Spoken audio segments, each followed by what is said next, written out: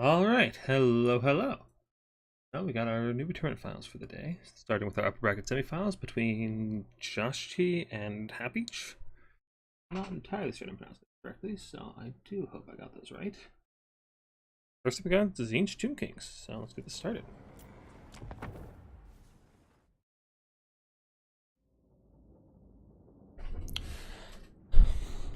So, Tzeentch Tomb Kings matchup, I suspect, probably favors the Tomb Kings. All of their shielded infantry is probably very difficult for Tzeentch to chew through. Tzeentch really relies on their pink horrors to do a lot of their upfront damage, so having to rely on the melee grind, which they aren't as good at as some of the other Chaos factions, kind of puts them out of their comfort zone.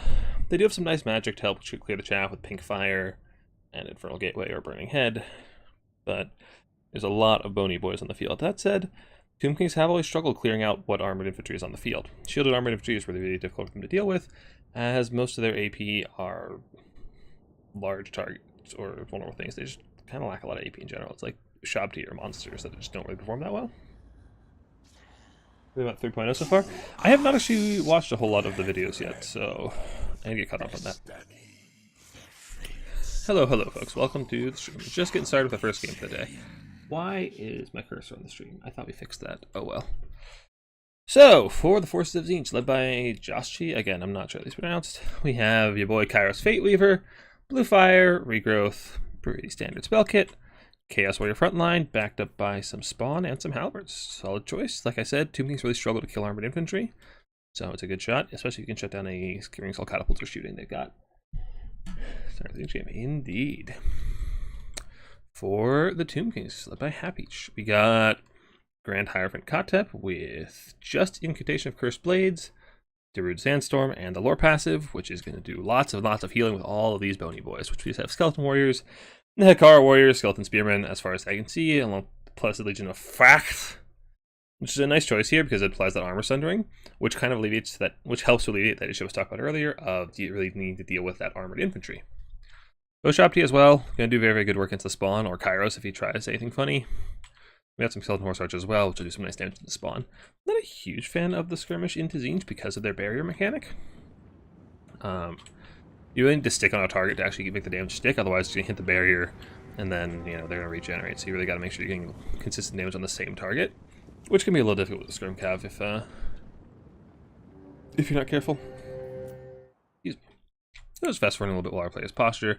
Looks like we got the Tomb Kings just piling into the center mostly, with a few forces on their safe cap and a few forces on the enemy side, going for a very wide push, whereas Tzeentch is focusing very heavily on their left-hand side, taking the ramp, which is usually a pretty solid play. Now, a little worried about Kotep himself getting sniped out by Blue Fire from Kairos here, which could be a pretty big loss for the Tomb Kings and really lower their chaff efficiency and ability to grind, but that's going to be a nice Blue Fire right into that double unit. It's a lot of value for Kairos straight away, and he's taking some return fire, but it's all in his barrier, so it's not really any value for the Tomb Kings. That was a beautiful Blue Fire. What summons we recommend? Forsaken, another nice choice. Again, armored infantry is really difficult for Tomb Kings to deal with, especially when they have beautiful weapon strength stats here, and they'll tear apart basic skeleton infantry very quickly. So I'm a fan. We have here some Marauders, Tzeentch, some Halberds. Should be more than capable of fending off a couple of skeletons. It looks like Tomb Kings are pretty content to just hold this line across the center, just trying to control all the ramps and the center objective, which I don't hate as a strategy, but the problem is that Tzeentch could very easily just coordinate their forces all on one side and push through pretty easily. We got the Eyes of the Desert coming in, very nice answer into the Spawn, more Forsaken coming in, and Tzeentch is looking a bit outnumbered, but they do have a lot of they do have quality on their side, so hopefully they can actually punch through some of these Tomb Kings lines pretty quickly. A Scorpion Legion going to be fighting some of these Chaos Warriors in the trees over here. And swiping the Arwar, they are no match for the big blue boys of Tzeentch. Doing some pretty good work there. Front lines are colliding, the weird spawn are coming in. Something down with the Skeletons. The Skeletons down to 0 armors. They should fall pretty quickly to these Chaos Warriors. Then we got less Incantation of Cursed Blades coming down. And oh, I wish there was Pink Fire in the field. It's just so juicy for Pink Fire. Lots and lots of skeletons just piling in, taking a lot of damage, but doing good work in return onto the weird spawn. Both the archers firing as well, sundering that armor, making them a lot easier to deal with as they have 0 armor themselves. Each does more and more Forsaken pushing in, which again, I like as a choice, but it looks like the grinding is going in favor of the Tomb Kings, and that's before we account for all the healing they're getting, both from the Lore passive and from the Faction passive. But, oh, I wish there was Pink Fire, but a nice Blue Fire down the line here could do a lot of work. And looks like our players agree with me. Deuce. That was a pretty good blue fire. Sometimes some angles can be a little wonky on this map because of these all these elevation changes, but still gets a nice shot in the blob. First infantry and spawn, rushing on the hill, getting on these bush shops. You can shut them down, pretty good. The root sandstorm coming in seems to be doing a lot of friendly fire. Just wipes out a couple of skeletons. Contep didn't need him anymore, it's fine. Ushopti get posed, Gaze of Fate, beautiful Gaze of Fate. The spawner getting on top of them. Ushopti's having coming in to try and pale them out, but it's not going to be enough. Now the spawn and the infantry are in the backfield, there's nothing really here to stop them. Just a couple of horse archers, but they're not going to really do much to impede the way of these Chaos Warriors as well as the spawn. Ushopti are in a lot of trouble. They are no longer netted, so they need to run if they can. The Eyes of the Desert welcome in the back and be doing some really nice damage in the back of the spawn. And they just excel at tearing apart these infantry units, but or the large units. But the Screamers come in to make sure they are not allowed to fire, which is a nice play. I think Screamers actually, wow, they're doing a lot of damage. Do they have a buff on them? No, that's just a nice charge, doing loads and loads of damage in the back of those Eyes of the Desert. Really, really good damage. On the far side, he's still holding the 3 cap and slowly pushing down here. Halberd unit is pretty hard for TK to kill, but they're not going to grind through the Tomb King's infantry very quickly, so this is going to be a pretty slow fight on that side. Kairos is just charging in the middle, trying to disrupt the infantry units, the missiles, but Tzeentch is actually grinding pretty surprisingly well. And Tomb Kings, like I said, they really, really struggle when it comes to armor piercing. They don't have much, like none of their infantry is AP. They've got a couple of shooting pieces, and I'd really love to see like a Screaming Skull come in and just try to start shelling into these Chaos Warriors and doing really nice damage, but really nice picking the Eyes of the Desert here. The Screamers and the Fury are working in concert to actually take them down.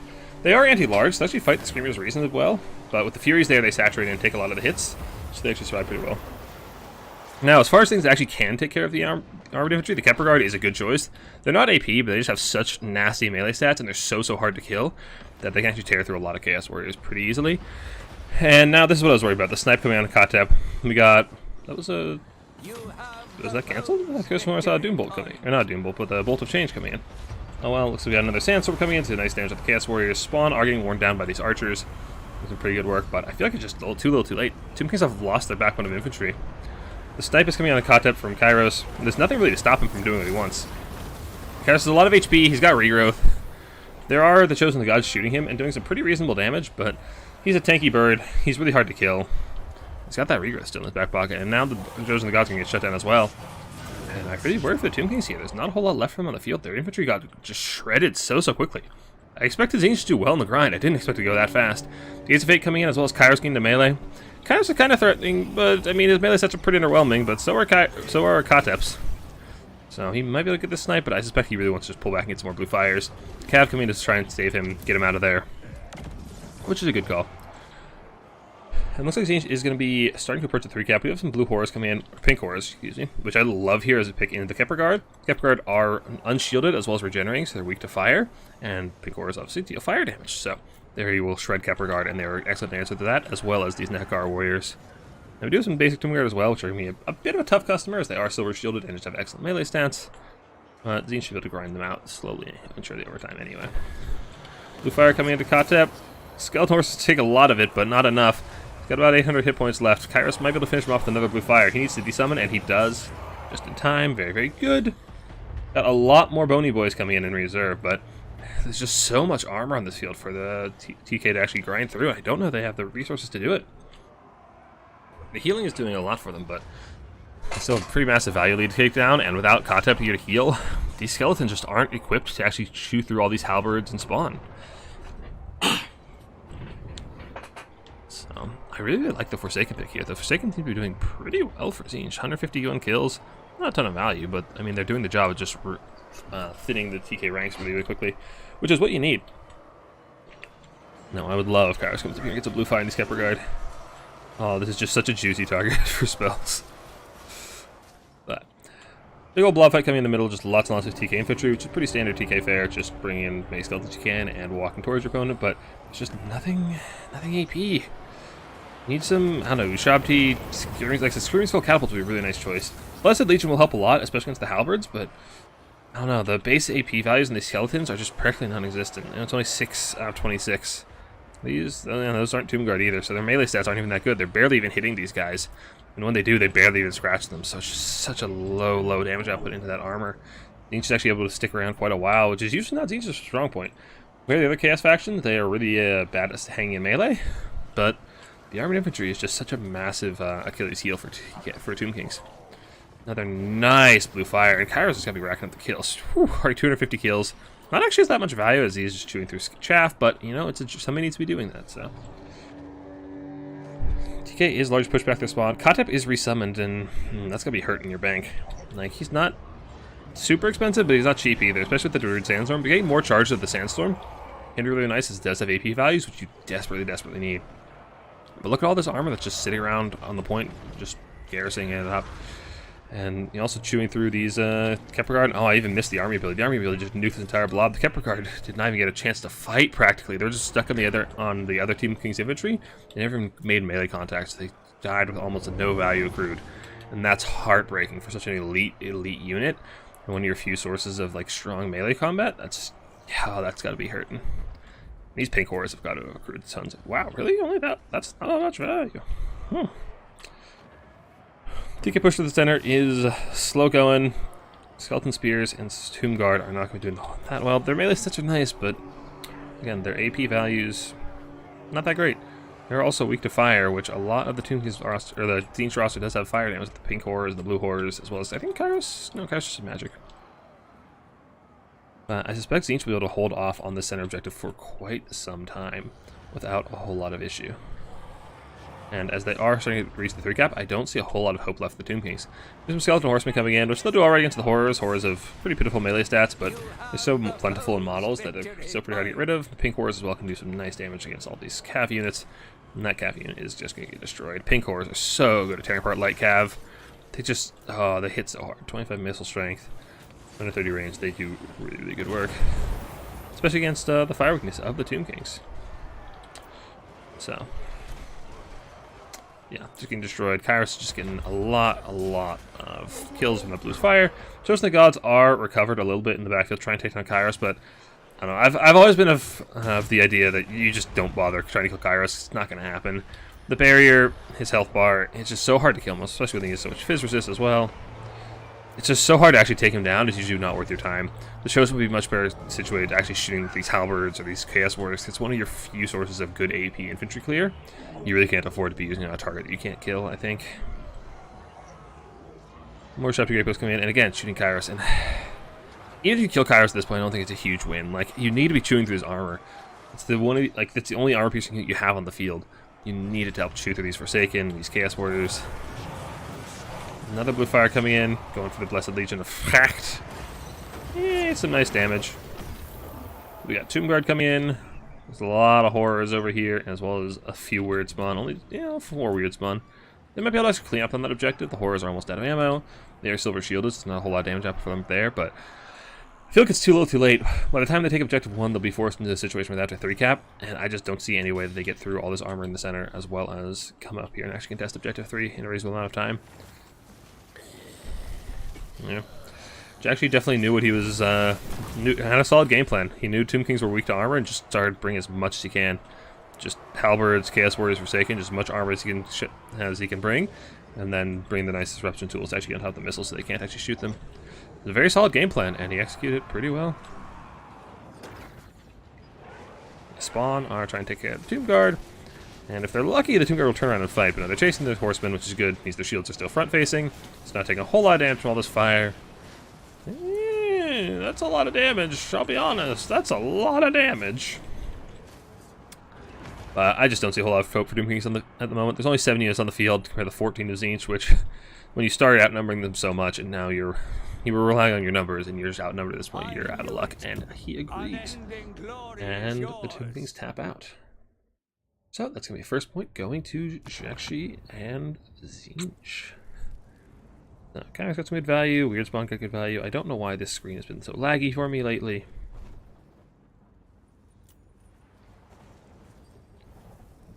Yeah, the armor was just such a, like I said, such an Achilles heel for Tomb Kings. If you have good armor, good armored infantry, it's really hard for Tomb Kings to actually trade effectively in melee. I would really like to see some like Screaming Skulls come out.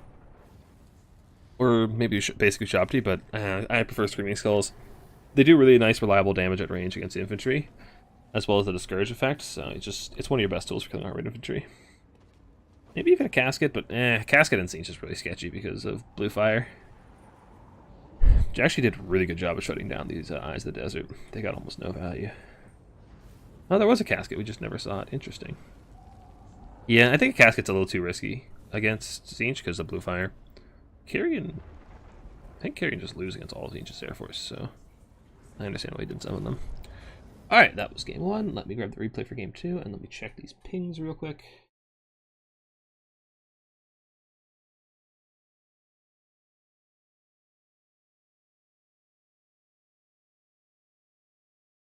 Alright, 1 moment. Let me grab the other replay.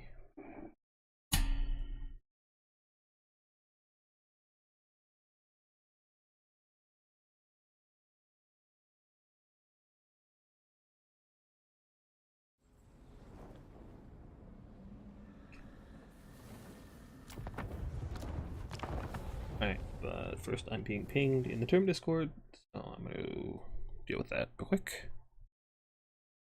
Please wait just a moment.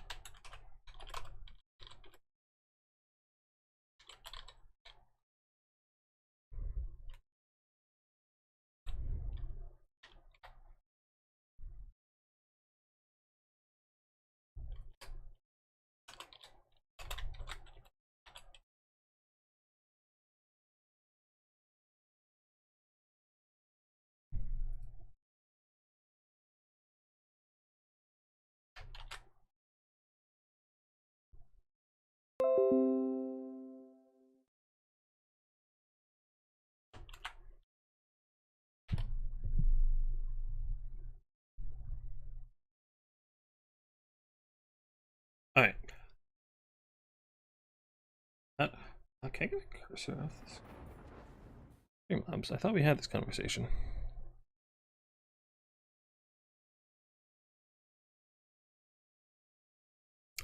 So that was Joshi taking first game, so we're at 1-0. This is a best of 3, so let's see if Peach can bring it back in the second game.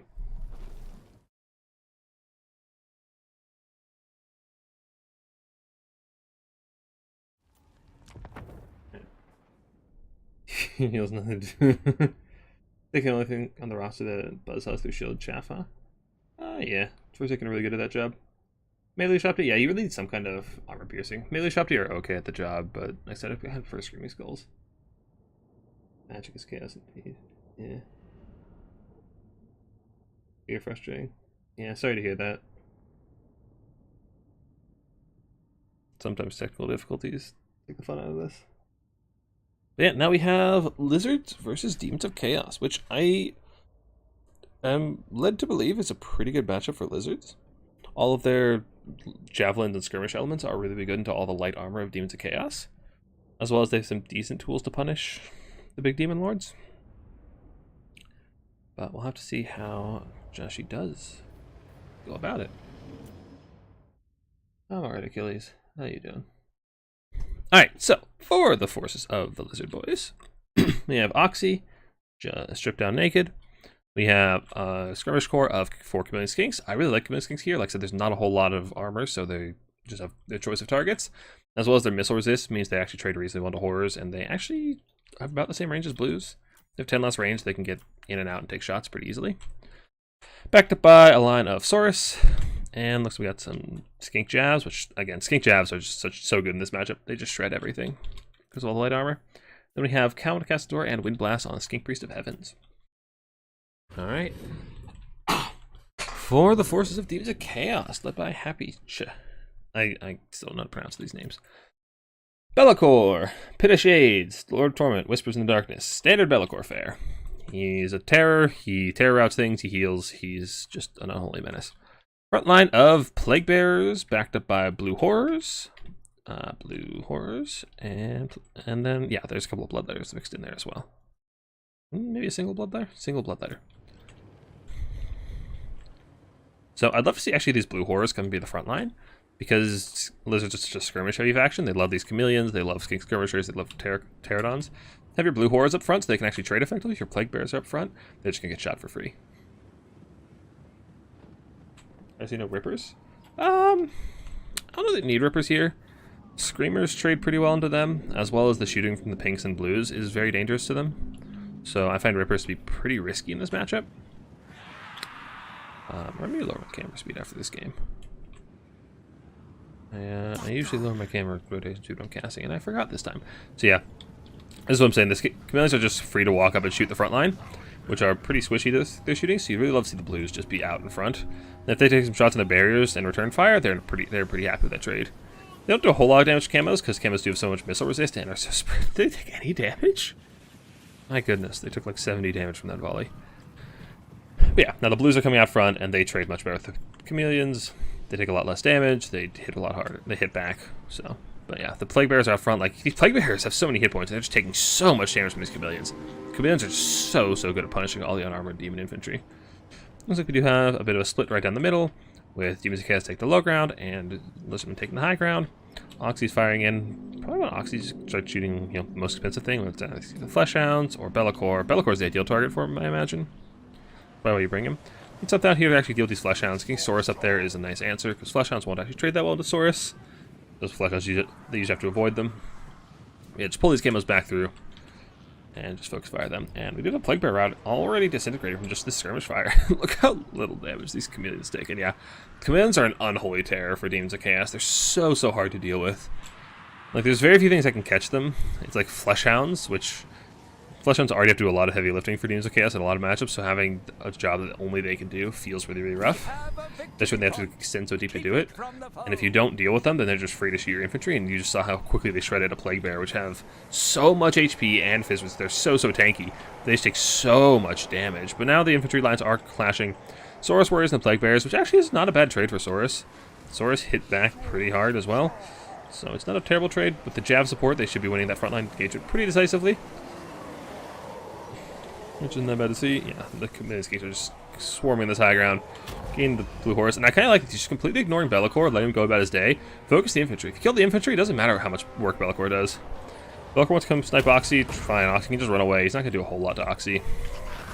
Or he's going to just hit every attack and just delete Oxy. That's also a possibility. But Oxy's notoriously slippery, so he should be fine. But yeah, like I was saying, focus the infantry. Once the infantry is dead, it doesn't matter how much Be'lakor is doing if he has no forces on the ground to actually help him. So I like this tactic of just kill the Bloodletters, kill the Plague Bears, kill the Horrors. And Lizardmen really excel at that. They can kill them really quickly. Nice bit of Shades coming in as well, and we got a big mobility fight over here. Saurus into Flesh Hounds and Nurglings. Flesh Hounds and Nurglings are such a nasty combo as well. We got some Golden Spear Eyes, try and help corral the Flesh Hounds. We got Screamers coming to counter them, which is a nice pick. But I feel like this center trade is just going so heavily in favor of the Lizardmen. Their infantry has almost wiped out the Dock infantry already.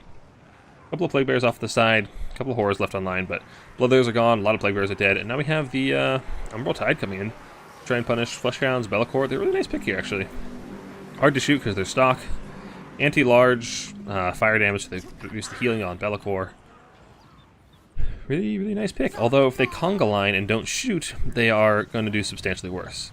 So there's that. Lizards are just swarming over the blue horrors in the middle, and we got, oh, is that a nice comet? Oh, give it to me. Oh, yes. That's some nice damage. I don't even think that was overcast. I think it was an undercast. That's some really solid damage, and Lizards are just skyrocketing with the value lead. Now, Demons of Chaos are usually pretty far behind in the value lead, just because their crumbling mechanic means they die off a lot faster and don't accrue as much value. But, I don't know. It doesn't usually go this bad. Be'lakor really needs to get back in the fight, although it's kind of hard for him when there's so many of these chameleon skinks and Oxy around. He's just getting punished by the shooting. And yeah, this is looking pretty decisive for the Lizards so far. They're winning the melee engagement in the front line very quickly. And the Dock infantry is just struggling to hold on. And this is, I feel like, why you don't see basic Plague Bears a whole lot, because they, I don't know. They seem so tanky, but I find they just die off pretty quickly to any kind of shooting. Be'lakor's going back in for Oxy, which I don't love. Oxy is, like I said, he's pretty slippery. I'd rather see Be'lakor just trying and like routing off these Saurus, getting some health back. And right in front of the Umbral Tide as well. That's a pretty dangerous place to be. The Fleshhound's going to top them. Good play from Half-Each there. Get around top of that. We're going to Pit of Shades come down the high ground. There's just a few Nurglings in it, but they're pretty low mall count. They won't take that much damage. Get through that Saurus. Sniping Oxy's going pretty well, but he does get away for the time being. Umbral Tide are piling into melee. They have cold blood on them so that they don't run off. It's a nice damage on the Be'lakor. Just that point-blank shooting, tearing him up. That's right, they get just off of that volley. Yeah, pretty good value already. On the far side, there's just that lone Plague Bearer there. I feel like if you can rotate some camos over there, you can actually take that guy out pretty quickly and move along with your day. But Be'lakor's taking a load of damage already. And what's that? Is that a Sword of Corn?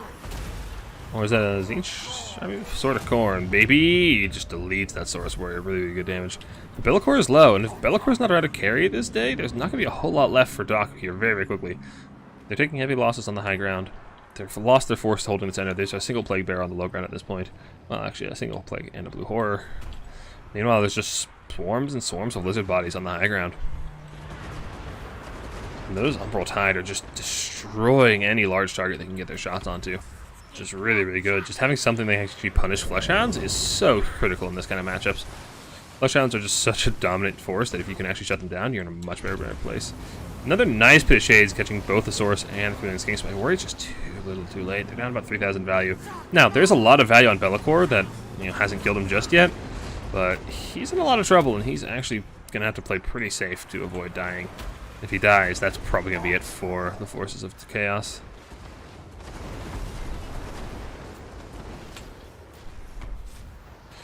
Be'lakor's in a lot of trouble. He's only got 1,000 hit points. He really needs to find some things to start terror routing and stay alive, but Oxy's not going to let that happen. Oxy's pretty hard to shut down. He's really just keep shooting, punking away at him until he goes down.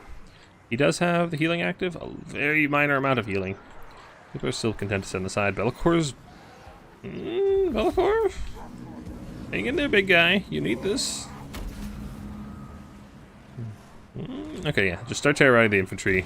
Get whatever health back you can, and then try to come back when you're a little tankier. But the problem is Oxy is still free firing. The Umbral Tide is shooting into him as well.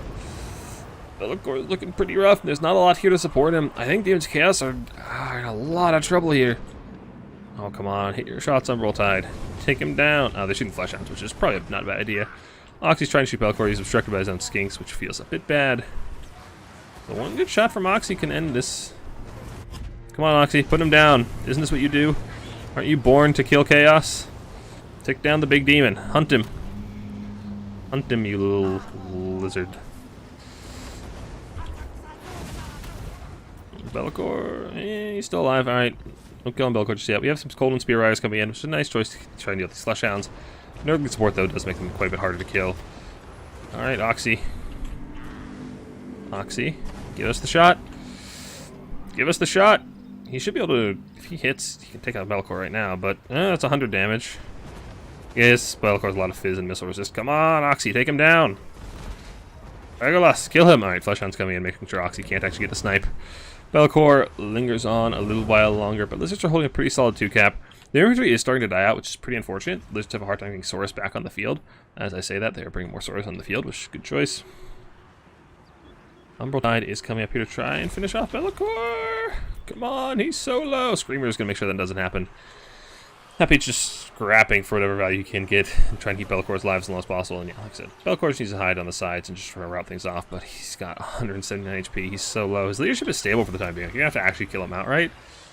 But, I don't know. That's going to be hard to keep him alive when Oxy and Umbral Tide are both hunting him. Oxy got the shot. Nope, you're obstructed by your allies once more. Oh, no, he hit him for 100 damage. Come on, he's got 87 hit points. How is his leadership still stable? He is healing as well from all the routing Saurus, but Be'lakor does finally go down. Oxyotl finally catches his prey. I think that is going to be Oxy fulfilling his purpose and defeating Chaos this day. Just in time, though, too, because these Screamers are going to escort him off the map, I suspect. So the Mutual Lord Snap coming in, but without Be'lakor, there's just so few demon units left on the field, I don't suspect they can actually get back on these objectives anytime soon. At this point, the Lizards can just start bringing out more and more Saurus and reinforce these points, and even probably go and kill this Plague Bearer and take this far side objective. Or use this Comet to kill it. Come on, Comet? Comet? Oh, yes. Bit of a dodge, but still nice damage. And yeah, I think the Lizards have pretty undisputed control of this map at this point. I don't see much way back into this for Happeach's Demons of Chaos.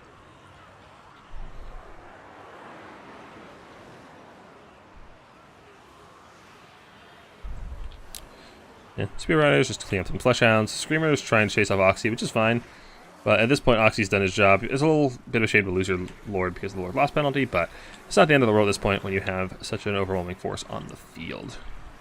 Plague Bears are starting to push towards the center, but in their damage state, I expect these swords can actually clean them up quite nicely. This blob fight seems to be going pretty well for the Lizards, as all those anti-large Spear Riders are doing quite well into the Flesh Hounds and the Screamers. Camos are trying to spare their Lord from all these Screamers, and the Screamers are actually kind of struggling to kill Oxy. They are anti-large, and when they don't have the anti-large bonus, their melee stats are kind of underwhelming. Like, they really rely on that 25 bonus for the larger skill things. Whereas Oxy has pretty reasonable melee defense, so they're going to have a hard time killing him, but they will escort him off the map. And that's going to be that. Happeach taps out, and Joschi advances to our finals. Very, very well played. Yeah, I think Lizards actually have a pretty good matchup into Demons of Chaos. Their skirmish is just so hard to deal with, but yeah. We did finally see Oxy fell his prey.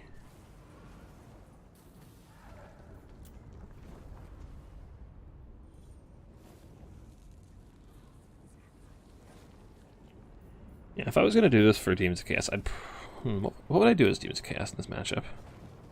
Like I said, you definitely want your blues as your front line because they trade better into the camos.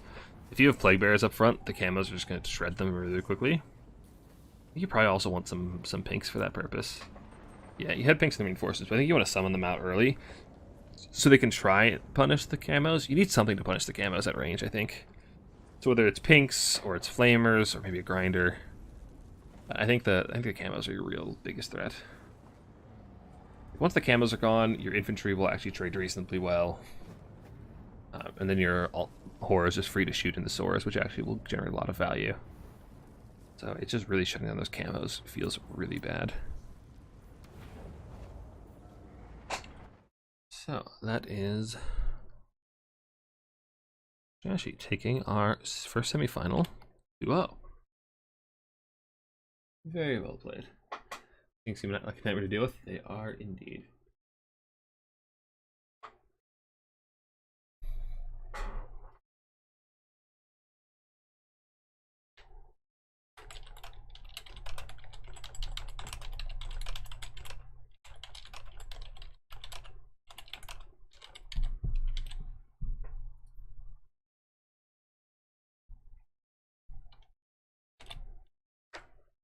Alright, so now we've caught up to live. So those are the only replays we have, and now we'll be catching up with the bracket as is. Which hopefully you can squeak into a game before it starts.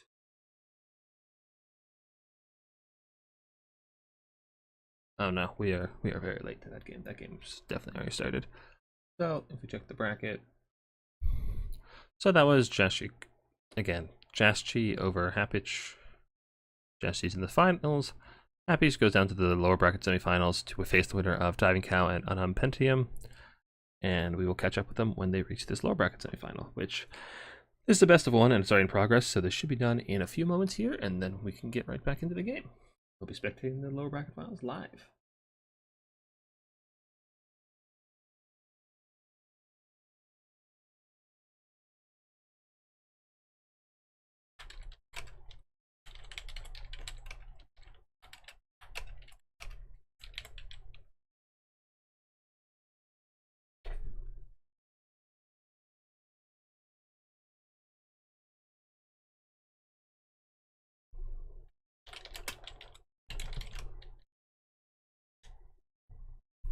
Alright, actually, we're going to be able to get into Diving Cow versus Unhum Pentium. So, let's get over there. And let's get screen blocker up so we don't show off their armies.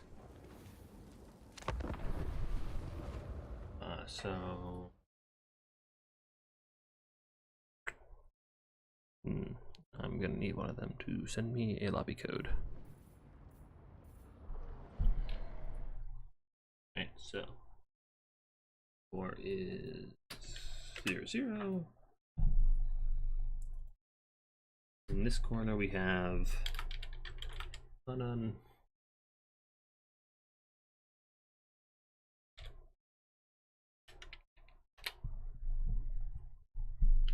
And in this corner, we have Diving Cow.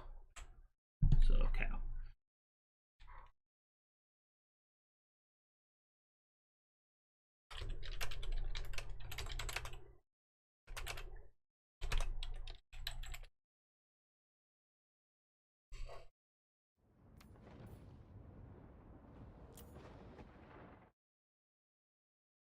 Thanks for hosting, no problem. Lost with Dawi against Core in the third game. Any tips for this matchup? I haven't played that one in a while. I imagine Minos are your biggest threat.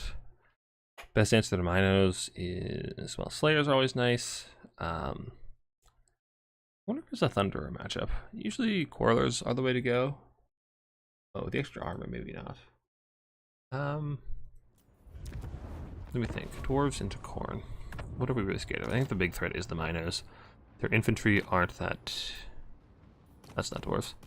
Their infantry aren't that... don't have much AP. We're going to check out those Minos and then a Lake and Fleshhounds. So you probably want to bring a healthy helping of Slayers. Gyros would be nice if you actually had air control, but you don't because Furies and Valkyria exist.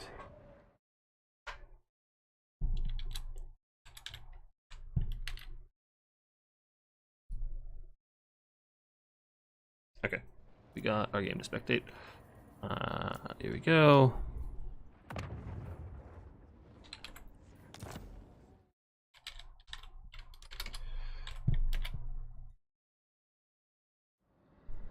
Alright. Looks like we got Vampire Counts versus Lizardmen. But so Dwarves, yeah, Dwarves, Khorne.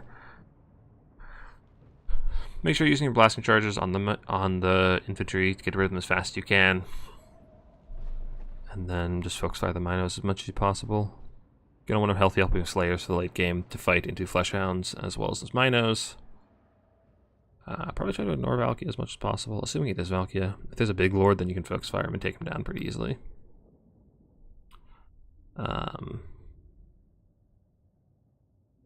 Yeah. Can't think of any particular tricks for that matchup.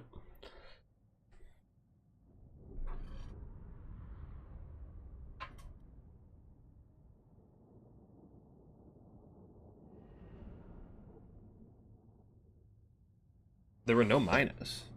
Interesting.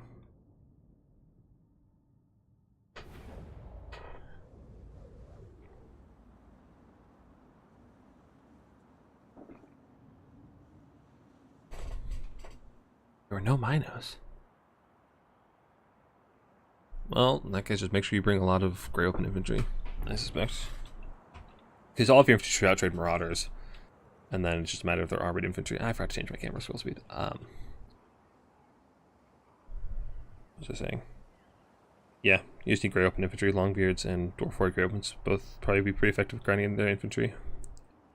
Alright, so, for the forces of the Vampire Counts, led by Diving Cow, we have Baldy von Karstein, Spirit Leech, Breath Attacks, Raise Dead, Invo. What is this? That's just the Dragon effect. And Life Leeching. And both lore passives, Life Leeching and Curse of Undeath. So we have Double White King on foot without Scab Scraith, interesting. Corpse Guard on Holy Lodestone, Crypt Horrors, Zombies and Graveguard, Zombies and Graveguard, Skeletons, Zombies, Corpse Guard, Skeletons. It's a Count's army. For Lizards, we have Double Pterodon, Fire Leech, giving nice cleaning some infantry. We have an Arc of Sotek. Is it double Arc of Sotek with Gorok? What does Gorok even have? Aeon's armor and charge defense. Ace Olmec, just a melee fight, just a melee steroid. Rakovitsa. Okay, so he's just a really, really strong duelist. And that's not that useful to me. Skink Priest of Beasts in the air with Flock of Doom. Then backing up that with Saurus Warriors, Skink Javs, and Salamander Hunchbacks.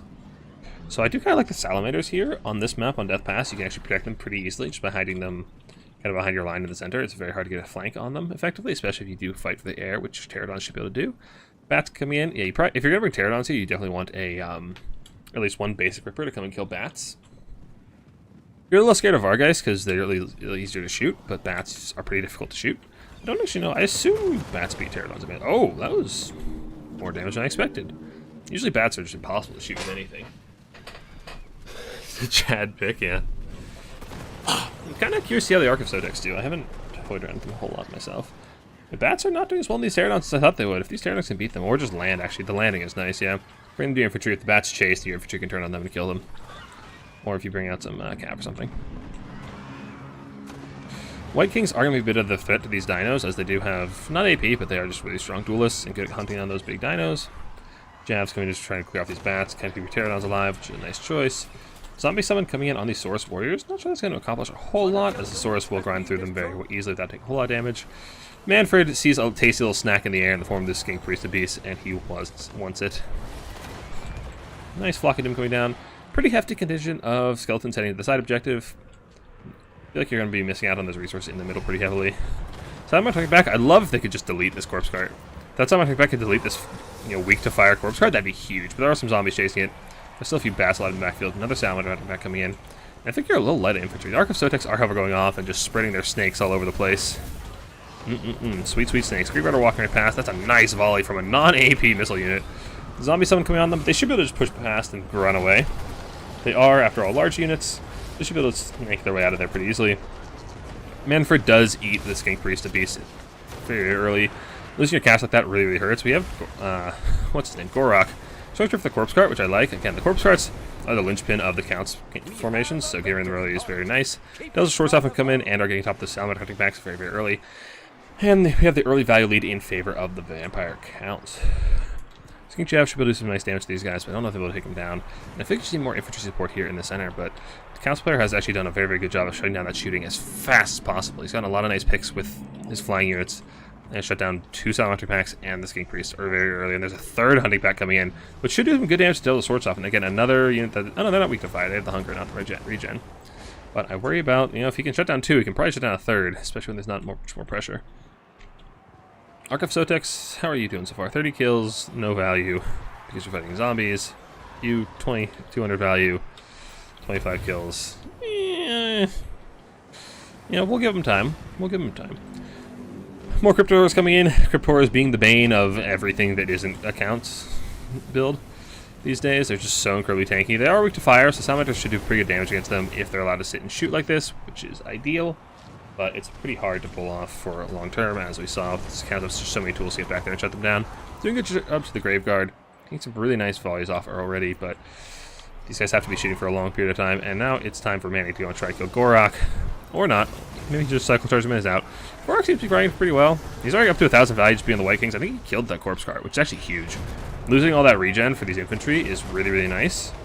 And the Arc of Sotex actually helped just start whittling things down pretty effectively.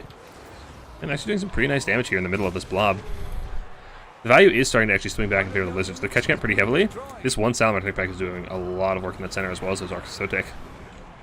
And on a map like this, where it's just such a tight blob on the one objective, I kind of like the Arc of Sotex pick. Although I wonder if you'd honestly better served by a Dread Saurian for the same purpose. Like, the Arc of Sotex are kind of nice for their passive damage effects. Well, not passive, they're activated damage effects. But I feel like a Dread Saurian just hits hard enough to make it worth it. Bats coming on the Salamander hunting pack. Got some Skinks to try and peel them off, but I'm not sure they're going to be able to do the job. Skinks, yeah, they should be able to do. The Salamander's running away. We got another Salamander hunting pack coming back in the field, and looks like, yeah, that's the plan. That's the name of the game. It's just Salamanders. Protect them, keep them alive, and their fire damage can carry the day. Cryptosaurs and the Nevils are actually trying to tear apart these Arc Sotex. No healing on the field for them, no Rev Crystals, no Life Casters.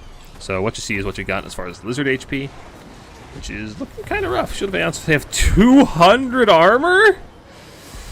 But they're fighting AP Cryptosaurs and Vargeist, so I don't think it's going to matter that much.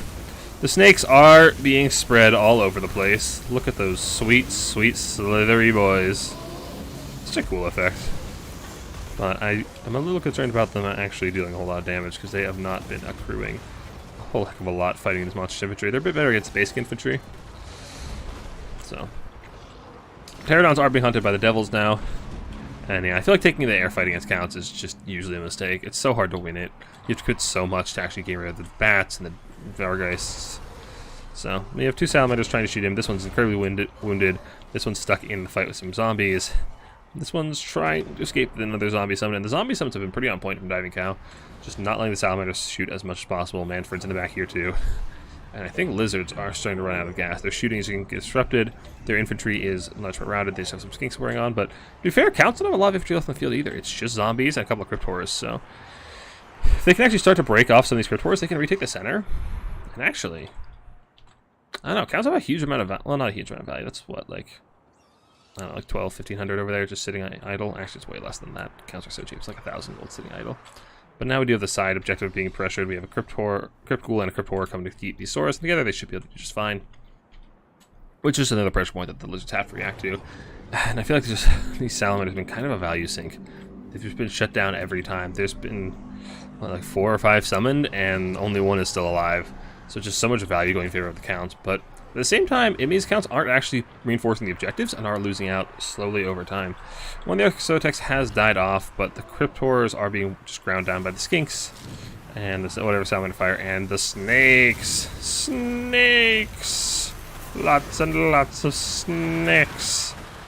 The Stilldones are in a bit of trouble, though, and they will not be lasting long longer. Gorok has been grinding pretty well, though. 1,200 value on him. Doing what he can to those big monster infantry. Nice breath attack coming down on those Skinks, and jeez, they're just gone. They're just gone. It's a beautiful breath attack from Diving Cow's Manfred. Now Manfred's coming in. What's his target? What's your target, Manny? You going for Gorok? You going for the Bastillodon?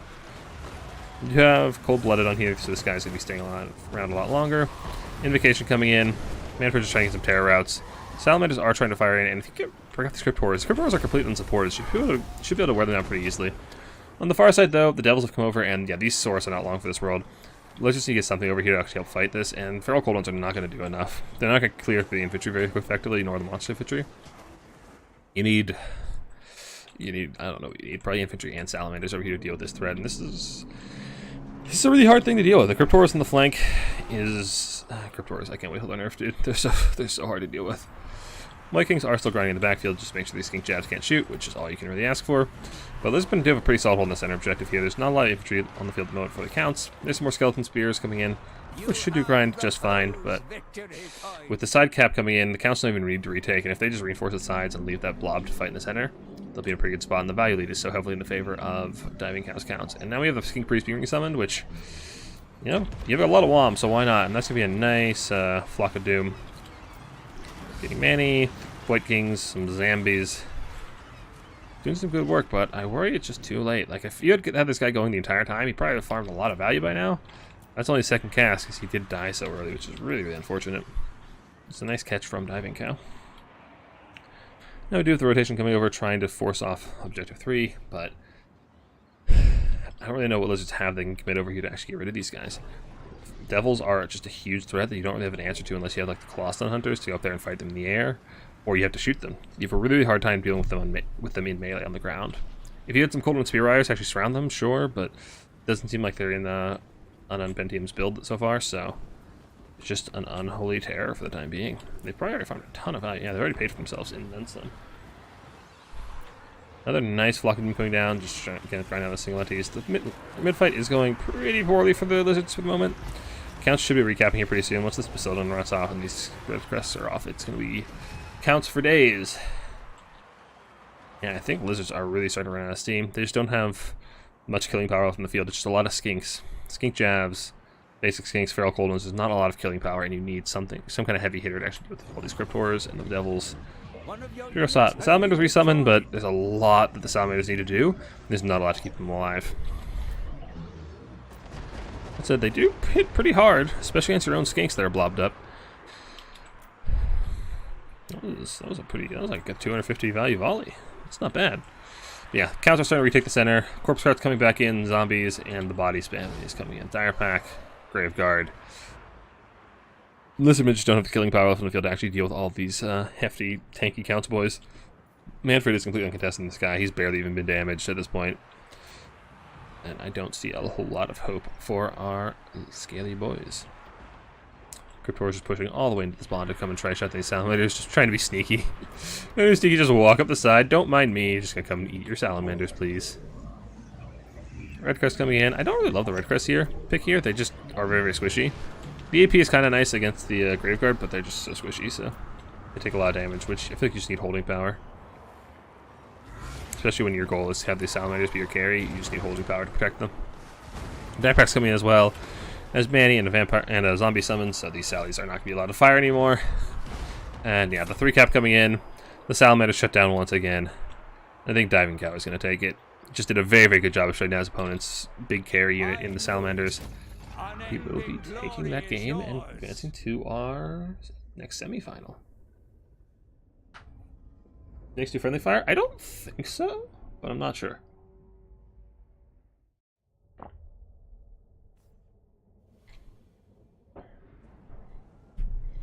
Many to do work. Waking Sand underperformed. Zombies, zombie things. Cryptors did alright, I guess. I don't know. Not sure what the whole value was. Devils did really well. They were just really, really hard to deal with.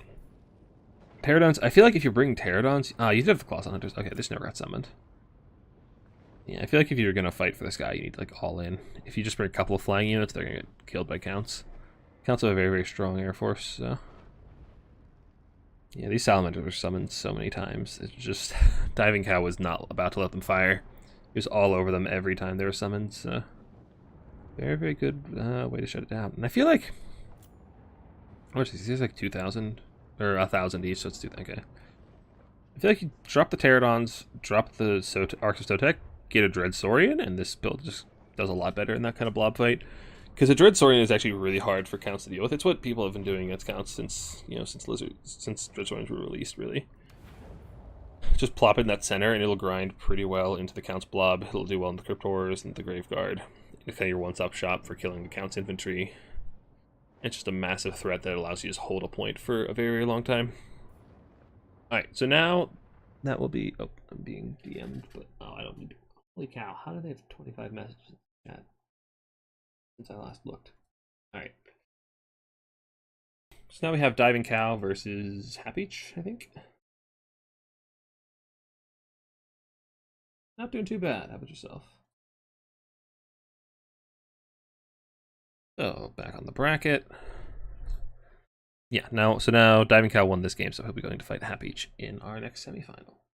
And the winner goes on to face Jaschi in the grand finals.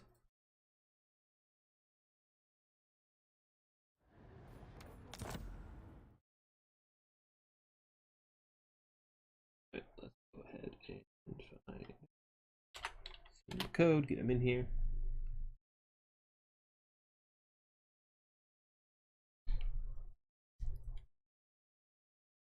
Alright, so now we have Cows on this side.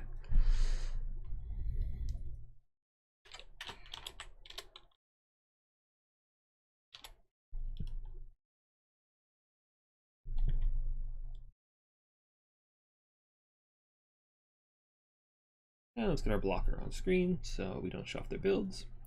And now we'll have to wait a moment while they do their picks and bans and make their armies. So I'm going to see what this group chat spam is. Okay, I don't care about this right now. I'm just getting rid of the notifications.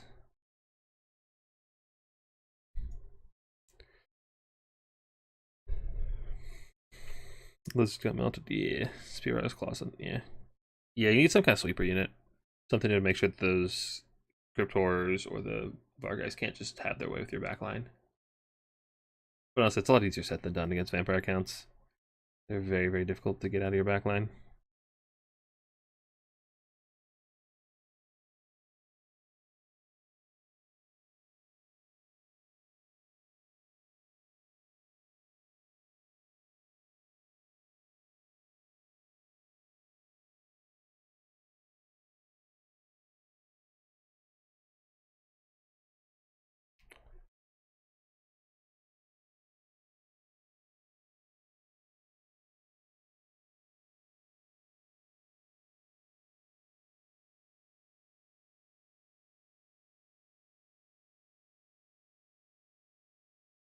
The Total War Scenario 22. What's good and what's bad?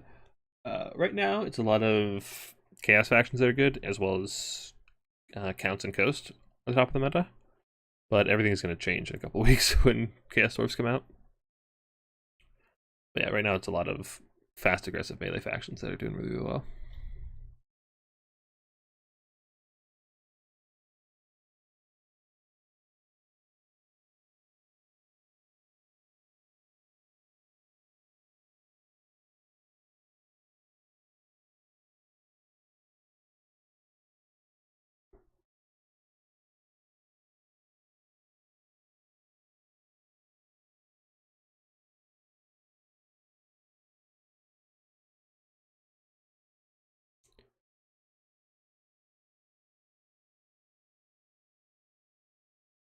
Mhm.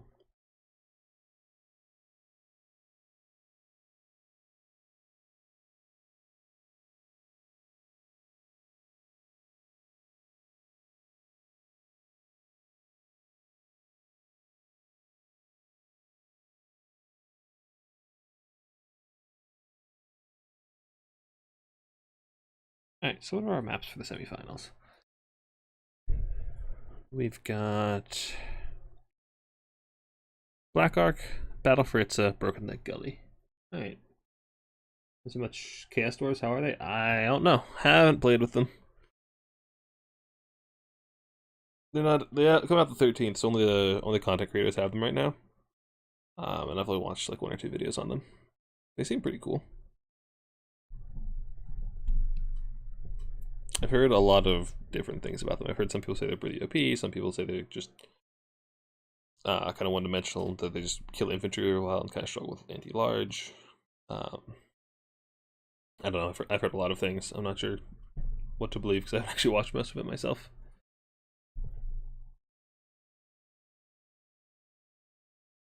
But once they do come out, I'll probably be making a bunch of videos about them. I'll try to get a guide out on a DOM guide out on them as fast as I can, as well as the usual like ROR video I do, and then probably do some other videos on with them, much as I can. Should be quite a bountiful content harvest. Yeah, there's tons of videos out there, like Turin's been posting, Anticity's been posting, I think Dov's been posting, Milk and Cookie's been posting. Like all the content creators who have it have just been, making all the content they can. Which is fair enough, I'd do the same in their shoes.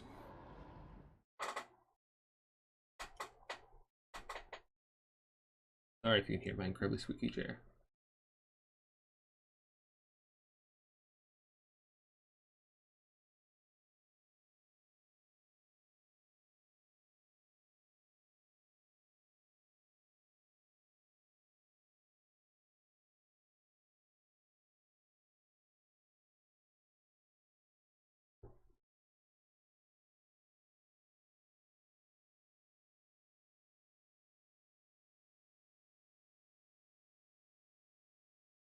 Is multi dead?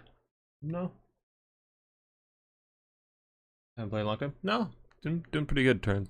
We've been having a lot of tournaments going on, like, usually one every day on Total Tavern. Good variety of Swiss, elimination, single faction tournaments. Pretty good results. Suspect we'll be having a lot of people show up again after Chaos Orbs come out though. And yeah, Anticity's back. I don't know for how long. I don't think he knows for how long, but he's been posting a bunch of content lately. Yeah. Multiplayer's had a bit of a lull because we've just been in a content drought for so long. Because it's been like 6 months since we have a patch. But now that Chaos Orb's coming out, and it sounds like there are a lot of changes to all the factions and all the balance, things should be shaking up a lot, and I expect a lot of people will be coming back.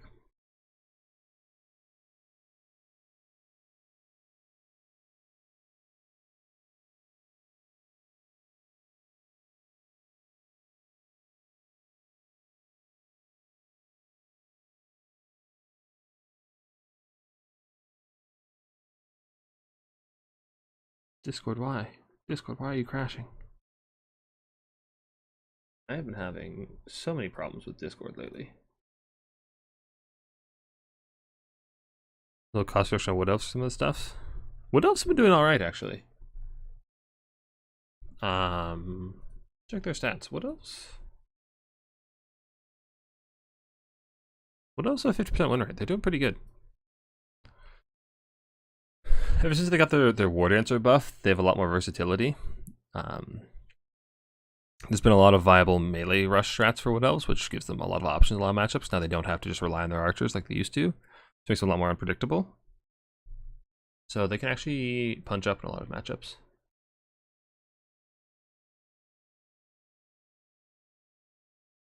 So I do feel like their magic is still really underwhelming.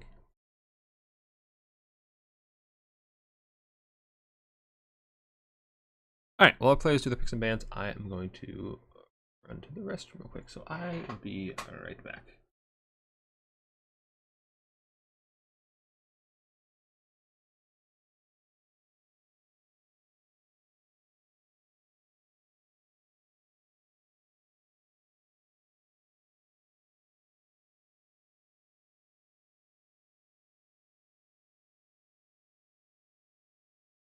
Somebody said wood elves, and Sarika just appeared.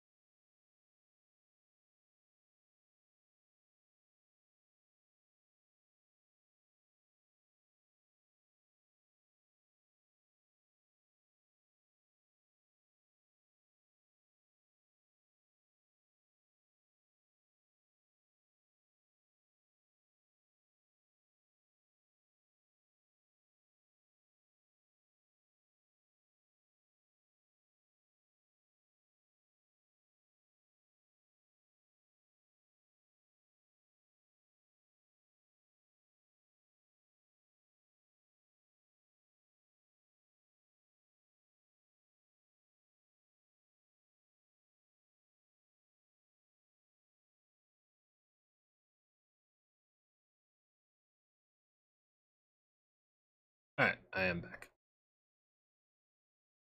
3 dino cap for lizards? What 3 dino cap for lizards? I mean the rare single entity cap that all factions have? Or I need some love. Yeah. Basically, the patch for doing domination again. Those changes I've seen look really nice. Yeah, I'm pretty hopeful for the patch. Okay, we've got lizards, corn on black arc. Looks like.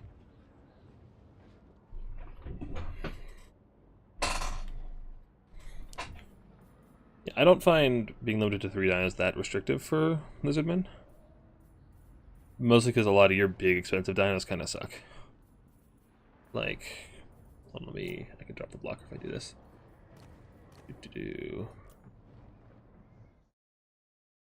So like, if we're looking at the roster, like these guys are kind of good. Sotek, Arc of Soteks are okay, they're not great. Refcrusts are good, Basildons are good. Megalons are okay. Carnosaurs are bad, Coatls are bad. Ancients to Engines of the God are okay, they're not great. Spirit of the Coatl, yeah, that's still Coatl. Dreadsaurians aren't bad, but you only ever bring one of those anyway. And if you bring a Dreadsaurian, you can't afford a whole lot else. Missiles, Solar Engines are bad. Stegodons are bad. Troglodons are bad. Ancient Stegodons are bad. Like, except the Thunderous one. Thunderous one's okay. But, like, most of your big expensive dinos are not very good, so I don't find that limit to be that restrictive. I guess if you wanted to spam out a bunch of, like, cheap Bastildons and stuff, you can't really do that, but I don't know, I don't think you need want a bunch of Bastildons. You probably want 1, maybe 2. So I don't find it ever actually restricts me that much.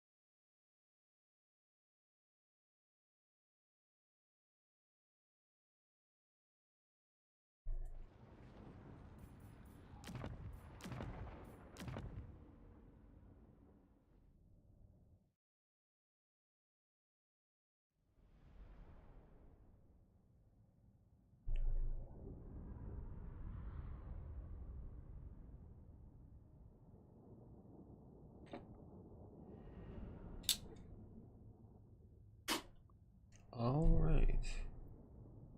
I'll get the screen blocker out of the way in just a second. I'm really scared if I click out of the game, it's going to crash.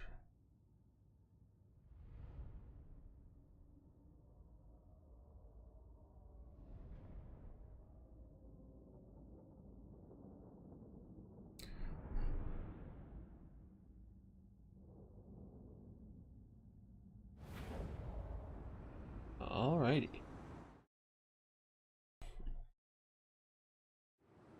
Were too many SCMs on? Yeah. I heard about the Lunar buffs, they sound kind of off. It sounds scary. Price tags for dinos? Ask me again after this game. Well, let's get into the game.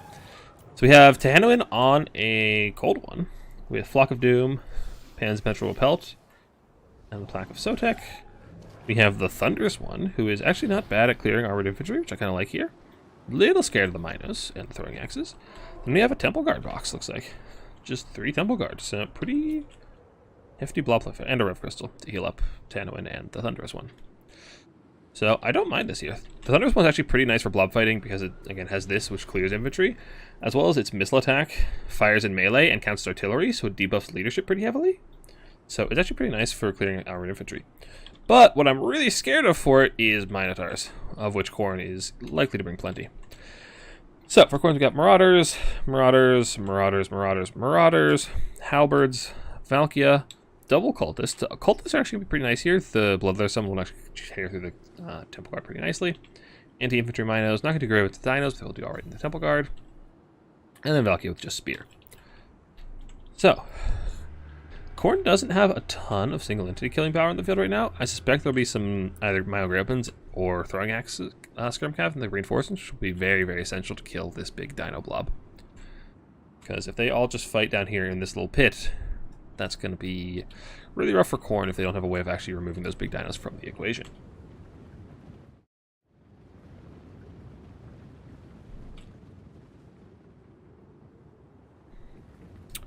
Oh, I can't fast forward. This is in a replay.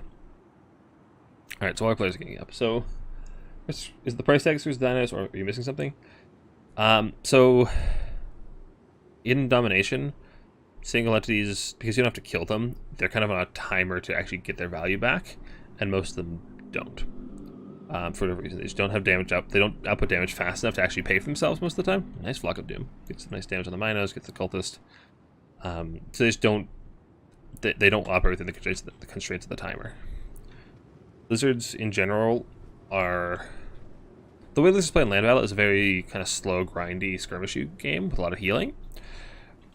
Playing slow in Domination doesn't work as well because you're on a time, like a fixed timer with the objectives. So having all these big dinos that a large part of the selling point is that they don't die, well, a lot of these big single entities don't die anyway. So they pay a lot for tankiness that isn't really relevant because they're not going to die anyway most of the time. Hope that answers your question. It's got some Marauders and Minos pushing to the high ground, but that Temple Guard should be able to hold fast against them pretty well, although they might get outcapped. Blob fight on this low ground, I'm really worried about Khorne taking this blob fight. The Thunderous one with the Temple Guards are going to be really, really good at clearing out all these Marauders, and without... Oh, look, a Conga line. Look, good old Mino Conga line. Anyway, Thunderous one, doing good damage. Nice Flock of Doom as well. Temple Guard are going to be really hard, like really tough customers, these Marauders to deal with. This Thunderous one is really isolated, though. It's surrounded by halberds, minos, and cultists. It needs to get back to the safety of its temple guard. Nice damage from that ability, though.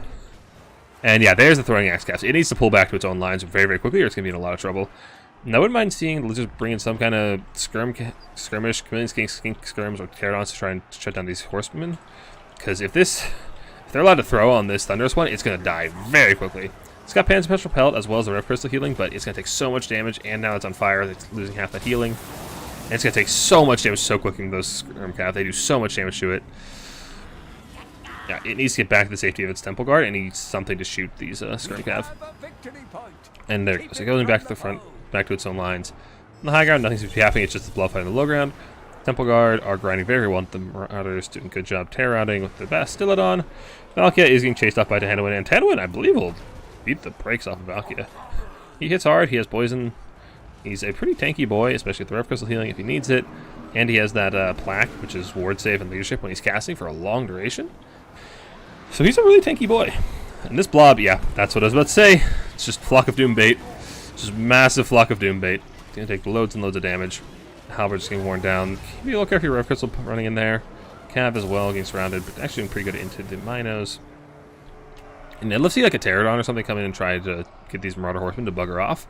Because they're a huge threat to both your Temple Guard and your Thunderous one. They're the best Azurcorn has. So you need something to deal with them as Lizards. And it's really hard to get this Cav actually around because the flanks are so narrow. You have to go all the way on the top, which your opponent will just see coming and answer it. But other summons are going to be a big problem. If these can actually kill the Temple Guard and get rid of the chaff support for these dinos, then Lizards are going to start to be in a lot of trouble. Tandwin's a little overextended trying to shoot those Marauder Horsemen. If Valkia tries to dive at him with these halberd support, he might be in a bit of trouble, which is exactly what's going to be happening. Valkia doesn't have Demon Shield, so her dueling prowess is a little neutered, especially if her animation is going to be janky and not going to do things for her. But we do have Cold Wind Spear Rise coming into the save with halberds intercepting. Nice interception, definitely intentional, definitely not just moving off to the side. Anti-Large and Minos coming as well, and that's exactly what you need here. Just start finishing these up. Temple Guard getting worn down by the Bloodletter summons. And these Anti-Large and Minos actually a huge threat to Hanowin or anything that comes and tries to shut down these skirmish cav. Thunderous one. What are we doing a value check? Yeah, it's actually gotten pretty good value so far, but it's taking a lot of damage in return. Skirm Cav, and yeah, this is what you need to avoid. This Skirm Cav will actually melt this guy really quickly if this is just a concave fire. He's a big, slow lumbering target who relies on his armor, and these are AP Skirm Cav that hit incredibly hard. So he needs to be very, very careful. There's not that much healing left, nor is his heal cap that high. A little bit of an unfortunate ability cast. It goes off automatically, so on a timer, so it's just kind of unfortunate. Now we do have Colossus Hunters coming in to try and start tearing apart some of these Skirm Cav, maybe the Minos as well, but it's looking pretty rough for Lizards. They're down a lot of value. They have some healing to offset it, but they're losing this fight, I feel like. They can't kick the point. And this Thunderous one's in a lot of trouble. Valky's not, but the Cultists are here. Some Minos coming as well as the Skirmish Cav shooting at it. It's getting very, very low. Now, there is still the Rev Crystal healing for it, but I don't know if that's going to be enough. Sorry. Rev Crystal healing goes off for the Thunderous one, getting a little bit more HP, but is it still on fire? I don't think it is. Colossus Hunters are actually shaking some Valkia. So Colossus Hunters are actually worse than the basic variant at killing Valkia, because Valkia is infantry size, so the anti-large bonus goes to waste, and the basic variant has anti-infantry, so it's much better against Valkia. Another nice Flock of Doom. A lot of nice Flock of Dooms coming out of Diving Cow, doing some really, really nice damage here. The Cultists are getting routed off, Miners are getting routed off. Actually, a pretty good job clearing out this infantry as well. This blob is pretty threatening. Colossus Hunters should actually just tear things apart if they get in here, though, but more nice throwing axe fire coming in. Doing pretty good work. Thunderous one. Oh, what's the cooldown on that ability? Here we go. Wait, the ability cooldown number went down. There we go. That's some nice damage. Yeah, this thing's actually really nice for punishing blobs like that. That was a ton of damage, but now it's surrounded by Mana Grey Opens. You need something to deal with these Mana Grey Opens. I don't see anything in the area. The Temple Guard are beaten and battered and in no fit condition to fight these Menos, and that Thunderous one is in a lot of trouble. Mana Grey Opens are going to tear it apart very, very quickly, especially with the Cav support. Although Spirit Riders do get in there and intercept. Thunderous one is running up the hill, still has enough leadership, and I'd love to see like a cold-blooded pop for... Oh no, he doesn't have cold-blooded, he has Tanowin. So, no leadership buffs coming in. Temple Guard are going to come and try to intercept the Minotaurs. Colossus and Hunter support. They actually got these Minotaurs, and Lizards are starting to cap. They don't have the 3 caps just yet, so if they can hold this objective, they're in a pretty good spot. Feral Cold Ones are on the flank, which should be able to intercept some of the reinforcements, but now Flesh Hounds are coming in, and Lizards have no good answer to Flesh Hound. I'd love to see some more Source Spears coming in. Red Crests are fine too. And Lizards do take the cap, and the Khorne infantry is actually routed off pretty effectively. There's not a lot of Khorne infantry left, and Khorne has a really hard time reinforcing the infantry once it dies off. So Lizards could hold on here, but they have to have an answer for the Fleshhounds.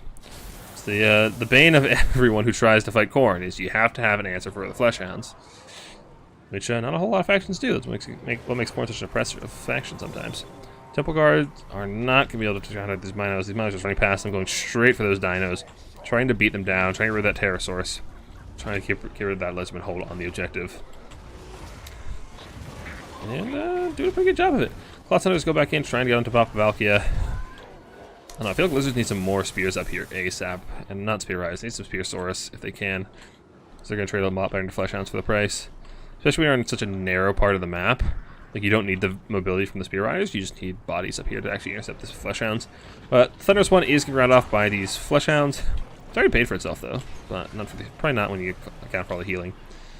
Minotaurs are probably going to die for this though, between Tehenoin and these Spear Cav, and the fact that this ability still goes off after its routing.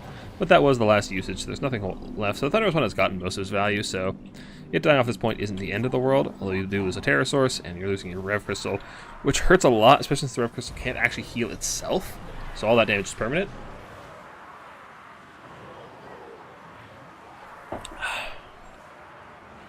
Spear Riders trade alright in the Fleshhounds, but these Minos are going to be an unholy terror. You need some kind of foot-based anti-large to actually get rid of them, or Javs. Javs also work pretty well. Although these Minos do have a bit more armor than the Beastman variant, so they are a little more resilient against the Javs. Could be a bit tricky to actually take them out, which would be pretty rough. Okay, it's just circling, but I feel like Khorne is actually in a pretty good spot now. Getting the catch on the dinos, wearing out the Lizardmen resources, getting rid of all those ability casts. And now these great open Minos coming to just clean up. It's going to be pretty hard, because now we've entered the Fleshhound phase of the game, where Khorne just brings out Fleshhounds and Minotaurs, and if you don't have adequate anti-large to deal with them, you're going to have a hard time. I feel like those Temple Guard need to rotate down. You can send other things up there to actually deal with Marauders. You need that elite spear unit down here to start cleaning up these Minos and the Fleshhounds. Javs are firing onto some of those anti-large Minos, getting some good damage, but Lizard's presence on this objective is almost gone. Tehenoin's still here, and he's fighting valiantly for the old one's plan. But these Red Crests are wearing down, and I have been so unimpressed with Red Crests lately. They're just so squishy. They don't have a lot of HP. They have no armor. Melee defense is pitiful. I have just been not impressed by that unit at all. Valkia is back on the chase for Tehenoin, but he should be just fine. Getting back to save his Red Crests. The whole fresh unit of Minotaurs coming in though, and there's just not a lot of good answers. Cold One Spear Riders do alright against Minos, but Cav into Monster Infantry just has not been a good trade since the launch of Warhammer 3. They really struggle to actually get a good connection on them. They rely a lot on their charge bonus, which Minos don't take a whole lot of collision damage, so actually pretty tough fight for the Cav most of the time. And now with, I suspect, more and more Fleshhounds coming in. It'll be really hard for Lizards to retake this if they can't get some more of their spears to come back. But there we go. That's the Temple Guard we needed to see. One Temple Guard on the field at this point is so hard to deal with. Valkia is used her spear, Slopnir. The Cultists use their summon. There's not a lot of answers for Temple Guard other than these Skirm Cav. So if the Temple Guard can get up here and just start grinding into the Minos and the Fleshhounds, they're going to do a lot of work, but they're on a pretty strict timer limit. They don't have to 3-cap just yet, but they need to get there fast, or they're going to have to. And 3-capping is not something you really want to be doing. Although, honestly, pushing this Temple Guard up is probably not a bad idea. Again, there's not a whole lot here to answer it. Skirm Cav are being dedicated to the low ground fight, so I think Lizards, you probably just want to take the high ground fight as much as you can, because you don't have bodies on the point and you need them on there pretty soon. You got a couple minutes before you have to be forced into a 3-cap situation. The problem is Temple Guard are going to take a while to get here and then take a while to get their value. So even though you'll probably get there in time, I don't know if they'll actually clear off enough enemy units in time to actually retake that objective. So I think you're going to have to 3-cap at least for a little while. So you really want to push up on this side, especially since you have this elite Temple Guard here that's just not doing anything. And it could be doing so much work against those Minotaurs. It'll kill those Marauders. You can win this fight. I think this force beats that force pretty decisively. Another nice flock of Doom came down. Tehenoin's starting to get pretty low though. Valky's chasing him, Fleshhound's chasing him. The Temple Guard are here just about. But these Cold Spears, like I said, they're fighting anti-infantry Minos, and they're just doing such a shit job of it. Like, on paper, it seems like such a nice fight for you, because, you know, anti-large into a large unit that isn't anti-large. But Cav just does such a terrible job of killing Minos and monster infantry in general. It's really disappointing. Lizardmen are starting to flip the cap slightly. Not quite. With their cav routing off. Temple Guard need to get on here and actually flip the cap pretty quick. There are more Marauders coming in, which is just going to be buying enough time for Khorne to actually hold this objective long enough to force into a 3 cap. Which is worst case scenario for Lizards. And that Temple Guard needs to push up. Just go take the fight. Just go start the fight. You don't have to win it. You just need to start it so that the force up there is lower. So you can eventually spam out like Feral Cold or something to just snake that objective in the late game. And Temple Guard aren't actually going to flip this objective. So yeah. Lizardmen just about... I think they have to 3 cap. I think they have to 3 cap at this point. So... yeah, I think Khorne has this one because it's just going to take too long to actually get rid of... I'm not even sure they're winning this fight. And the Temple Guard will probably win this fight pretty decisively. All the Fleshhounds are going to do very, very poorly in the Temple Guard. But the problem is it just takes so long to kill everything. They are pretty good at grinding, but grinding takes forever. And at this point, you're on a tight clock. So, I do believe Diving Cows Lizards are out of it. And Hapich will be taking this one with Khorne. More Red Crest coming in. Most of these guys be desummoned as Skirmish Cav are pretty clutch in the late game. Just have that mobility and cap weight, as well as an answer to these Temple Guard. Does the lightning take 50% HP off Colossons? Do you see that wrong? It might have. I think it does friendly fire, to my knowledge. So it may well have just deleted the Colossons, which is kind of funny. Minus coming in. And yeah, I just don't see the Lizards clearing this objective off anytime soon. And they're making no effort to actually take the high ground objective, which they have to do if they want to pull this one back. So, I believe that is easy.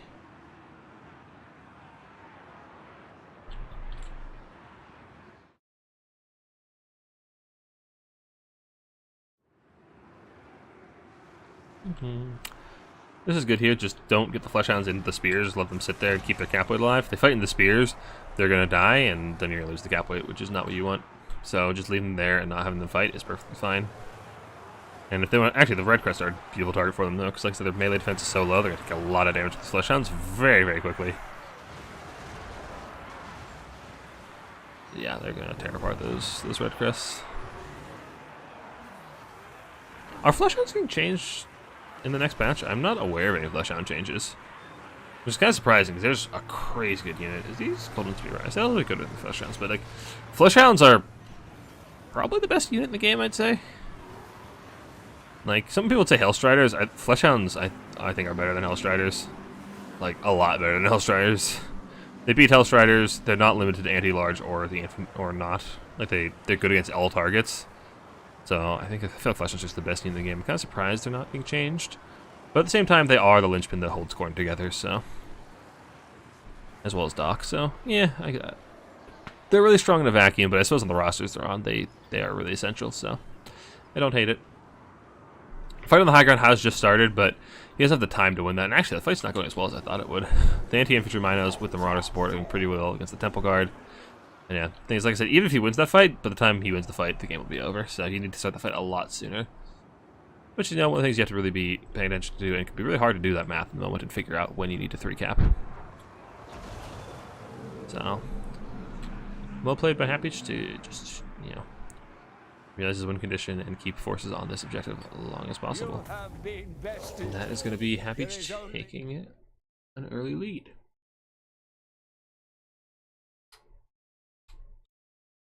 I'm being pinged.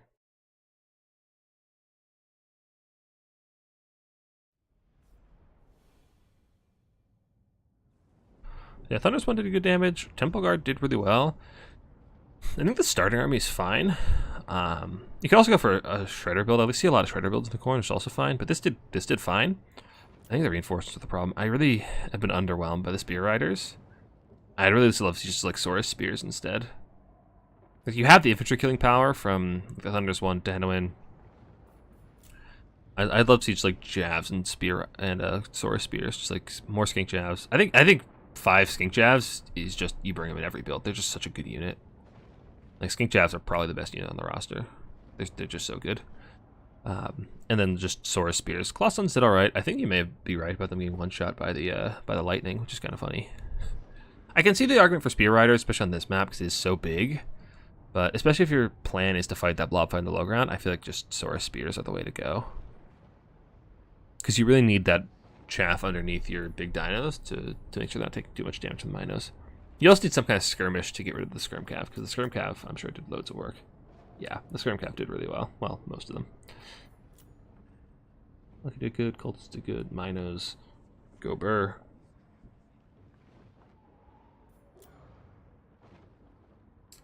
Yeah, Minos go burr.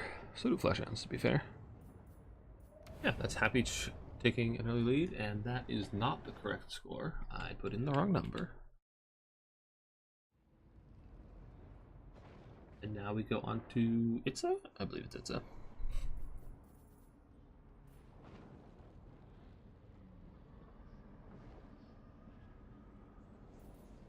Now, real quick, somebody asked me to send them a screenshot of a build, so I'm going to do that real quick.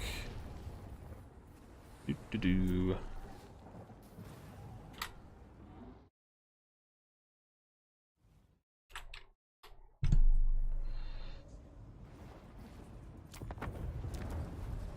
And right back into the lobby, which was Diving Cow, I believe it was called. Yeah, that one. And we're back. And while our players make their armies, I'm going to grab a drink of water real quick.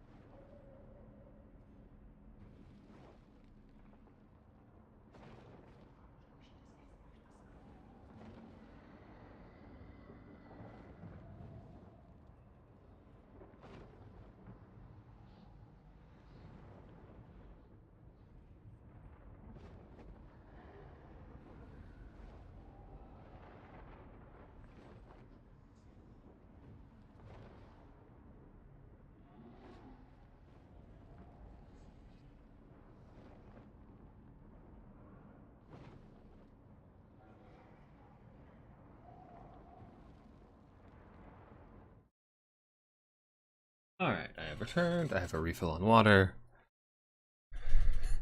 You answer the small nerf? Okay. Take your question. Dinosaur Ross is bad. Yep. Okay, so let's take a look at the dinos. Lizardmen, drop the blocker. So basic Bastillodons are fine. 650 gold are fine. They grind well, they're a cheap source of terror, they're tanky, they're honestly just not worth killing most of the time for your opponent. So there's a constant source of pressure and terror. They're nice. Arcus Sotek don't do a whole lot of damage, so this ability has just kind of been underwhelming in my experience. So they just don't really perform for the price. We kind of saw that in the game against Counts earlier. Red Crystals are good. The healing is nice. Keeping your source alive, keeping other dinos alive, healing is good. Stegodons kind of overlap with Feral Bastillodons. They don't really do a whole lot more damage.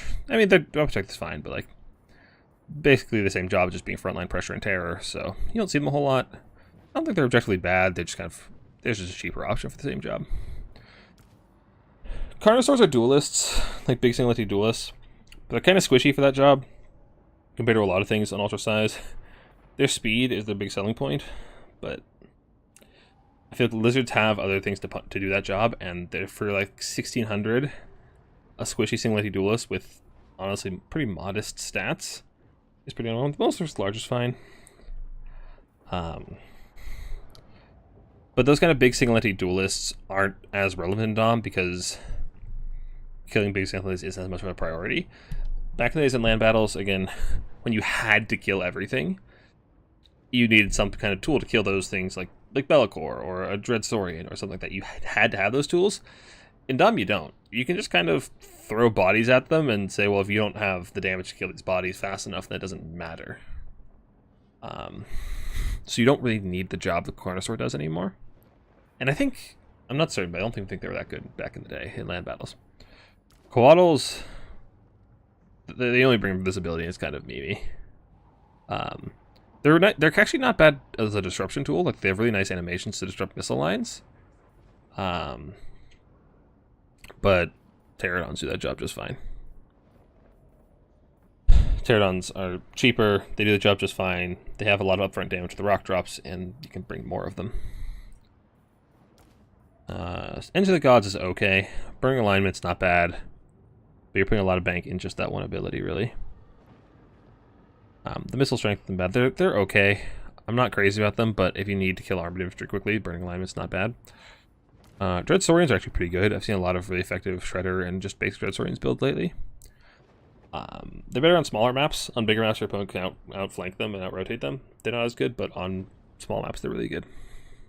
They're really hard to kill. They're one of the monsters that's just, they have so many hit points, and they're usually paired with a Rift Crystal and or a Life Salon, so they're going to get heal capped. It just takes so much to kill them that it's not worth it most of the time, and they hit hard enough to actually justify the price. Like, the base, these guys will actually pay for themselves in damage value quickly. They kill them really fast. The Dread Aversion and the Terror Routing is insane. So these guys are actually pretty good. Most because they will actually pay for themselves. As well as solving the problem Lizards have of not having great AP infantry. Saurus don't have AP. Actually, they have pretty decent AP for the but most of those, they just have such high weapon strength, a small fraction of his AP. I already told you I don't like Red Crest, they're so squishy. So having that option to kill things like Chaos Warriors very, very quickly is very nice. These guys aren't bad. Single anti-dinos. Ancient Sallies are okay. If you're kiting, they actually kill infantry pretty well as a kite style, so they're actually pretty good. Solar engines coming to Warhammer 3 just stop doing damage. I don't know why. They just don't hit very hard anymore. I don't know. They used to be insane in Warhammer 2. They were like hard meta for ages and ages. They're not that good anymore. The blind effect is okay, but it's usually better just to bring another infantry, or if you want just the blind effect, they don't hit that hard. There's a couple of niche applications for them, but for the most part, they're not that good.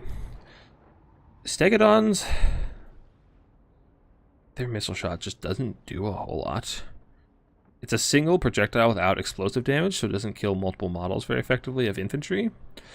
It used to be really good for sniping artillery pieces in Warhammer 2, but between moving to ultra size, where there's a fourth artillery piece and it takes longer, as well as it just doesn't seem as effective. It's not that good. And it's the classic example of you're paying for a lot of missile power and a lot of melee power, and you can't use both of them at the same time. So it takes an absurd amount of time to actually get all the value out of both of those aspects of it, and that just doesn't happen. Troglodon, I haven't actually played with this guy that much. I heard they're janky. Like, they do a lot of damage if they hit, but I don't think they hit that often, and they're short range. But they also kind of fall in that category of, like the Carnosaur, of they kill big single entities, and usually killing big single entities isn't that valuable, because the ones that are brought are ones that aren't going to die. Ancient Stegodon, what's even the difference in these two? Oh, they're the shorter range machine guns. Yeah, it's again the same thing, of like, you pay for a lot of melee prowess and a lot of missile prowess, and you can't use both of them at the same time, which means it takes an absurd amount of time to get the bang for your buck. So there is my rundown of dinos. If that's when next tournament will be, probably. I don't know if I'll do one next weekend. I need to check my calendar. There might be one. I want to do one the weekend after Chorfs come out, but I'm pretty busy that weekend. I'm not sure if I'm going to be able to make it work. I'll have to see. I could be Ogres, Dark Elves. Yeah, usually do them on the weekends. Kind of busy on. Been kind of busy lately though, so it's kind of when it works. So like, what are the dates I'm talking about?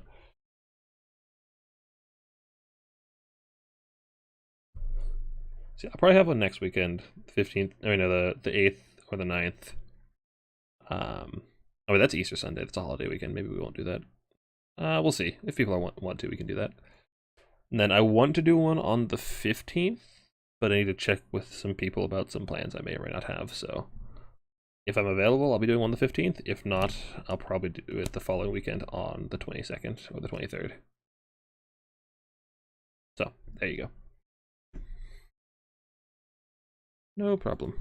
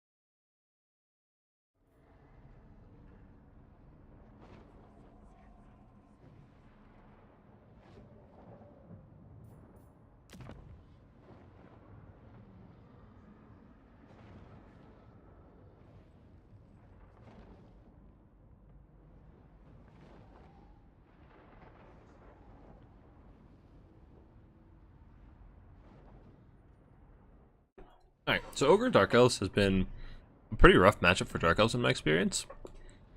Dark Elves really struggle to kill monsters infantry in melee with anything other than Blackguard. Your infantry is made of paper, even your dread spears, so Ogre Bulls just run over them, any monster infantry do. And as we saw in that last game, your anti-large cav don't actually do that well. Kind of like we saw the Cold and Spear Riders into the Minos. Cold Knights just don't connect very well into Ogre Bulls for whatever reason, so you really struggle to kill the Ogre Bulls efficiently in melee, and any of your shooting is outranged pretty heavily by lead belchers. So the thing I've had most success with is like a single anti-core diving the backline, like Marathi and Double Master, but the prevalence of the Sky Striders, the RR Crusher, anti-large Crusher, just shuts that down so fast, so it's a really tough matchup for Dark Elves in my experience. Apparently Dragon just piece models can take down multiple miles per each volley. Interesting. Maybe I'll have to experiment with that.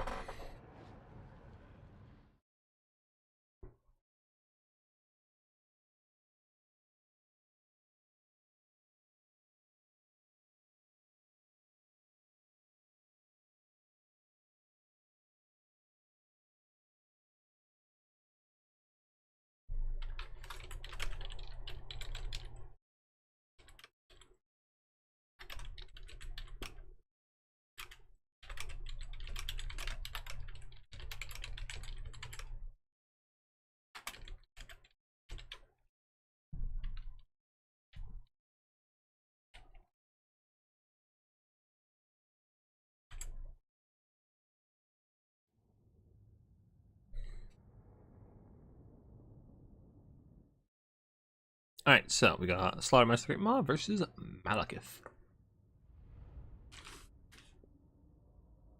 No great surprise to see Malekith here. He is kind of the go-to de facto lord for Dark Elves. He's very strong, though into Ogres. I'm less of a fan of him, because if he's on a dragon and he lands, he has a very hard time taking off again because of all the mass. As well as the Sky Striders, which we do in fact see here.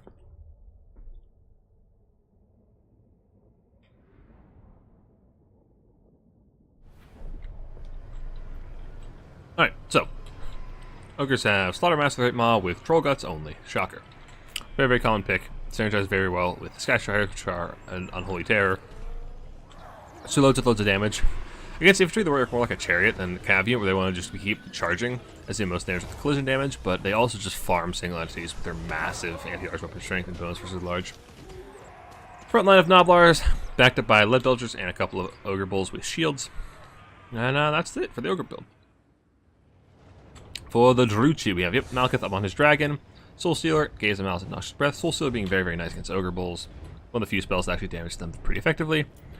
Double Blackguard, I believe I saw. Yeah, so double Blackguard. Frontline Dread Spears. There's 5 Dread Spears, a single Bolt Thrower, and Double Master on foot. Yep. So Bolt Throwers, I've heard a lot of people talking about using Bolt Throwers to actually counter lead belchers and outshoot them. And I have just not been impressed with their ability to kill monsters infantry in the past. Like, their single shot is anti-large, but in my experience, it just doesn't do that a whole lot against monster infantry very quickly. It takes forever for them to actually kill a unit of lead belchers in my experience. So, hopefully, Rampage can prove me wrong, but I am not optimistic about this Bolt Thrower.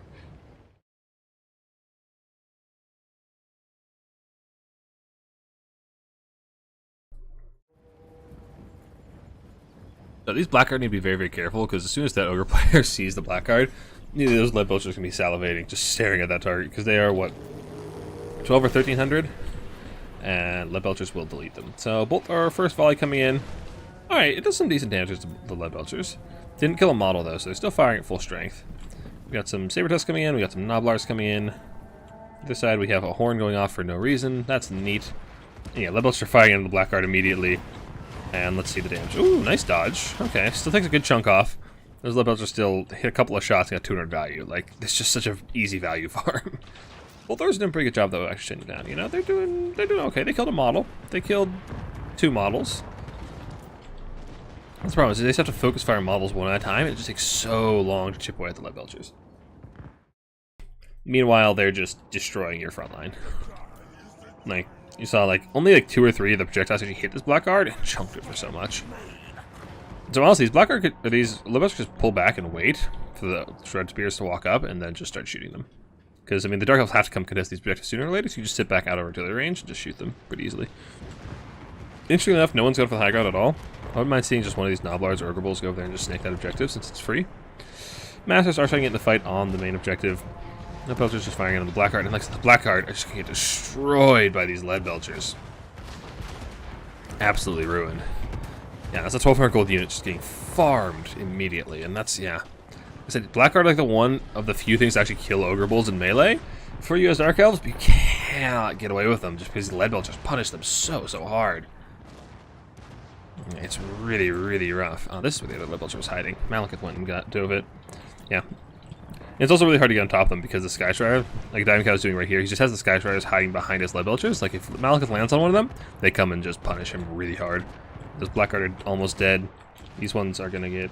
I don't know, they're chasing Sabertusk. Ooh, sneaky Sabertusk in the backfield. Thinking of the Bolt Thrower. Good Cold One Night summon here from Happy. Should shut that down pretty fast. But, yeah. Nice try. Cheeky, but okay, we shut down ultimately. Malekith and the Bolt Throwers are starting to take out one of these Lead Belchers. They have been healed by a Troll Guts though, so they're actually still fairly healthy despite the damage they've taken. Sky Striders, interesting, we have a nice standoff up here. Sky Striders will dominate those Cold One Nights. They will destroy them so fast, so we gotta look carefully after the Cold One Nights. Nice Soul Stir coming down here, gets the Trappers, gets the Lead Belchers. This is the other problem, like, if you bring Dread Spears to kill the Ogre Bulls, they get bogged down in Noblars, and they can't kill Noblars. Their melee attack is just pretty pitiful against Noblars. Like, they're actually pretty even for more than twice the price. So, it's like you need to bring swords to kill Noblars, but then the swords are kind of useless against the Ogre Bulls. So, you know, damned if you do, damned if you don't. Sky Striders are chasing up to get the Golden Knights. Good pulling away, just trying to bait them. Dark Rapiers should be fine, but charge animations are extremely powerful. Okay, no. Chase away, Dark Rapiers are a nice answer to these Sky Striders. Scourge Runners are also very good at that job, just killing them outright. But these AP missiles are your best answer to Sky Striders, but they do have Troll Guts in the back pocket, so they're going to be hard to take down. The Lead Belcher Crossfire is doing good work against the Cold Knights as well. Blackguard are finally made up to the side objective, and I do like this kind of snuck around the side of this building to use cover, but there is a Lead Belcher online. If they spot it, they're going to destroy it.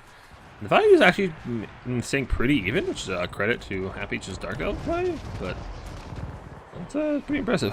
Malekith is caught, and a lot of that value lead is going to be just damage on Malekith, but one nice Soul Streak here will actually flip that value lead pretty quickly.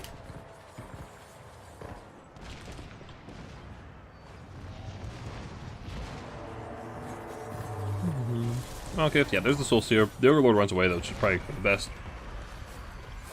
Malekith's going to be healing up right before the Sky Striders come in and try to ruin his day. Actually, if he can't get off the ground... Oh, no! Oh, no, now he's frostbitten. No, it's not frostbitten. He hasn't been hit yet. Why is he not frostbitten? Why are you not freezing him? Yeah, if Malekith gets caught on the ground, surrounded by these Sky Shards, he is going to die very quickly. The Belt Striking Focus Fire by the Bolt Throwers with some Dark Shards. Good catch there, but Malekith's in trouble.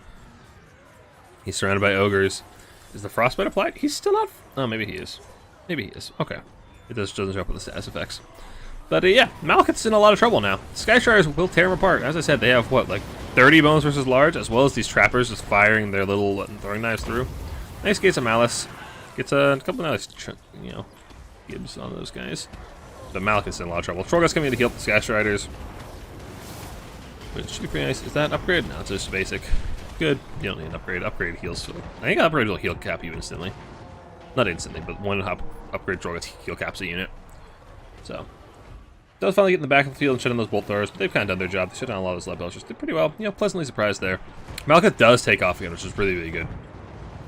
But he has to be very careful. He's quite low. He has a couple more Soul Steers pockets to heal a bit. But, like I said, those Sky Striders are such a massive threat. If he lands near them, he is dead. So. But, just zoom out for a second. Just all the Dark Elf infantry has been worn down. There's a couple of Lead Belchers in the back line still firing. Blackguard are grinding reasonably well, but they're just fighting Trappers. They're fighting Noblars. They haven't actually gotten on the targets they want. And just so hard to effectively deal with the Ogre Bulls as the Dark Elves. Iron Guts coming in now as well. The only thing that can deal with them is those Blackguard, and the Lead Belchers are still online. I'd love to see these guys rotate down here and start just clear out the infantry, because a couple of good volleys in this blob, or this one, and they're gone. Oh, these guys start walking up. Actually, these guys firing? Yeah, they are. Oh, no. Oh, they're firing at the master. That's actually really nice. That's really lucky for Happitch. Happy-itch. Happy-itch. I hate names. Names are hard. But Black are in trouble, and the Sky Star's coming in to get a nice side charge on those Dread Spears. Not bad damage. They were charged from the side, and they weren't braced, so no charge reflection. And now we have just a tide of Cold One Knights coming in to try and punish these Sky Striders as best they can, but 3 Cold One Knights versus 1 Sky Strider. I'm not really that optimistic for the Cold One Knights, I'll be perfectly honest. Sky Striders are just unholy chads. So if they don't get the charge, if they get side charge for these guys, that'll be some pretty good damage for free. They turn to take the fight eventually, but it's a little too late. They don't get the charge. Need a little careful about getting crossfired by those lead belchers. Dark Shards are the target of their ire at the moment, but they're about to be in range. And once their Dark Shards are in range, they actually trade pretty well. Lead belchers are quite squishy, but they're taking pretty heavy losses on the approach. Their damage output is heavily neutered by their walks of models. Do we get a nice volley? Let them have it. Loose those arrows. Anytime now. Any day. There we go. You got 1 volley in the time. The lead belchers got 3. Nice. Yeah, those lead belchers are going to be winning that fight. Dark Stars are routed off. That leads still pretty heavily in the favor of the Ogres, but a lot of that is on Malekith, who is still alive for the moment and healing. And looks like the Sky Stars did get free. Sacrifice an Ogre Bull to get rid of them. But, I mean, look at how much damage these Cold One Knights took in the meantime. They got dismembered as well. And the Sky Striders, well damaged, are still doing pretty happy. Big old blob here. Oh, lead belchers, please. Please give me some good shots in this blob. This is such a beautiful target, but they're out of range, unfortunately. Lead belchers off there just routing in the distance. These guys are doing good work. Oh my god, actually, that's not a lot of value. I kind of expected more. Sky Stars are coming trying to get a nice flank charge, but there's so many Cold One Knights, and like I said, I've been so disappointed in Cold One Knights in this matchup. They're doing okay, I guess, but I don't know. You don't really have a better choice, I suppose, but they've just been such a disappointment to me. Sky Stars are coming up to try and take this fight, but they just think better of it as they are heavily outnumbered. Like 4 Cold One, all the Cold One Knights can bring. There's 1 Sky Strider. Dark Elves need to start getting these points up pretty soon. They've got a massive infantry blob and a unit concentration over here, and they need to start pushing towards the center and actually take these objectives. This is go pretty poorly for them. They aren't super far behind the tickets just yet, but they need to get on the center. They need to start destroying these lead belchers before they tear apart all their Cold One Knights. Malekith is still in a lot of trouble, so we can't be too aggressive, although Sniper the Lord would be kind of nice. Sky Stars are seeing it worn down. I'm getting friendly fired a bit by the lead belchers, which is actually a pretty big boon for the Dark Elves. Trollgods come in, kind of a bit of waste, not a whole lot of healing to be done. So, and there's only a few models left, so at this point, they're just gone. Let them die. Trollgods will heal them up to max, but they're terror routed, they're gone. And these guys, I can't believe these guys don't have ITP. Fortunately, but yeah, they're shattered off. It's a really big win for the Dark Elves, because now their Cold One Knights are pretty much free to just run around the battlefield, and they have just dominant force and mobility. There are some Ogre Bulls and Noblars coming on the high ground. Happy is actually banking a lot of resources. I'm not entirely certain what he's saving up for. I feel like he's been fighting in like this area for so long, while just being shot by these lead belchers, and you really need to come over here and just start shutting them down. You've got the mobility dominance. You know, send something in the front, get these guys, one around here, one around here, one around here. There's no way those lead belchers are getting out of it. But the lead belchers are still just raining in death. They're almost out of ammo at this point. They spent so much ammo and done so much value. These Cold Knights are just not in a fighting state anymore. Church War Chariots coming in. Honestly, I kind of want to see that earlier, because they would do actually a really, really nice job of killing the Sky Striders. It would have made that job a lot easier for you. Intermission over here is pretty secure. The Black Guard is piping to get tattered, and they have lead belchers on. The lead belchers on them are pretty fine, holding for a while, but this is like a 1200 gold unit. It's got 450 gold. It's going to die to lead belchers. It's tragic. And high ground, we do the red tier push. They're actually having a really hard time shooting through those trappers, though. Like I said before, Nobblers trade pretty well, and them and trappers are even better. These are triple gold Chevron Nobblers as well. Nobble trappers, they're doing pretty well. Plus the traps should be doing good work. And the Ogre Bull support as well. And more trappers coming in the back of them. Ogres are able to hold on to the objective with capture it just barely. Malekith is coming up to change that, though. He takes objection to that. Yeah, Dark Elves feel like they just need more bodies in the center. They just feel so thin, and they're not summoning. I wonder if there's no way they're supply capped, right? There's not enough units on the field for them to be supply capped. So I'm curious what Happy just saving his gold for.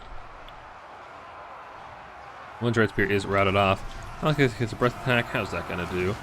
Yeah, not bad. A little bit of friendly fire though, which kind of sucks. Fresh level on the field, and yeah, that's just so rough.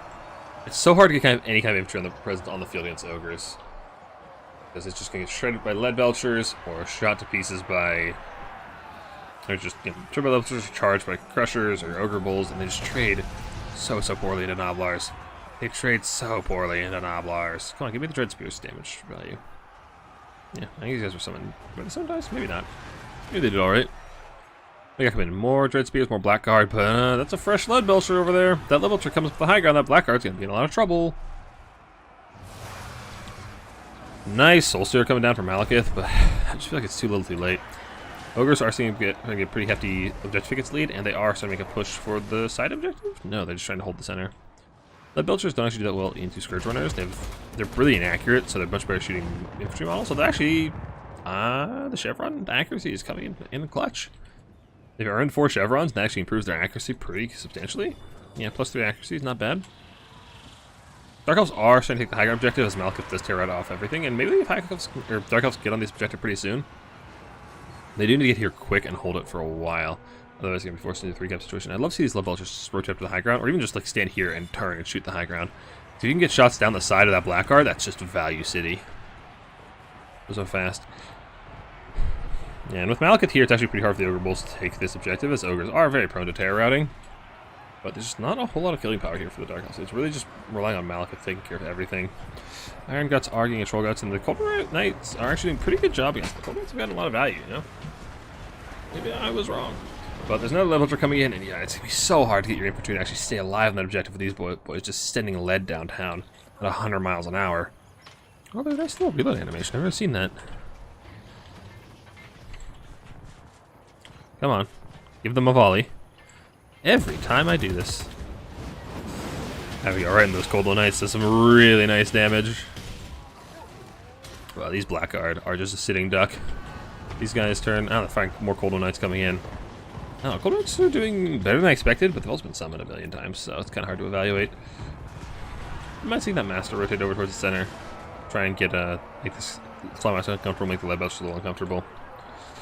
The infantry grind should be going pretty well for the Ogre, or for the Dark Elves now that the Blackguard are getting in there, but the Blackguard takes so much time to get their value back. Just because they're slow, grindy infantry, so they have to actually be fighting here for a while to pay for themselves. And I just feel that they don't have time left in the field. There's only 3 takes remaining. Dark Elves have to 3-cap, and I don't think they're going to be able to get it in time. I think the Ogres are going to squeak this one out.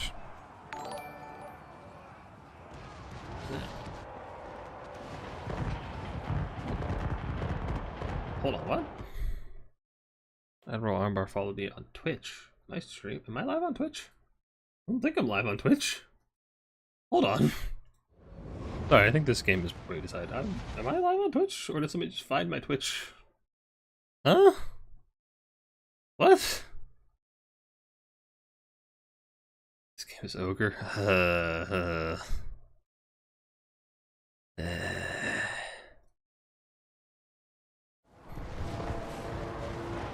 Okay, so somebody just found my Twitch and followed. Okay, that's interesting. Anyway, Malekith's trying his darndest, but he ain't taking this objective. Not anytime soon. With Ogres still holding this 2-cap, Dark Elves have been about a minute to get on this objective, and they just don't have the forces to do it. Their infantry is routed off. The Blackguard have been just shredded by those lead belchers, and lead belchers do in fact go burr. Hey, Abby, how you doing? Hey, Himbo, did you see my DM I sent you? Oh, that's probably you. Yeah, okay, you did. Thank you. I will read your response in a moment. Oh no, Human Boy is here? Yeah. Yeah. How you doing, Human Boy? How'd your stream go? I saw some of it. Looks like you had good finals between, what was it, Blood Penguin and Call Harmon? Which sounds pretty hype. Yeah, Ogres had won that a while ago. So that is Cow tying up our series and taking us to a game 3. That is not a score, that is a name.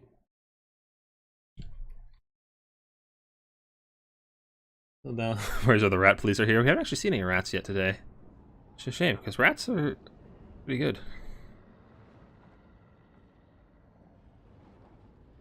Yeah, Hubby, I have news for you. Apparently, Skaven are actually pretty good in Dom these days. There's been a new build going around that's been actually doing really well into like walk and corn and Slanesh and all that. Malekith tried. He tried to put the team on his back. Bolt thrower? Okay, it was summoned twice, but it still got pretty good value. You know, maybe I was wrong to doubt the bolt thrower.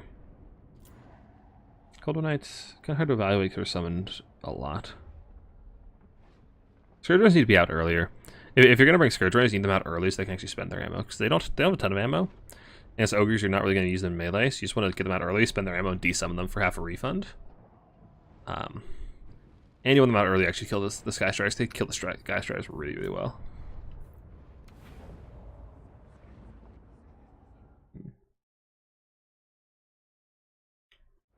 Alright. Let's get our screen blocker back up, and now we have our tiebreaker on Broken Line Gully, and also chat is popping off. Hold on. Oh, it's just Hubby. Okay. Absolute banger. Dude, don't you dare skip it or doing dumb.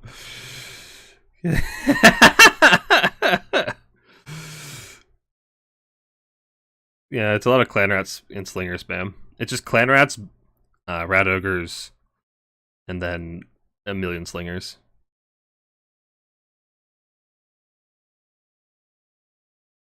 This is how we keep pulling you back in, human boy.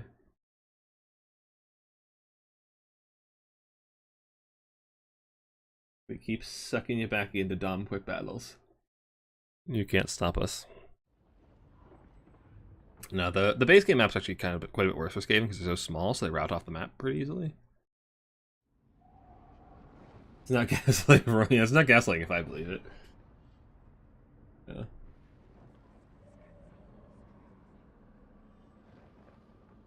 I actually had F-Bud take a game off of me with Skaven into my walk yesterday.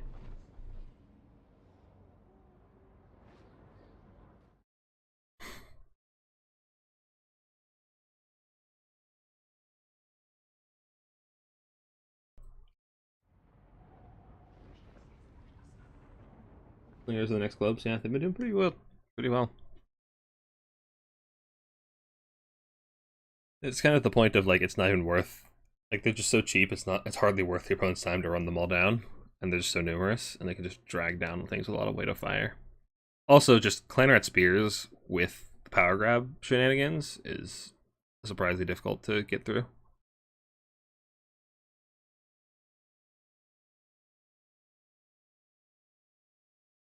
Okay, I'm gonna fix my freaking camera speed. I didn't mean to do that full time.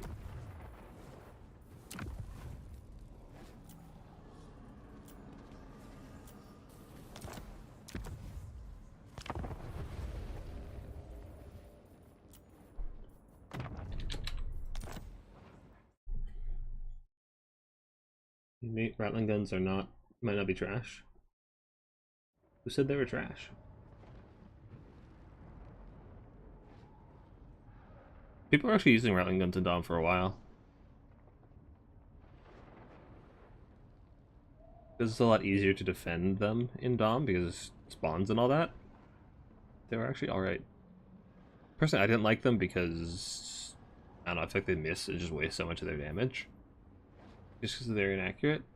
But yeah, they're not bad.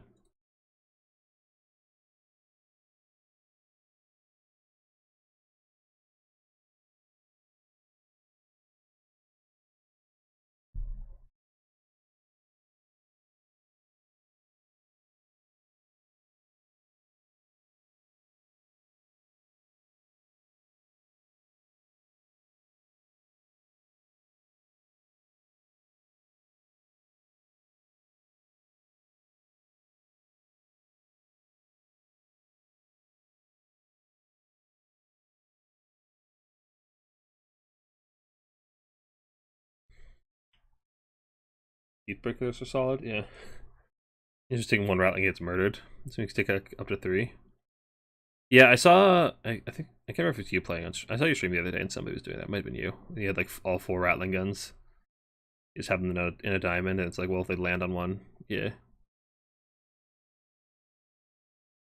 Yeah, just like anything that goes on one, just the other 3 just turn on it and destroy them. Yeah, infantry, they don't do shit. Well, they knock down infantry. This is a lot of damage, but yeah, they definitely do large targets. Mm-hmm.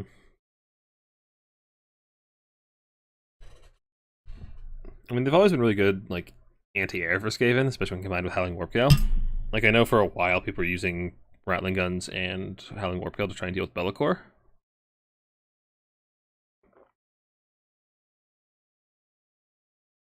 You're not gonna have a problem.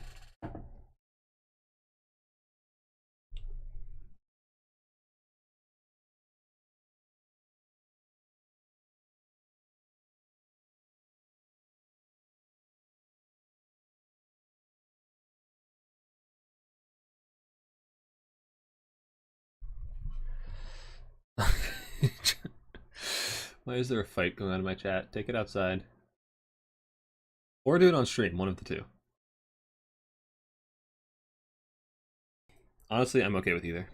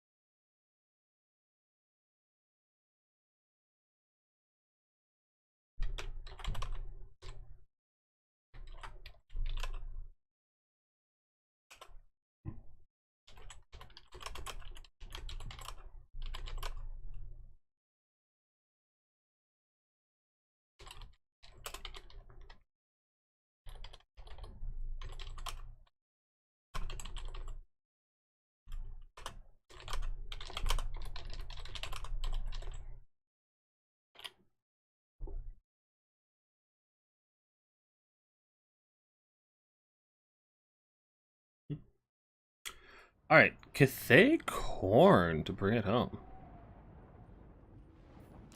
This matchup historically has been pretty cursed for Cathay. Cathay has a pretty hard time dealing with armored infantry. So, like, specifically armored infantry with shields. So, like, Shielded Corn Warriors is an unholy nightmare. And then Fleshhounds go burr, which is, I know, may come to as a shock to many of you.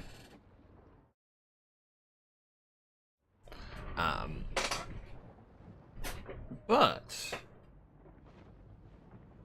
I have some Wumpus shenanigans that are actually not bad here.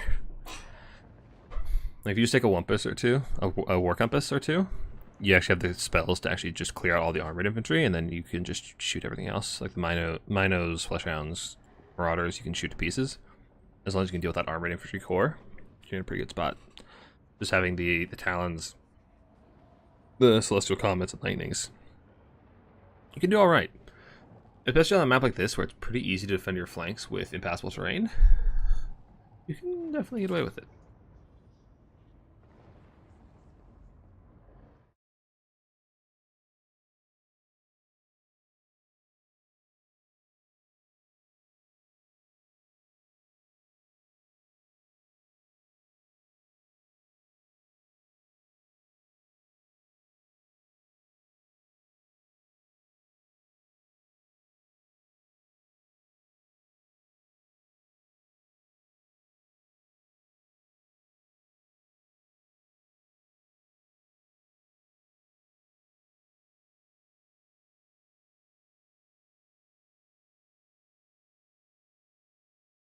The map sounds bad for Cathay formations? Not necessarily. It's kind of bad for Iron Hails because it for shooting infantry because you can't really get those gaps to your formation because you don't have space. But it's also very nice because there's really no way to flank you effectively. So your indirect fire units, your fire rains, your crossbows, are really hard to shut down. And you can just have layers of units. Like you have Jade Warriors backed by spears, backed by your crossbows, so it's just layers and layers all while you're shooting. It can be very, very hard to break. It's a really nasty box sometimes. There have also been a lot of balloon shenanigans strats on this map in the past, especially against Khorne. Khorne doesn't have the strongest air force, so it's just really Furies and Valkia, or big bloodthirsters. So balloon strats can actually be pretty reasonable. Just the sky junk with a halberd box below it. Problem with that is that you have a hard time controlling multiple objectives, so you have to value trade pretty heavily with the balloons, which can be difficult.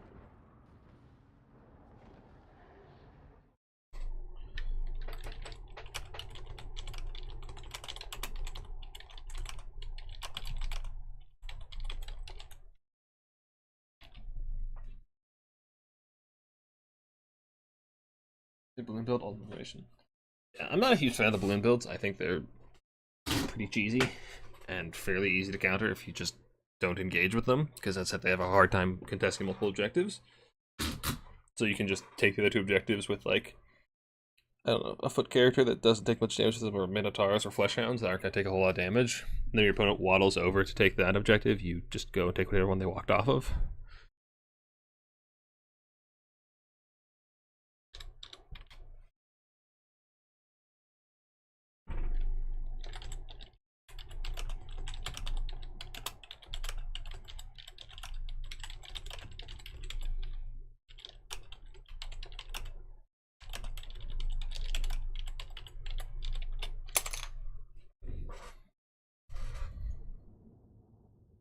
It's just to trap people that can't ignore things. Yeah.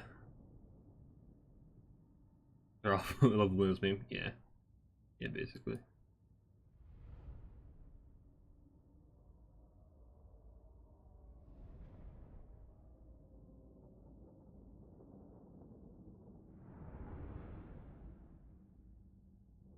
Mm-hmm.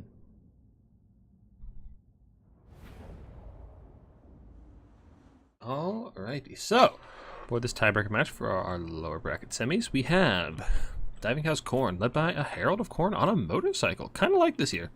Motorcycles really good at pushing through the Cathay formations. The Jade Warriors can just run right through, as well as providing a lot of melee attack buffs to your Chaos Warriors and your Marauders and your Minotaurs. We also have Double Cultists, those nice disruptive summons.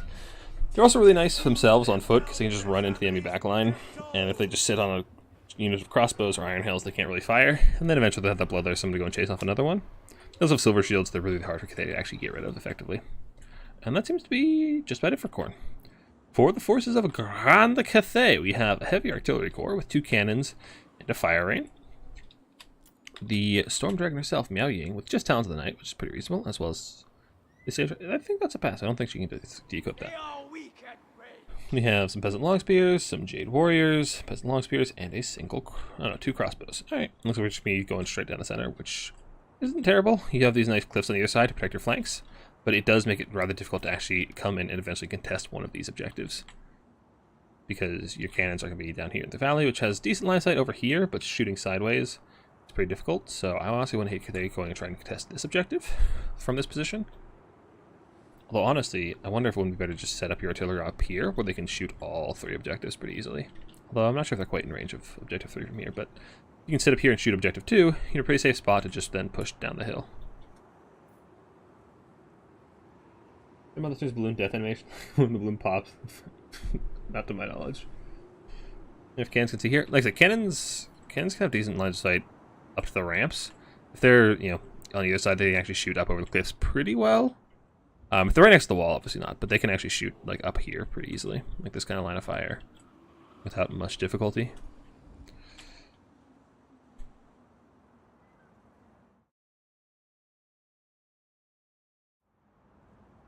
Are you excited to see some Cathay? I know you're a big old Cathay enjoyer.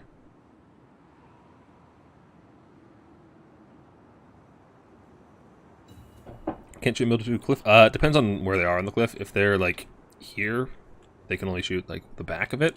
But if they're further up the hill, they can shoot pretty well into the low ground. Like if we down here, yeah, they can shoot pretty well. They actually aim with the drop projectile drop pretty easily. So it looks like Khorne is going with the tried and true strategy of just pushing their opponent's safe point right off the bat, which is pretty common.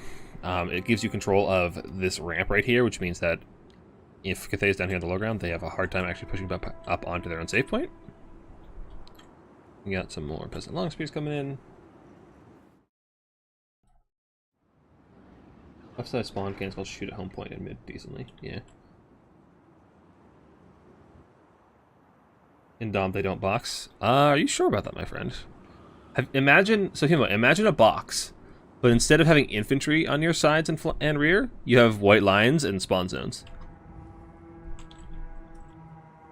That's Cathay and Dom. Looks like the artillery corps is actually staying pretty far back. I wonder if that was a mistake, or yeah, he seems to be moving up now, which is just fine. Cathay artillery is actually pretty quick, because they can actually run, unlike other artillery, which took me a really long time to realize. Out of Khorne, I assume he has the Totem has Blooding for +8 melee attack, Revel and Slaughter for +8 melee attack aura, and he doesn't have Locus of Wrath, does he? Interesting. So just the passive buffs. That's still +16 melee attack for everything, which is really, really nice. Like I said, if he gets hammered by these cannons, he's gonna have a bad day. Although I gave the notification, but he didn't take any damage. There we go. There's a nice shot on the side of that motorbike. There we go. The animation is very silly. The animations are so good on this thing. Just cruising along. Anyway, yeah, Khorne's taking up a nice position here in the trees. And perfect. The cultists are sitting right on the end of the objective, which means they're going to cap this as soon as it opens. So Cathayas actually brings something up here to answer them and can't really shoot them out of these trees effectively. Now on the far side, they're using things that can't be shot very easily, the Fleshhounds, to cap that objective, which means Cathay has to really do something. They have to do something to break this stalemate. And they have to do something to really draw Khorne out of the trees. They have to give them something to fight in order to actually get some shots off. I don't know, this looks like a box to me. What do you think, Hubby? Does this constitute a box? Now, Cannon's trying to fight out the cultists, but they are very, very tiny. Fire Rains as well. A whole lot of damage. Actually, not that bad. Meow Ying is actually going to do pretty well in these guys. They're not the greatest mana fight. Actually, they have pretty considerable stats. The Herald on the bike, though, is going to do a whole lot to her. Spears should do quite well into it. However, it does have healing to keep itself alive. But if it's in the line of fire of those cannons and those crossbows for long periods of time, it's going to have a bad day. Minos coming out of the trees. I love to see the cannons switch on the Minos immediately. They are just such a priority target. You have a little Fury flank coming in here on the left side, coming to try and get on top of these artillery pieces. And it's the only Furies you really need Iron Hails. You need like an Iron Hail here and here, and then the Furies can use crossfire them. Crossbows don't do as well of a job because they just are slower and miss a lot more. Iron Hails do a really, really good job. And jeez, those Peasant Long Spears. A lot of those probably friendly fire, I'd wager. But the Herald actually does pretty well at clearing infantry. Yeah, he's got 25 kills, not a whole lot of value though. Meow Ying is infantry size, so the anti-large Minos are going to have a little bit of trouble hitting her. But still, probably not a fight she wants to take for an extended period of time. I'd love to see the cannons just fire into those melee blobs. That said, Furies are coming for these crossbows. Horsemen are here as well, Jade Lancers. Try and shut down this Fury flank and try to keep the artillery online. Fleshhounds coming in as well. It should be considerably harder to stop. And that crossbow looks like it's going to be free meal for that Fleshhound if they choose to take it. The High God, Meow Ying needs to get out of there. She has no healing. She doesn't have Earthblood, so she's actually going to be potentially in a lot of trouble here with this Herald as well. She is infantry size, so he actually will do pretty well to her while she is in this form. But he does actually push her out of the blob, so if she turns to run, she might be free. But come on, transform and run away. You need to not be in that fight. Furies land on both cannons at the same time, which is very, very good. Shuts them down, doing loads of damage to the crew. The Horsemen are trying to peel them off. I don't know if it's going to happen in time. Fleshhounds are fighting off a Peasant Horseman and a Crossbow very effectively. And yeah, this is the problem with setting up the middle here is, yeah, Khorne can control the high ground. It's so hard to push Khorne out of this tree position here. Diving Cow is doing a very, very good job at just abusing the position on the map to his advantage. And now Fleshhounds. Fleshhounds do go burr, my friend. Not quite the same. Okay. Cannons are routed off. On that side, this one is still active, though, and still has 3 models, so it should be doing pretty good job with the minnows. Cultists are getting on Meow Ying, and now she does finally start to transform, but it looks like she's getting knocked out of it. Okay, there we go. She's free. She is very, very low, so you have to be very careful going from here on, which is pretty rough. It's a lot of value down the drain in favor of Khorne. Cannons are firing in, crossbows as well. Minnows are taking a bit of damage, but it's really hard to shoot Khorne off this position. You really need something here to actually just get a solid push. Probably want to summon in like a couple of Jade Warriors and Peasant Spears backed up by a crossbow or two, and really have a solid, like, heavy push on this side of the objective if you want to get rid of them. But yeah. Cannons are doing a good job chunking away the Minos, but now they're going to head right back in the trees, and this is very, very good from diving cow. Just don't give your opponent anything to shoot. There's no reason to. There's no fight to be had. There's just no reason to sit here getting shot. This is actually beautiful. Like, this is one of the biggest mistakes I always see players making, just getting shot for no reason. He's doing a very, very good job. You can even pull his cultists back in the trees. There's nothing on the objective to contest. You don't need to be on these objectives at all at the moment. You don't need to get being shot. So just don't give him any targets. If Cathay is content to sit back, hold one objective, and shoot, you should be content to just sit back, hold two objectives, and not get shot. There's an Horseman and Meowing are starting to run out some of these Fleshhounds, though, getting a little bit of value trade back. Cathay really needs to get on these objectives pretty soon. They're starting to fall behind in objective tickets. Fleshhounds are just being sent in one after the other into this backline of artillery, and I feel like you don't really need to be pushing this artillery declines yet. Just have your Fleshhounds hover in the trees over here, kind of on the other side. Then when all these units that are peeling start to push up and leave these guys exposed, then you can just start swoop in. Or, you know, if they don't ever leave, then, well, there's less force to actually push up and take this objective. So, there's just not a lot of pressure to actually kill this artillery piece just yet. Cannons are back online. Only one model having been killed by that Fury flank, although a lot of model damage done to the crew. So, if the Fleshhounds get back in here, they will do a lot of damage to them pretty quickly.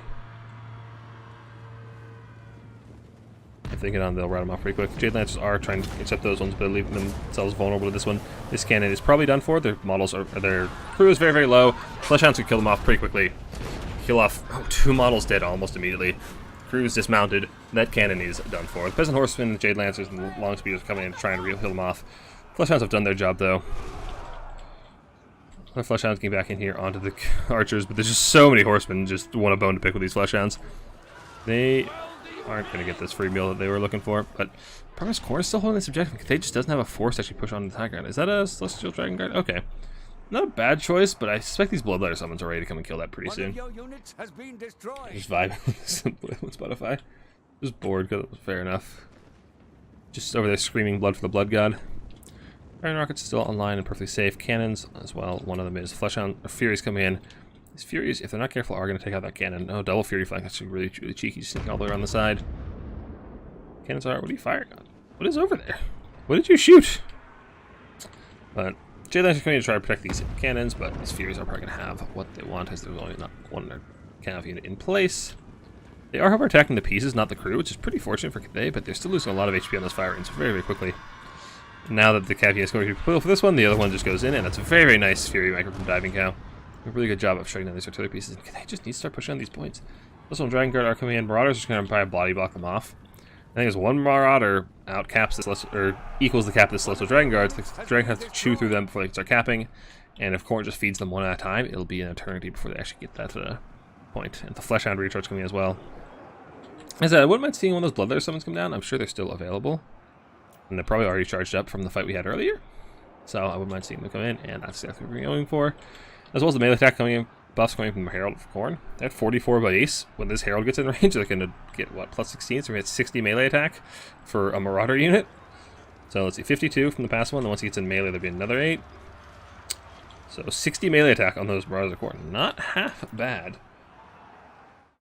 They should actually be able to overcome the melee defense of those Celestial Dragon Guard and chew through them very effectively.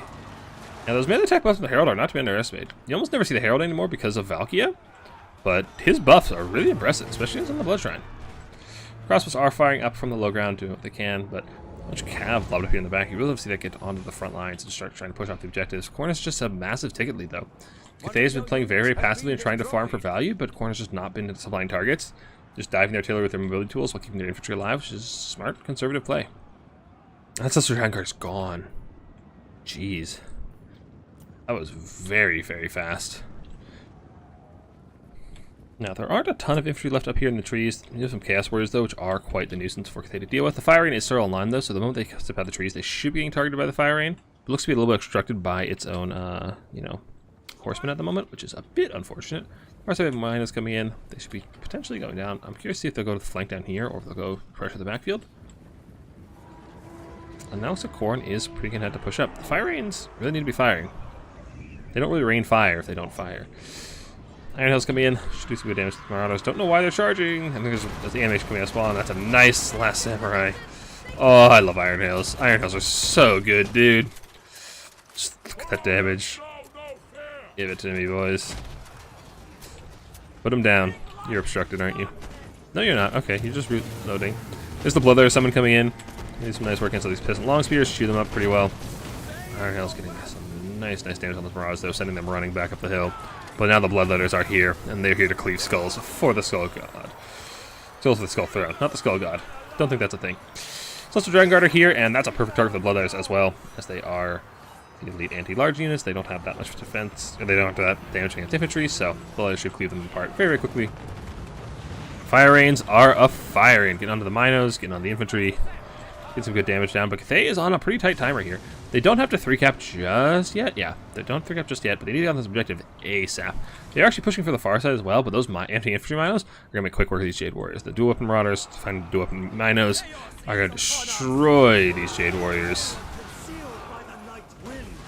Yeah, those Jade Warriors are going to do nothing to these Minos. Look at that.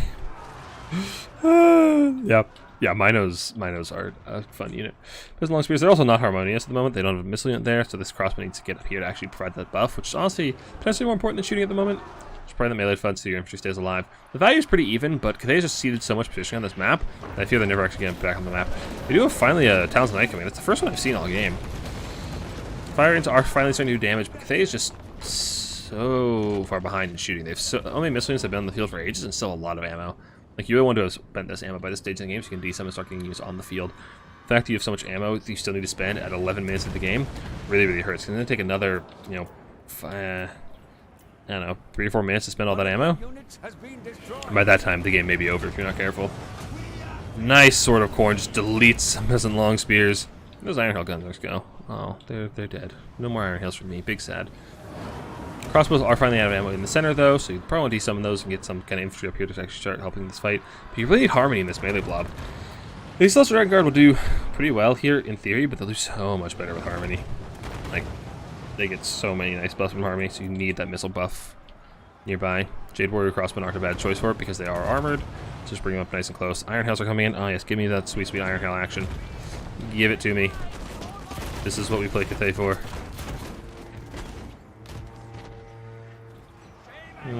Doesn't look as good from long range. More Iron Hails coming in though, which makes me very happy. Marauders, two weapons coming in as well. What do we got? Come on, give me a shot. Oh, last Samuraiing them. Perfect.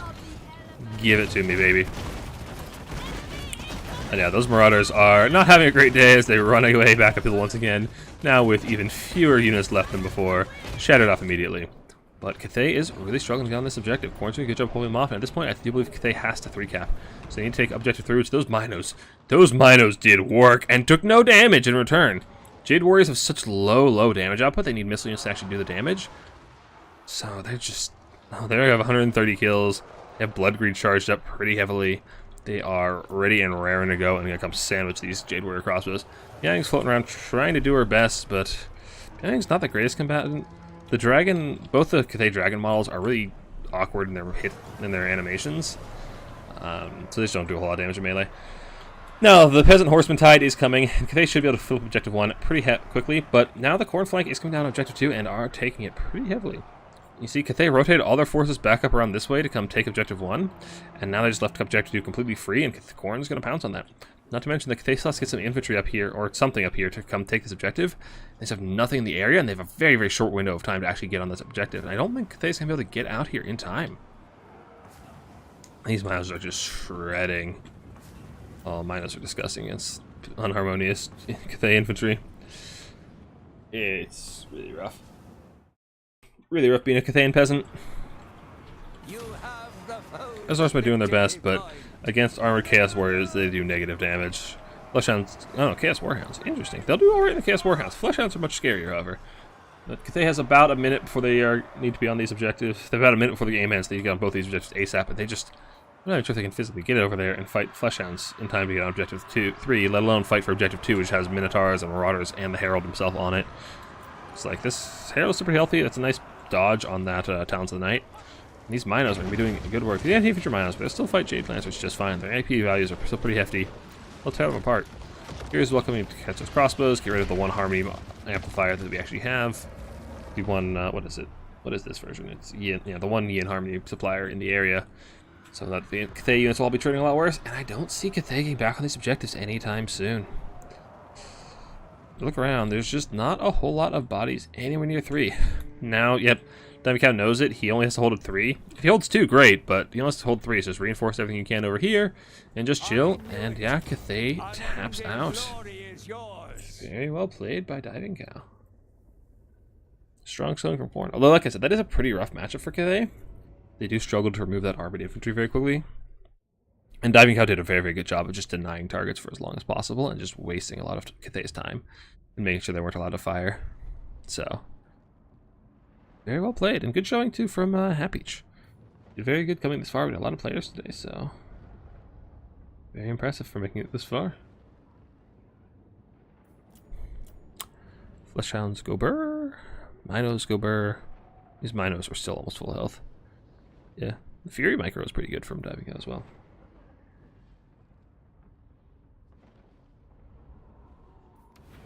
Alright, so that is Diving Cow advancing to face whoever it was that won our upper bracket final in the finals. One sec, I'll check what their name was. I don't remember. It was Jaschy. Jaschy? J-A-S-C-H-I. I don't know how to pronounce things. So we will get him in here and we will start that straight away.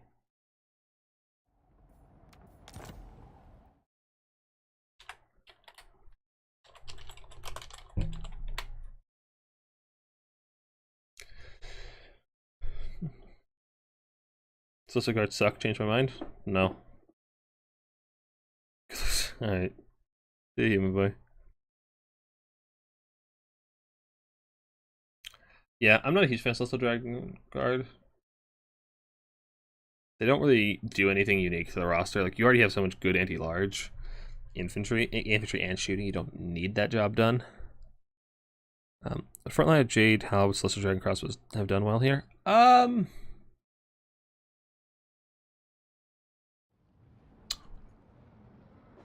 Hard to say. I think like it was less about the build. I mean, I'm sure there's always better things you can do with the build, but like it was more about the macro. Like I think going the center is pretty bad on Broken Leg Gully generally. Because it's so hard to rotate to the high ground.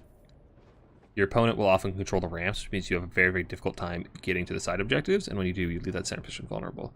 What you want to do is start on one of the sides, and then slowly move your way towards the middle so that there's no way to flank you. Because if you have your back to the side of the map, there's just massive amount of flank denial by that. Because if you have your back to the side, you have your right side is covered by the white line, your back's covered by your spawn zone, your left is covered by the cliff, so you're just pushing down that ramp as a unified force. And you have a pretty safe approach, and you have a pretty safe position for your missiles behind you. So, that's my thoughts on that. 8 Halberds each enough, Celestial Guard just expensive targets, and then perform greater the lead infantry feels like. I agree Celestial Guard are bad. I don't particularly enjoy Jade Halberds either. I find Peasant Long Spears are enough. You don't need a ton of anti-large. You don't need a ton of anti-large in your frontline as Cathay because your shooting is so good. Cannons are fine. Crossbows are good. Iron Hails are exceptional anti-large. And having Iron Hails mixed into your missile line also makes it very, very easy to keep harmony up in your front line. So I am a massive Iron Hail salesman. Like, I love Iron Hails. He's on the pitch where you're going to contest 1 point certainly now. Yeah. Like, I also am not a huge fan of Celestial Crossbows, just because they're a really expensive target. I prefer going wider with Cathay. On that map, where the lanes are, like, the fights are a little narrow, I could see it, but I'm generally not a huge fan of that. Also, who needs Jade Halberds when freaking Peasant Long Spears are the best unit in the roster? Like, have you seen the stats on Peasant Long Spears? Look at this shit. They have, for 350, you have 20, 24, 25, with 17 bonus versus large. And then harmony. Also charge reflection and expert charge defense, which means they charge reflect against infantry if you're braced. So they can do a lot of charge reflect damage against even infantry, especially ones with better charge bonuses.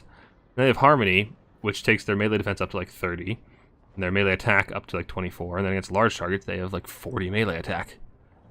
Like, this unit is insanely good. I put the blocker back up. Alright, while our players doing their picks and bans, I'm going to run to the restroom real quick. I'll be right back.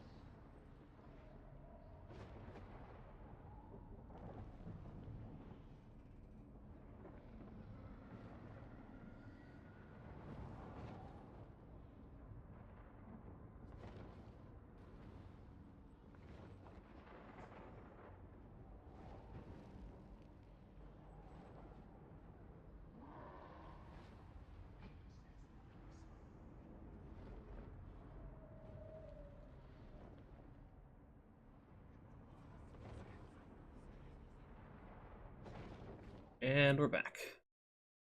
When you save with all the peasants going to a Longbow Air Force pog? I wouldn't do that into Khorne. Longbows can be really nice into Hellstrider factions, because they just destroy Hellstriders, and Seekers for that matter. But into Khorne, they don't do that well into Fleshhounds or Minos or anything like that, so I don't really like them to Khorne. They kill Furies, but so does everything. So do Iron Hails, so and I'm already bringing Iron Hails anyway most of the time. Alright, I need to update these name cards. And scores. So finals are also a best of 3.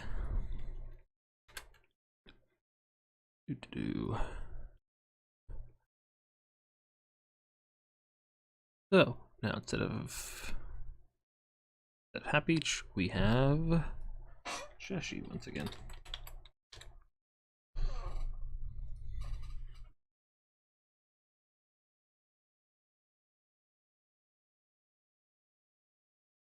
Yeah, Longbows are really nice into Cav factions because they could just land on Cav and get really good engagements usually.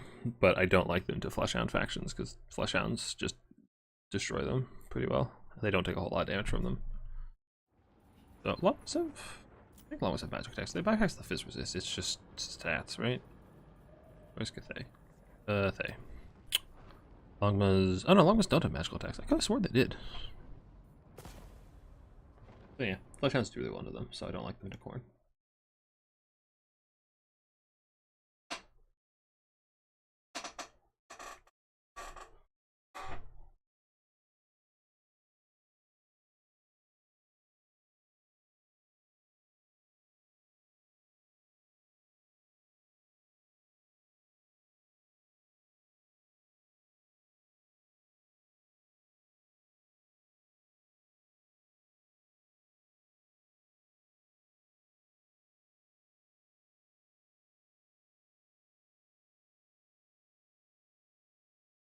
They don't have magical attacks? I mean, like I said, I could have sworn they did. But I just looked and they don't. As long as no magical attacks. I could have sworn they did. Maybe they removed them at some point? Let's forget this unit has Guardian. Yeah, I could have sworn they had magical attacks. Hold on, let's check Total War stats. Hold on.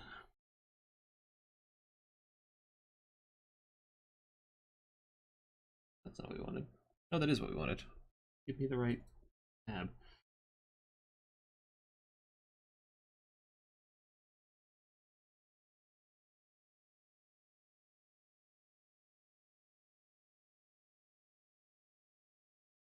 Hold on.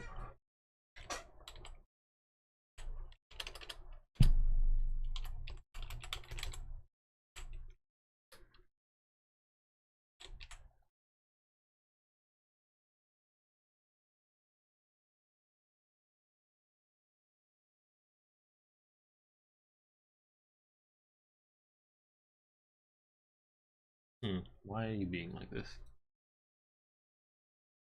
Here we go. Okay, so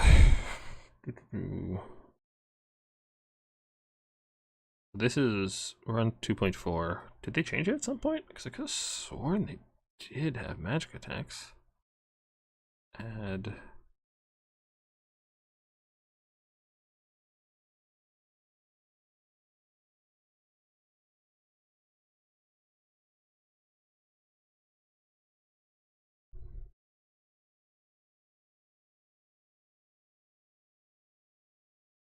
I don't remember where on this card they would show magic attacks. Hold on. How do you know? What's something I know that has magic attacks? Doomfire Warlocks. They have magic attacks. So, okay. No, they didn't. We're just crazy, apparently.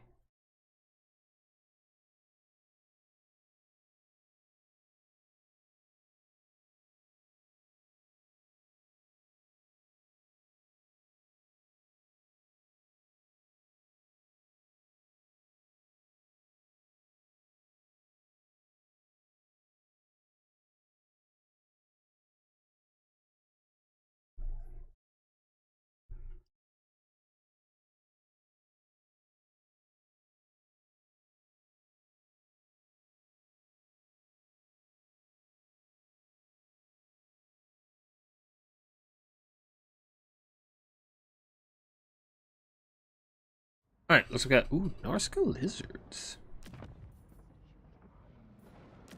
Okay.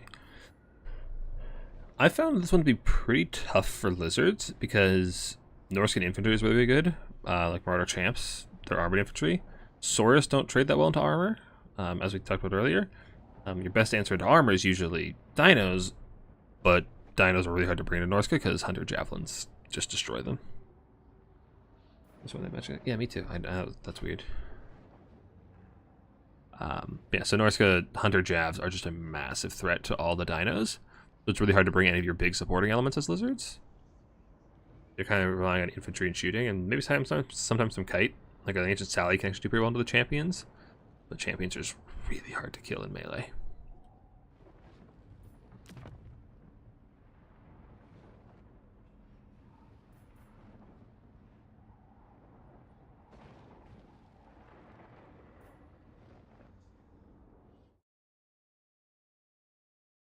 As she is already ready. Nice.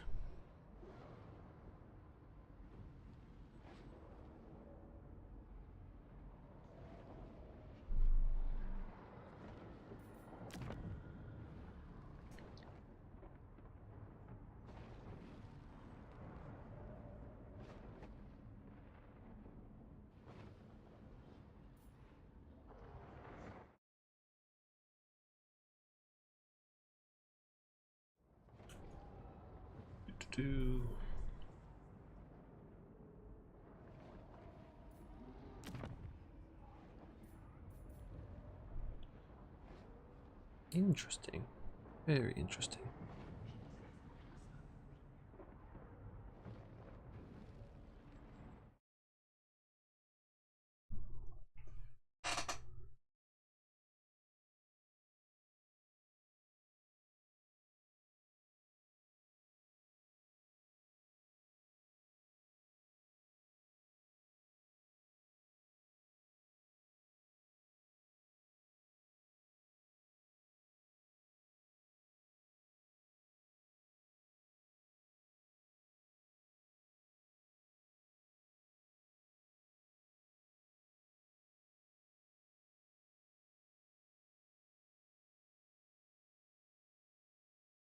Alright, so players are ready. Let's show on the road.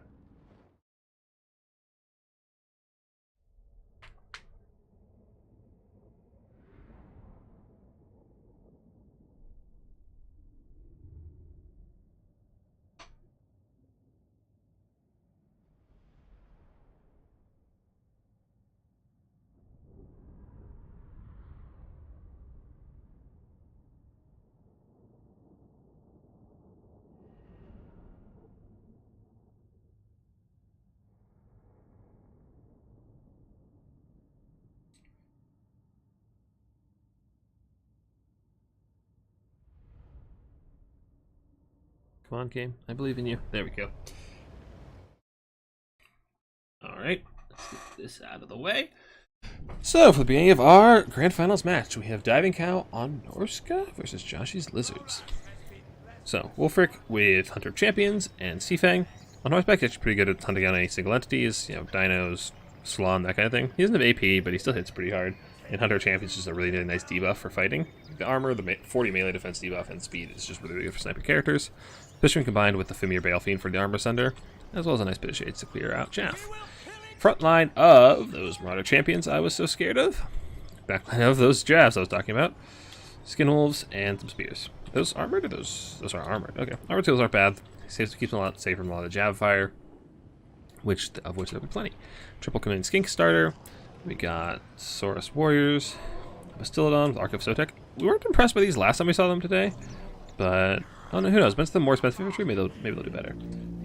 Lines of Saurus Spears, as well as the Skink Jabs that I was talking so much about. They're so good. Thinkers Heavens with Comet and Curse the Midnight Wind. And then Krokgar on, looks like he's on a horned one. With Hand of the Gods and Sacred Spawning of Jotl. So, he should actually have pretty much the upper hand in the duel against Wolfric. In a straight one-on-one. Just the AP as well as his own armor. Hand of the Gods is very, very good for killing characters. So he should be pretty favored in that duel, especially if this actually hits. Which is... then that, my friends, is why you don't see Krokgar in Warhammer 3 very often. That right there. Hand of the Gods used to be so good for killing characters. And the thing is, even if it hits, the damage isn't that good these days. That's actually tragic. Did it even damage him? No, it completely missed. That's tragic. That is actually tragic. The Sea of Claws? What map do you think you're on? What map do you think you're on? Anyway, Archosaurus coming in. It might do alright in the Marauder Champions, but if it gets shot by these jabs, despite them not being armor piercing, they hit so hard. They have, what, 46 missile strength against large targets, and a lot of it is AP. Back for the biggest Krokgar L, yeah. Hand of the Gods is very, very sad these days. Also, welcome, Housecat. Right. Champions fighting into Saurus, which should be a pretty good fight for the champions. Their melee defense is so low, these Saurus have a really, really hard time hitting them. They have twice the melee defense as the Saurus have melee attack. So they are just incredibly, incredibly durable in this melee grind. So Arc of Sotek's coming in to help, but these jabs should be in position to punish it very, very soon. Boat coming in. Nice old boat from your boy Boatrick. And that's why you bring him. Okay, the snakes are coming in. Let's see how these snakes do. Snakes? Snake? Snake! It is doing so little. The Comet of Casandora, however, will do quite a number on those champs. Pterodons coming in. Pterodons are pretty big threat to jabs. They hit over them, hit the rock drops, but they need to be careful about those skirmish scope shooting, as they are rather squishy themselves. The jabs can't shoot them down on the approach if they're not careful. So if they're just going to sit here and shoot, they are going to lose that shootout. Need to get over here and drop their rocks before they take... Jeez, the jab volley does so much damage to them. Big old grind on the front high ground. Chameleon Snakes are caught up in melee with a single spear, as well as some dogs going to shut them down as well. And my goodness, look how shiny those puppies are. Look at those shiny pups. Krokgar is just enmeshed in the melee, trying to do what he can, fighting some Skin Wolves, along with these Cold Spear Riders. The value of these is actually pretty heavily in favor of the Lizards. They're about 1,000 value already.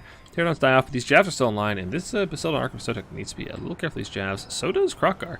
He's got the Hunter of Champions on him. He's trying to be shot by the jabs, but he's a fairly small target. But if they get one good volley on him, they will tear him apart. Come on, another Hand of the Gods. That one actually hit Wolfric. Oh, I didn't even realize Wolfric took so much damage. They must have fought for a while. And like I said, Krokgar, yeah, he's favored in that duel pretty heavily. So, Krokgar is now the target of these jabs. Come on, give me a volley. They're not hitting anything.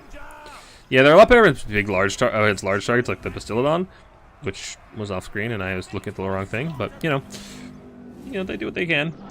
Right side, dogs are coming over here to beast stash and are capping this objective, which is good. But the Norskan infantry does seem to be wearing a little thin. The champions are getting punished pretty heavily. They are a very, very good high leadership units, as well as having that rage mechanic to keep them fighting even in the late game. So they are actually pretty hard to finish off, and that's a beautiful Comet of Cassandora. That was beautiful. Now if you can bring the Bastillodon over here to actually tear up, would be lovely, but it's just under so much pressure from those throwing axes. Be careful. Javs are going to answer throwing axes, trying to get them to, you know, bugger off. Keep your Bastillodon safe as long as you can. There is no healing available for it. There's no Rev Crystal. There's no Life Salon. So what you see is what you got once again. Krokar is looking to get the kills, but he cannot sink around in front of the Skin Wolves and the Javs for very long. At close range, the Javs, even if they're inaccurate shots, will do good damage against him, I hope. But who knows? Apparently not me. More Skin Wolves coming in. Nice choice at trying to kill Krokar, but they're actually struggling with a lot of this infantry. They really rely on their anti-large bonuses, so against infantry, they're pretty trash. Golden Spear Riders are... okay, they're fighting spears, I guess. It's not that bad they're losing the dogs. They're not just losing the dogs. Okay. Yeah, value leads pretty heavily in the favor of Lizards. Fight in the middle does seem to be going pretty well. Actually, it's kind of a wash. It looks like the front lines for both factions got wiped out. It's just missiles left.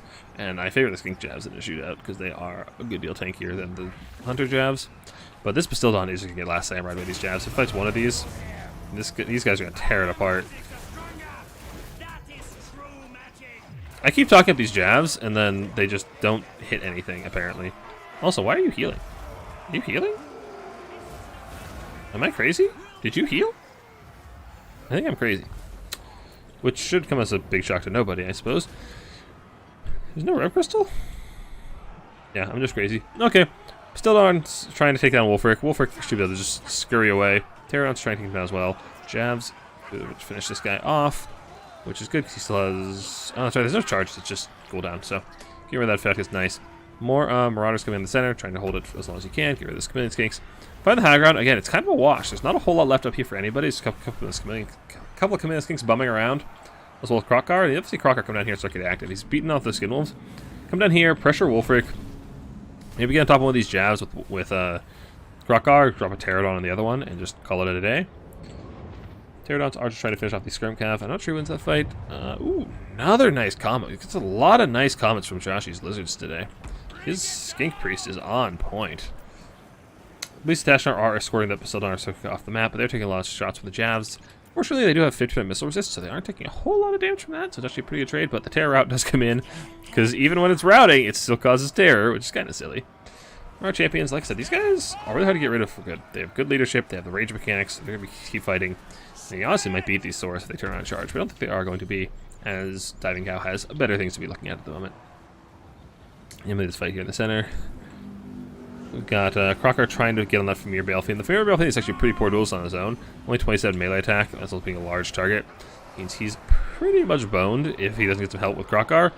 There are some Skin Wolves here, but they're occupied with the flesh, with the Feral Cold ones. Pterodons are just flying around shooting if they want. There's a Manticore coming in now to try and chase them off, which it should be just fine at that job. Yeah, Lizardmen's still holding the high ground objective. Lizardmen are pretty far ahead in the fight, I'd say. Just look at the eye test. There's a lot of red on the field. Actually, there's a lot of there's a lot of tattered Norskan units.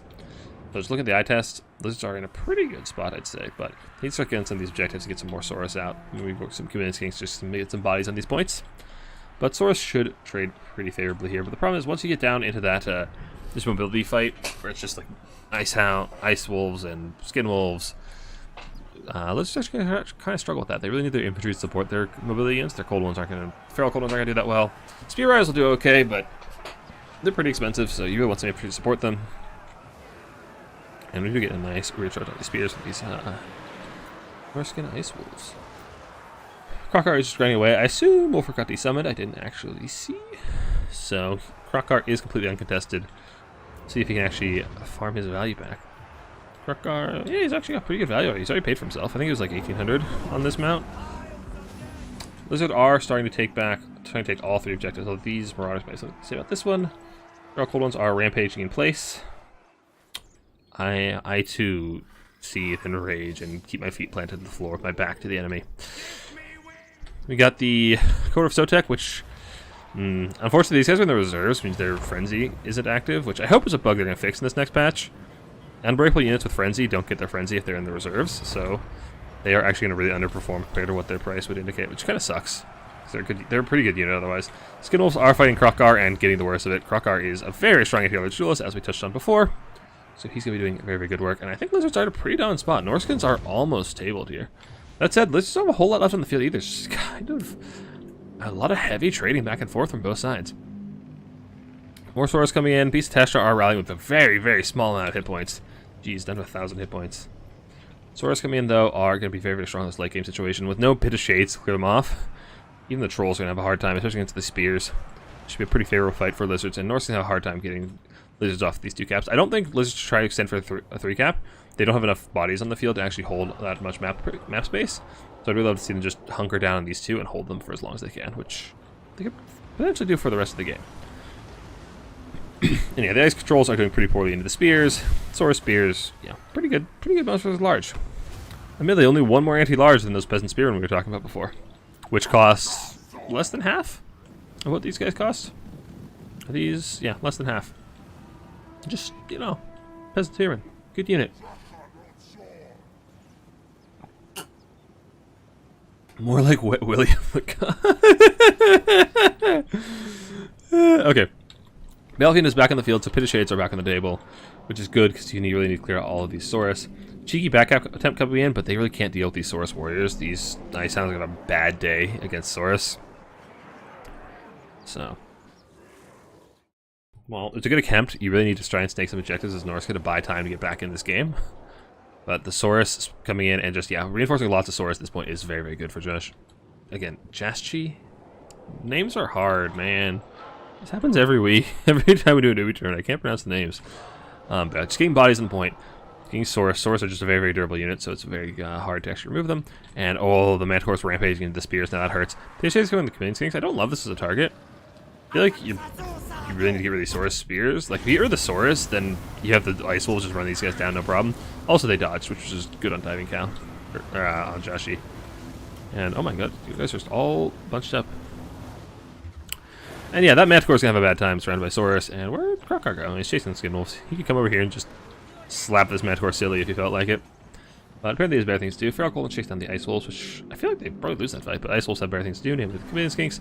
The rear charge coming in immediately, though, will make their jobs a lot harder, as well as more Chameleon Skink support coming in. And Josh's definitely showing he knows his lizards, man. Doing a pretty good job. Get the Popes in dark mode? No, we cannot. Krokar is just full sending it at the Skin Wolves. He's got his he's got Cold-Blooded popped. It's already gotten a lot of value, and he's just tearing apart these Skin Wolves one by one. He's being careful he doesn't get surrounded. He is armored, and they aren't armor piercing, but they'll still do pretty good damage if they can just hold him in place and pin him. But I don't know. I love that effect on the Skin Wolves. They just, like, I don't know. It's like a shockwave when they swing. It's pretty cool. Trolls as well. Yeah, Krokar needs to get out of here. Slip back over to his spears. If he can lure all these monster opportunity with those spears, that'd be a pretty big win. Yeah, let's still have a pretty tight stronghold on the center. Their hold on the top is going a little bit worse. Mara Champion's coming back in now, and I suspect there's not a lot of WOM left for the Lizards. It may not be enough for Comet. And without a Comet, you're going to have a hard time getting rid of these Mara Champions. If they can hold this objective, just sit on it and hold it, this is going to have a real tough time. Maybe you need to get that Arc of Sotek back out here to actually deal with these guys? I'm not sure. But you need something to deal with those champs. They're just so hard to deal with in melee. But if you can just maybe, just bog them down in skinks and hold them for a while. But the tickets are close enough that whoever's holding a 2-cap for the foreseeable future is going to be in a pretty good spot to win the game. And Norska's actually starting to scrap back.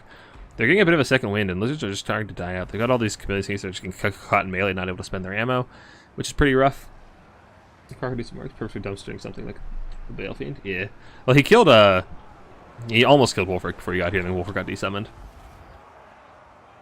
These champs are going to be taking this objective. Beast of Tash are coming back in. First, I really love to see just more champs. Like, without the Comet, just parking champs on these objectives is so hard for Lizards to deal with. Like, you'd have no ancient, like no salamander shooting to actually shoot through their armor, no Comet to deal with them. Like, champs are just going to be an unholy terror in this late game. And actually, oh, this is so cheeky. He's just got multiple skinks running in multiple different directions, so these guys actually can't cap the objective. That's so good for Joshi. It's a good way to deal with this actual heavy late game threat. Just to make sure you're not getting caught. Turn around and shoot these guys with whatever one's not in melee. and just swarm them with bodies and overwhelm them. And that's exactly how you gotta deal with these guys. I mean, Curse of the Midnight Wind coming in to try and debuff them. If there's a comment available, like, I feel like you want your wand for the comment. Maybe it just doesn't have enough. Manticore's gonna come and try to snipe the Skink Priest, which is good. Don't let him desummon and get refund, because I suspect he's out of wand by this point, right? 13 minutes in the game, I imagine you don't have a whole lot of wand left. Jabs are you guys even on the point? Can't tell. Lizards are trying to do their best, trying to get on this point. They should do well into these Ice Wolves, but these champs are a real tough customer. Saurus Warriors on both sides of them should be able to wear them down, but again, their melee defense is just so high, as well as their rage and their leadership. It's going to be hard to remove them. In the center, the trolls are starting to get control of the center. Just the ability to just keep regenerating and coming back means that they've been able to just wear down the defenders at the center point, and a lot of the Saurus have been forced to rotate after to deal with this champ. And Norska is getting a pretty hefty second win. Lizards were looking pretty good for a while, but now Norska is coming back with a vengeance. These champs are getting just ground down, though, which is very, very good. They'll be able to hold that objective, but the center is contested by Norska pretty heavily. Pterodon's doing Pterodon things, I guess. I don't know, but kind of underwhelmed with Pterodon shooting. I really bring them for the rock drops. And actually, the rock drop is probably one of your best answers to champs at this point. Which are these champs? So yeah, I'd love to see them coming on these guys.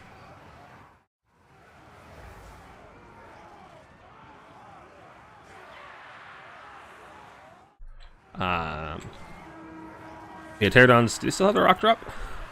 Oh no, they used it. Okay. So just sit around and shoot, not a bad idea. Honestly, you can come and get in melee with the horse cav and do the horse cav. Throwing axe cav and do pretty well. Krokgar could probably be desummoned at this point. He's kind of done his job. He's killed a lot of the monster infantry, but I think you just need more Saurus on the field at this point. There's going to be a lot of Norska infantry coming back around. Marauders. You just need those buys at the point. Skink jabs, Saurus, you need something to actually contest the objective. Pterodons are nice, but you need things on the ground to actually contest, and losing that objective really, really hurts, as they don't have to 3-cap just yet.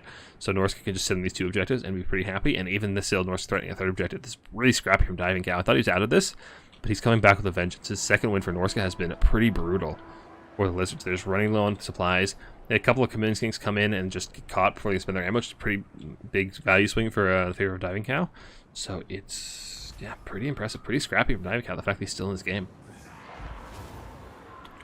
Looks like Saurus, yeah, have secured the high ground objective for the time being. They back-capped objective number 3 with these Ice Wolves. Now the fight is really over objective number 2, and if these Marauders, and I don't know, any champs? Okay, there's 1 champ. There's 3 whole units of Marauders again this objective, though, which is pretty hard to remove, but the question is, can the Lizards actually hold the objective while fighting them? You don't need to remove them if you can outcap them, but they're not there in time. I think oh no, the cap doesn't quite flip. Can the Lizards take it? Can they take it? Champs are on, but it doesn't matter. The Lizards have too much cap weight. The Lizards are going to take back the center objective for a while at least. Some of you are too angry to die right now. Lizards take the cap, and Norska's on a very tight timer to actually take that back. Norska have got to get on that very, very quickly. They are starting to overwhelm them, though. But these Saurus will take these Marauders to pound down. They no match for champs, but they will destroy regular Marauders very, very quickly. They're high weapon strength. Means they'll chew through these guys so fast on this center objective here. Just look at the pile of gore that these Saurus are making out of those Marauders. Oh yeah, love to see it. Back on the high ground. Is that a champ? If that's a champ, he's going to take it. Okay, Saurus Warrior versus 3-5 champs. I'm not sure who's going to win that. Looks like the champs are in a lot of trouble, though. But their leadership is holding. That could go either way, but I don't think it's going to resolve in time to matter. Norska has a huge mobility core that needs to get in here, but there's so many Lizards on the field. I don't think they can get that objective time for Norska. They need some kind of magic. Where's the... they had the Balefiend resummoned. I don't know what happened to him. Krokgar seems to be desummoned as well. Arc of Sotek is coming back on. Actually, the Arc of Sotek, the ability is relevant. The Terror Route is going to be what matters. He gets in here, this Marauder's gone. This one's going to follow pretty soon. The Terror Routes can actually be really, really clutch. The high ground, that champ is winning out the fight with this Ice Wolf support. But at this point, do they have to 3-cap? Math is hard. Yeah, they have to 3-cap. Norskins have to 3-cap. I don't think they can do it. But actually, maybe they can. They're winning the fight in the center. They're winning the fight on the top. Norskins might be able to pull out a 3-cap here. This Terror Route. And these guys tear out. The axe is coming in as well. But the Saurus... Norska's getting really, really close. I don't know who's got this. The Lizards are holding on to the higher objective just for the moment. Skink Jab's coming in. There's not a lot here to kill them, though. There's a very, very weak Marauder champ and some Ice Wolves that aren't going to do that much against the Skinks, I don't think. The Arc of Sotek is going to do enough in the center, I hope. Come on. That's so little damage, dude. It's so underwhelming. But the Terror Routes and just the raw damage output of the Bastillon itself is going to do good work. Lizards are holding on to those 2 objectives with tooth and nail, just fighting those last few points they need. They only need about 50 more points to win. It's about 20-25 seconds to go. Norska's got these points, they gotta get them fast, and the problem is points take too long to flip. And even if they get on them, there's so many Norskan units up here, they're just not quite on the point.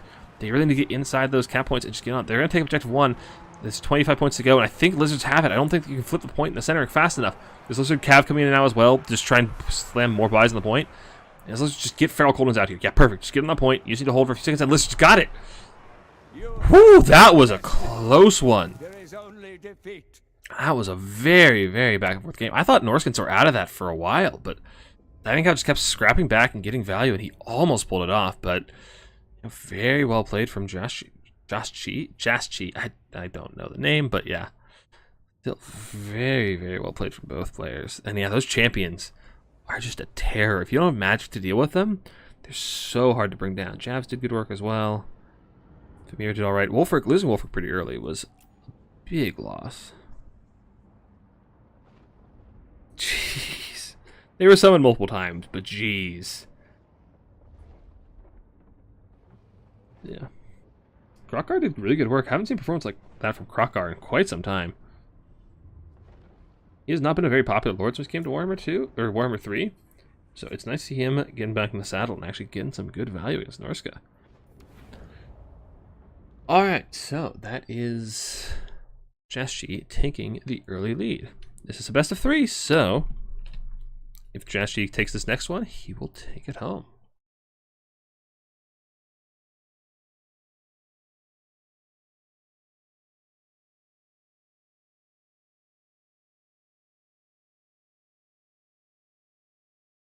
Champions suddenly fully charge Rage and Nasty. And I forgot about that, yeah. They charge up the Rage mechanic on the first life, and then they come in with... What all did they get from Rage? It's... What? 10% Fizz Resist, 8 Leadership, 5 Melee Attack. Yeah, from the get-go on an already strong unit is nuts. Yeah, Champs are just such a strong unit. They're one of the things that are making Norska such a... Like, such a dominant... One of the things that make the Norska the dominant faction that they are. They're not top tier, but they're pretty damn strong, and Champs are a large reason why. Skink Cohort spam cap points, great close out game? Yeah, it is. Especially Skink Javs are even better, I think. Because they do a large amount of upfront damage, and then they're just cheap bodies on the point after that.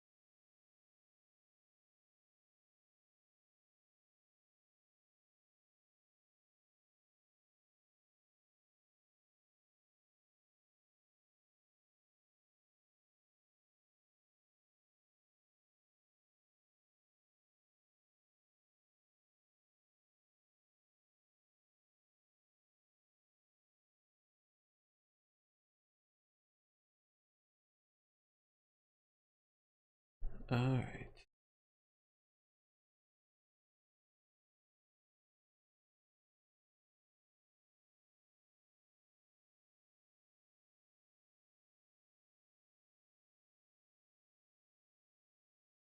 Oh, players tend to pick some bands again, so I'll just have to wait here. Our next...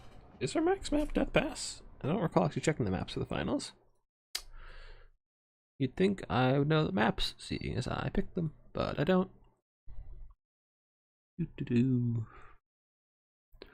Okay, maps are... It's a Death Pass Black Ark. Okay, this is the correct map. Players know what they're doing, unlike me.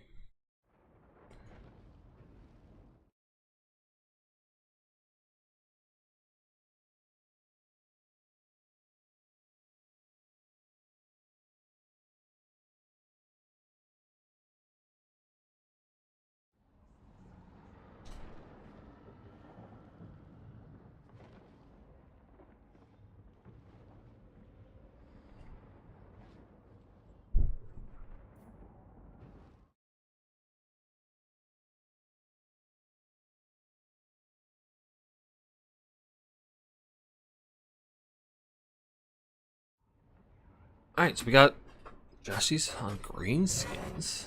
Okay. What's Diving Cow gonna bring out?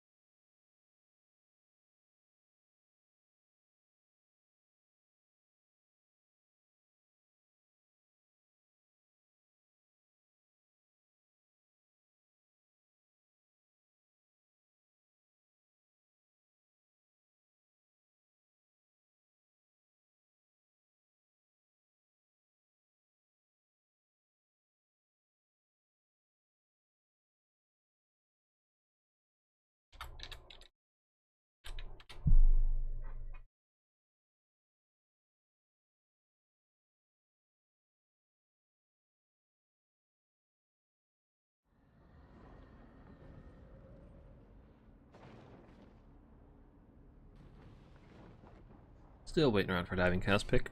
He's still sending Norska, which is what he just played, so I suspect he's playing something else, otherwise I don't know how I proceed from here.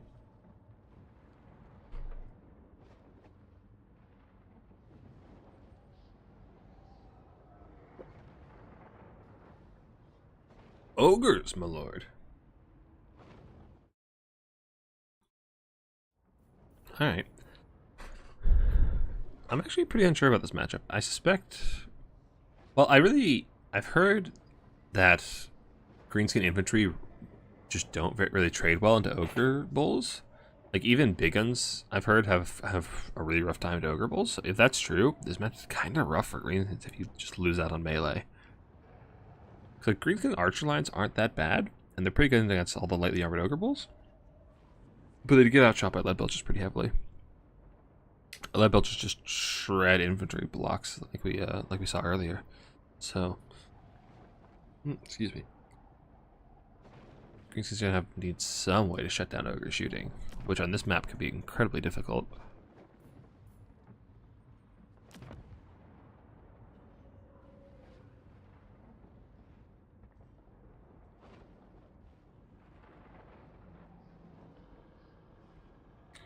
That said, Greenskins have a lot of nice, fairly cheap armor-piercing mobility, which can do a really good job of just swarming ogre backlines, and ogres have a lot of mobility of their own to answer it. They just have to do it with ogre bulls. The Greenskins can really swarm effectively. I'm just not entirely sure where your killing power comes from as Greenskins in this matchup if your infantry really struggles. Trolls are alright. Ogres actually surprisingly really struggle to kill monster infantry, which is really ironic. So trolls are alright, but they're pretty pricey, so you can't bring that many of them.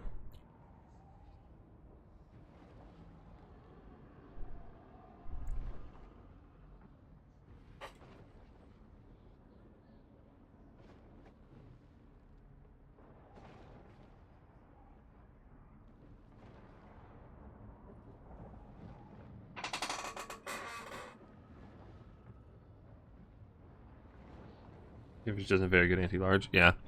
Well, big guns aren't that bad anti-large. Like Savage Rook big guns have only 8. Yeah, that's not great.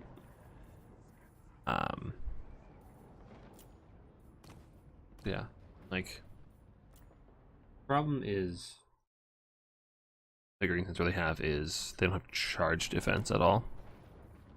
So the ogre charges are actually pretty brutal. Yeah, only 8 bones is large and then no charge defense. Savage Rook's actually not bad here because Fizz resist and just heavy weapon strength isn't bad.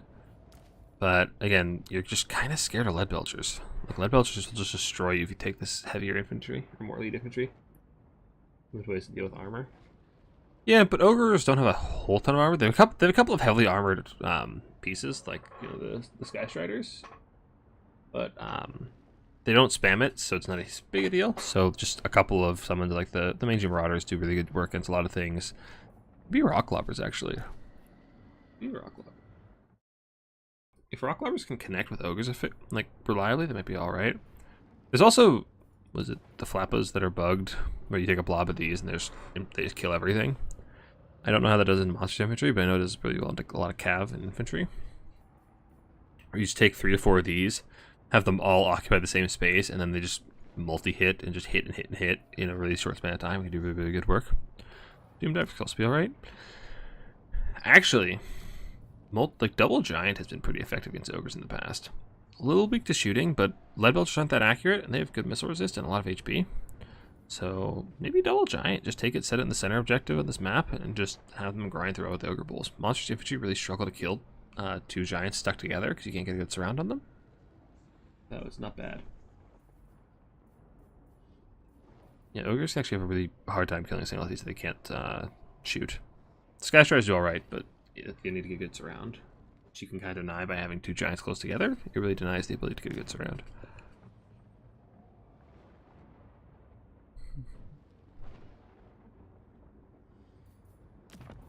So, really curious to see what this Greenskin build is going to turn out to be. Diving Cow is ready with his Ogre build, and I must say I respect the banner choice. This is objectively the best Ogre banner and the correct choice in all situations, and I will hear no arguments.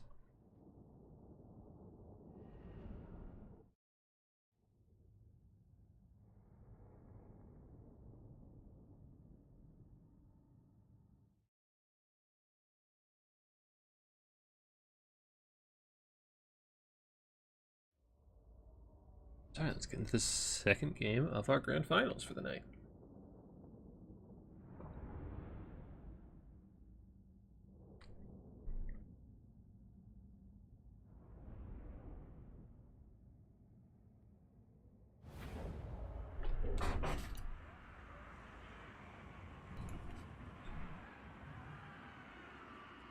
Alright, so we got Diving Cow on the Ogres and Jashi on the Greenskins.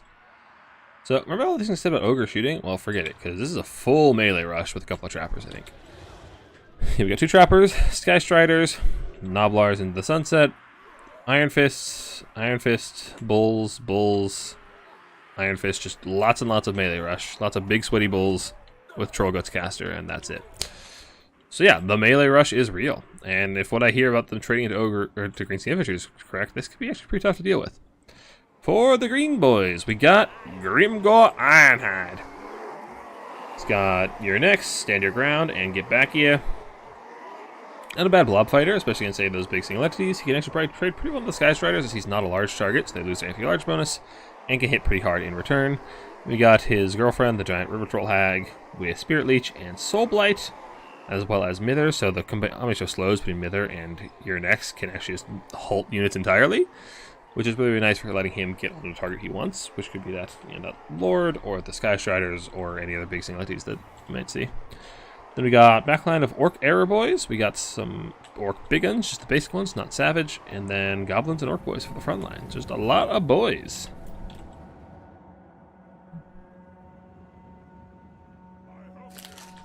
So I suspect the Greenskins are going to set up a concave here where they just, get their archers in a situation like this, and you have a melee line in front of it, and it's very, very hard to actually get on those archers past the melee line through such a narrow choke, so they can just fire and fire and fire and fire till Kingdom Come.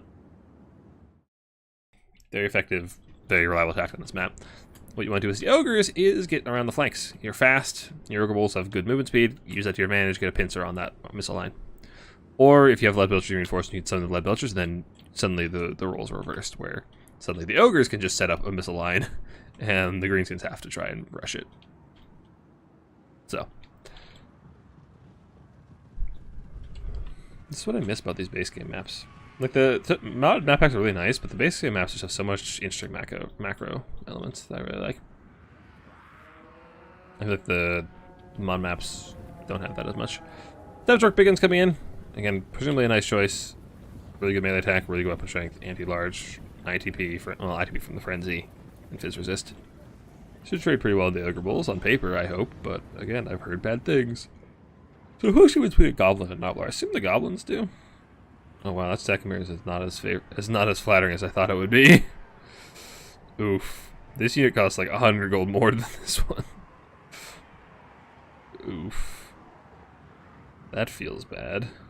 The guns are a little bit better, but that's a 100 gold difference. Jeez.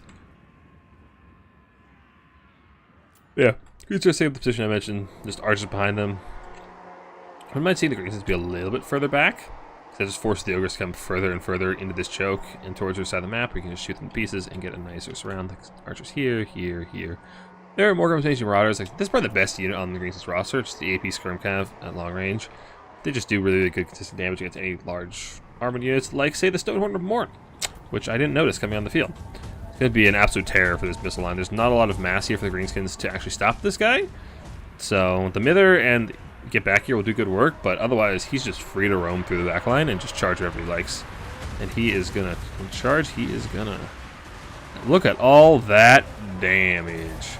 This is Soul Blight going down. Lower your stats as much as possible. Do you have the Mither to get back here? There's the Mither.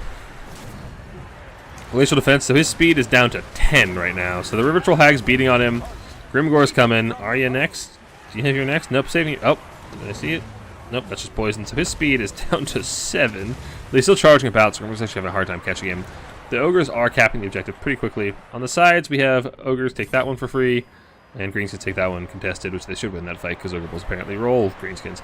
Jeez, the Stonehorn of Morning needs to get focus fired, and is Grimgore doing this work, or is it the archers? It is the archers doing loads of work against this big old blue Stonehorn. Yep, just taking loads and loads of fire. Just look at the volleys of arrow going in. And that Stonehorn is running away. Just gonna back off. I assume get a Troll Gust. Troll Gust won't be far for him. Yeah, what's coming up? He'll be healed up to full again. Spearless come down on the Sky Striders, which isn't a bad choice. Need some way to kill them, and that can be hard to come by sometimes, so I don't hate it.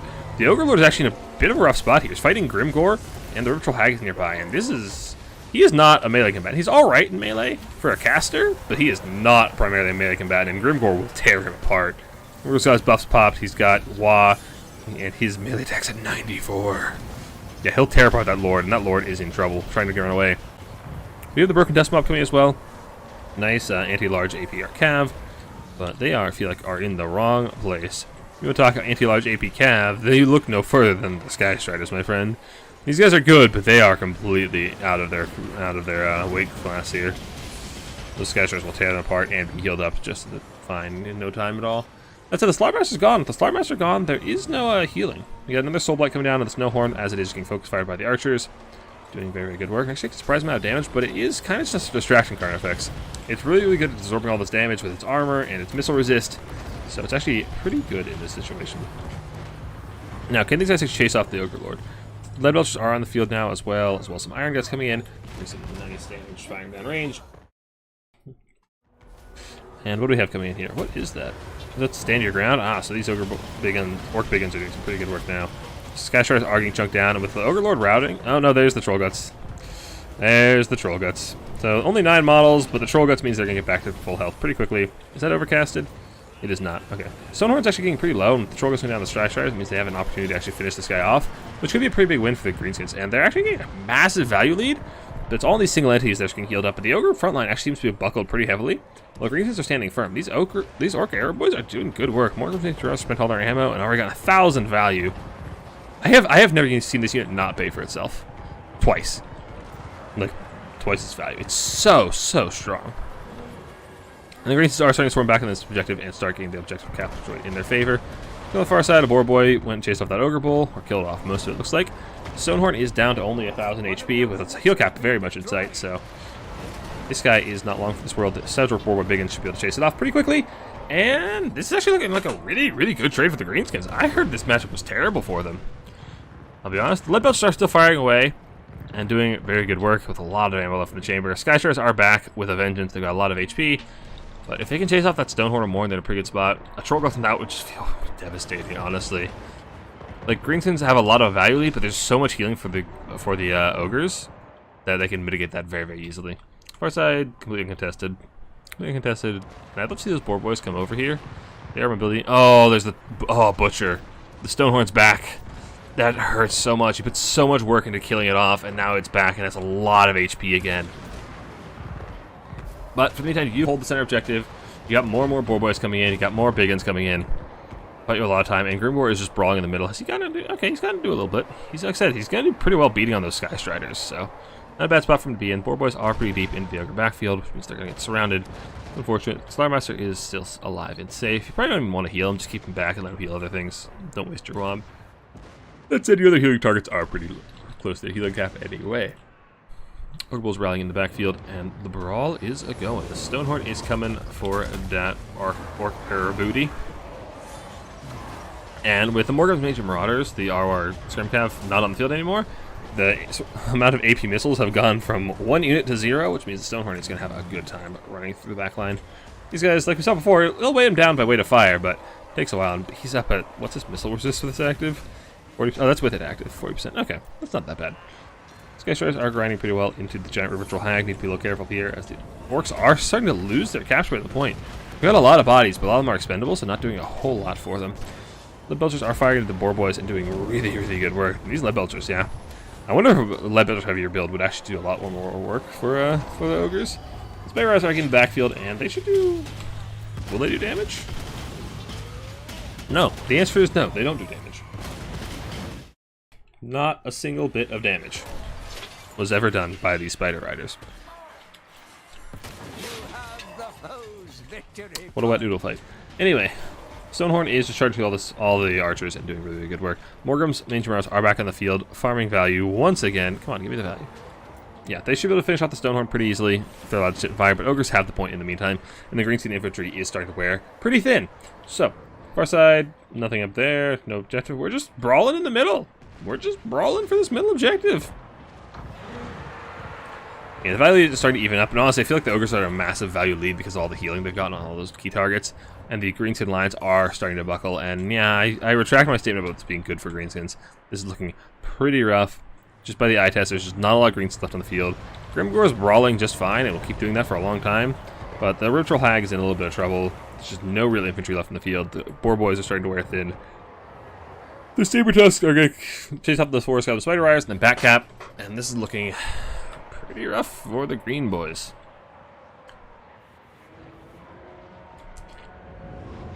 What do we got? Orc Big Guns coming in. They'll do their darndest, I'm sure. Oh, Mogur's Major Marauders got caught. That's so rough. They got half their ammo left. That's so much value left that they could have had. They could have killed this guy off. That really hurts, yeah. I feel like if they just, if they'd be able to just chase off the Stonehorn when it was over here, get it off the map, it'd been such a much better spot. But without killing the Stonehorn, just the Trollguts healing has been so impactful here. And it's such a frustrating part of playing as the Ogres when you put so much effort in taking down like this big old Stonehorn or the Sky Striders, and then they just get a Trollguts or a Butcher and they're back at it once again, completely unhindered. It's like you put so much work in and then it's just erased on the push of a button. It feels so bad. These big boys, they're coming. They're ready to fight, but just the Ogre Bull's charging in, doing a really good chunk of damage for a low health, low cost Ogre Bull. It costs less than this unit of big guns. Win that fight though, but there's just not a lot of bodies left for the Greenskins. They are starting to run very, very thin, and their leadership is starting to betray them. The Boar Boys are routing, the Backcap's coming with the Trappers, and the Saber Tusks. The Ritual Hag's trying to get the Lord Snipe, but there's enough things here to protect him, right? And there's a Trollguts going down on something. Trollguts? On 7 Iron Guts. Interesting. I guess you don't really have a better target at the moment. It's probably the most expensive thing, so I don't hate it.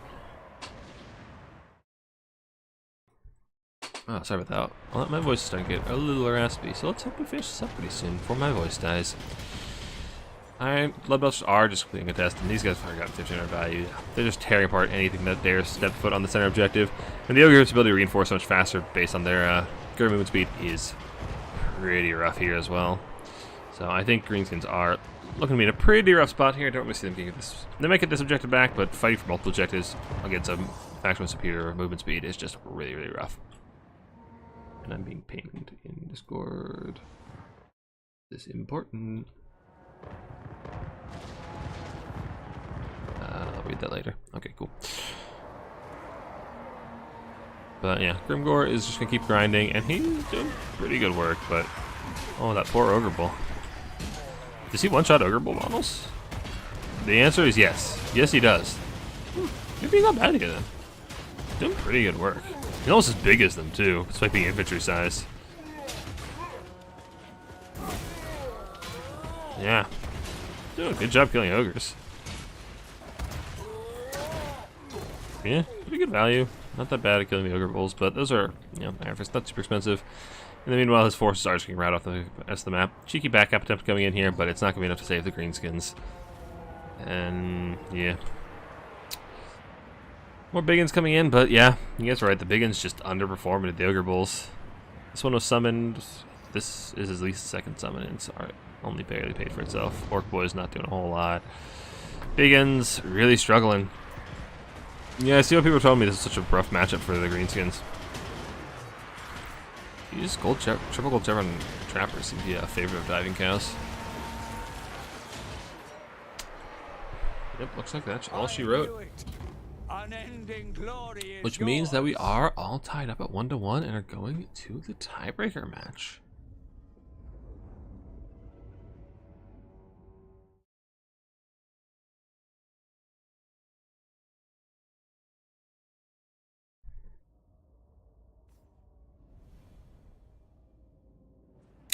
Yeah, I'm starting to see what people were telling me about this matchup being rough for Greenskins. When your infantry just doesn't trade very well into Ogre Bulls.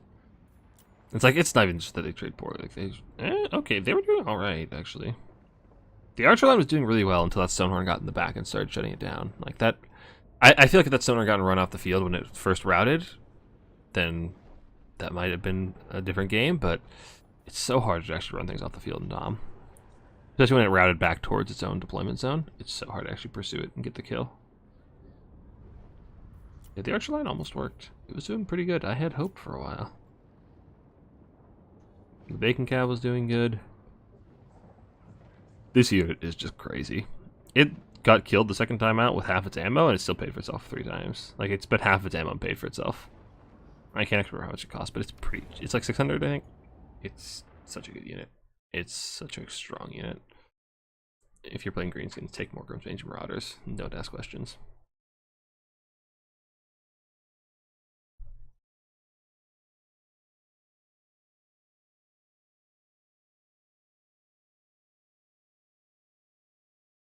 Alright. Stand your ground, Greenskin chat here. Was that from Greenskins? They're doing it, but they can't really stop the ogres from doing what they want, feels like. Yeah. Yeah, because I feel like a lead belcher build would also be just equally hard to deal with as Greenskins.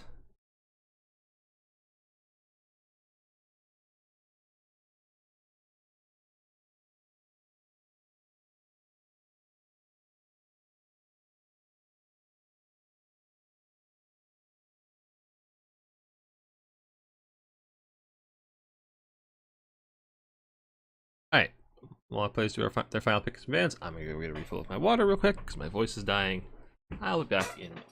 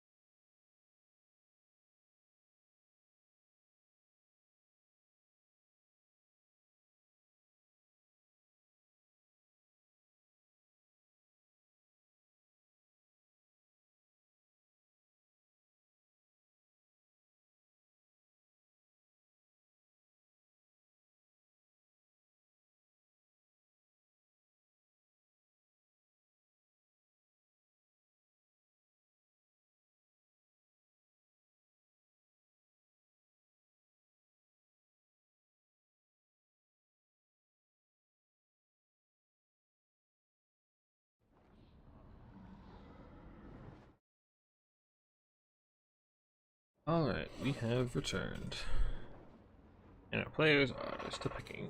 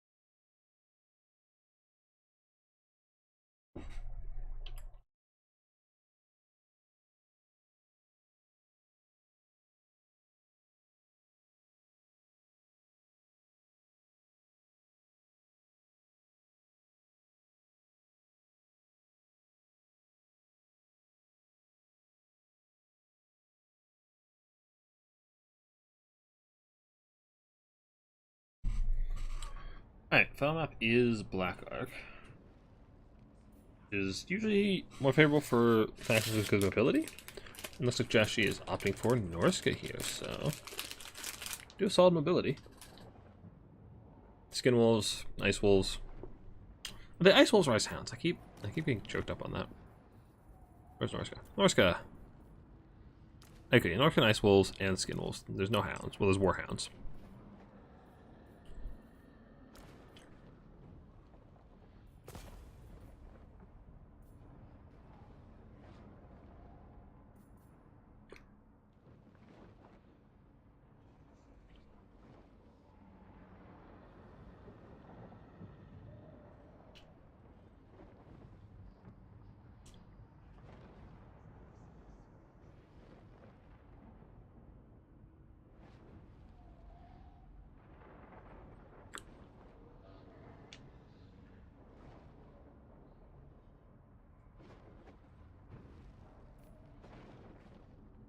We're getting the other side of Norska lizards. Interesting. I'm gonna see if Jashi can have better luck with Norska than Diving Cow did. Okay. I can respect it. Salty run back.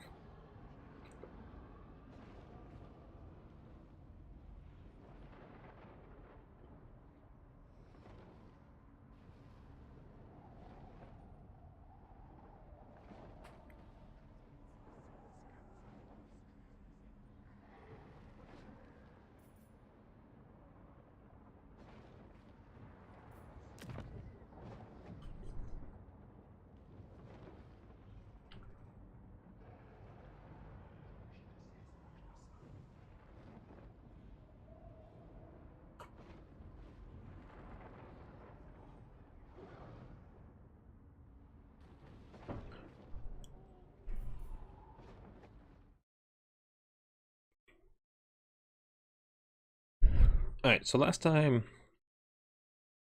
Norska brought champions backed by Javs with a lot of wolf support.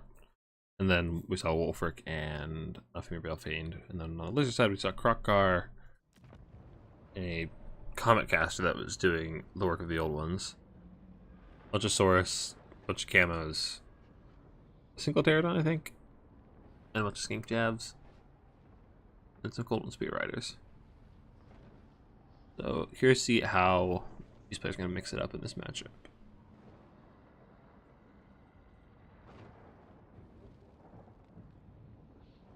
And see if the map plays any difference, because this is a map that, like I said, favors mobility pretty heavily. Because it's so big.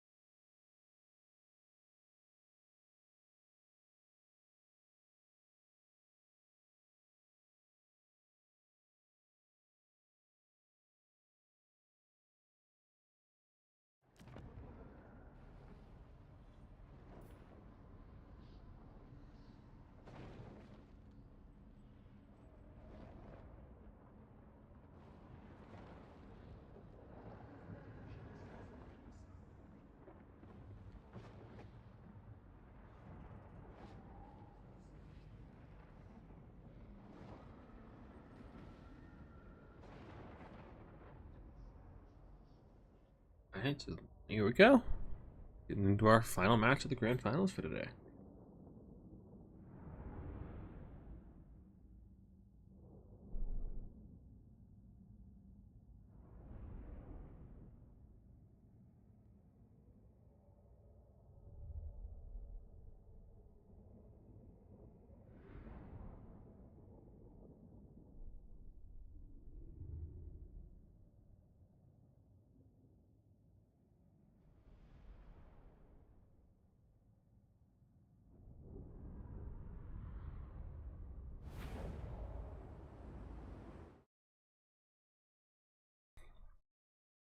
Alright.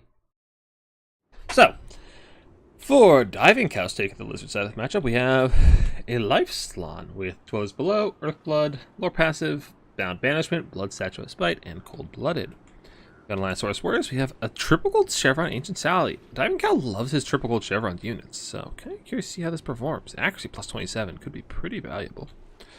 Saurus Warrior line, Skink Javs, Saurus Warrior, Skink Javs, and a couple of Camo Skinks, so nothing too out of the ordinary. I do like the Salamander as an answer to champions. I think I mentioned that last time. They're really good at killing infantry, so playing that like full kitey style is really effective with them. And for Norska, we have Marauder Champs, Champs, Wolfric with Fight or Die, Hunter Champs, Seafang on Horse. We made Rail Fiend of Pit of Shades and Withering. Interesting. You can see that cast on dinos to reduce their armor. You shoot them with these jabs. Marauder Champ, great weapons, which I'm not so sure about. I'll get back to that in a second. Marauders and Marauders. Okay, so the reason I don't like Marauder Champ, great weapons. Oh, this is perfect. He sees the kite and immediately runs away. He sees the Salamander and immediately just runs backward. That's perfect. Wolfric can go cap the point. He's not very scared of the Ancient Sally. So just sit back here until your opponent gives you something to fight. The reason I don't like these guys is because they lose 21 MD just to get AP. They lose 21 and a bit of charge bonus.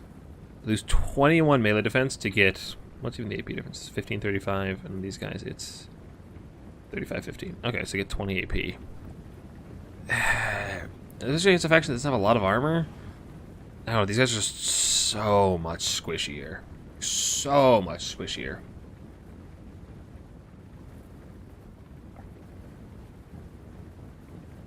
That's on top of losing the shields that Greenskins will abuse you for not having. So, I don't know, I'm not a huge fan of this. I can definitely see the appeal of wanting to bring a 4th or a 5th Marauder champion, but I just don't feel like those guys perform nearly as well. Wolfric's actually a pretty good screen for this Ancient Sally. If Sally walks up here to try to get shots, Wolfric walks up here and just takes swings at Sally. So Sally needs to be pretty quick.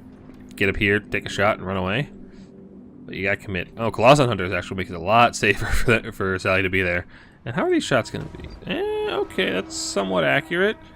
Low ground, double source, Tzeentch. Okay, they're just going straight up for the high ground. The fight is gonna be on the high ground. Interesting. Not a bad call at all. Alright, Sally, let's see how these chevrons are treating you.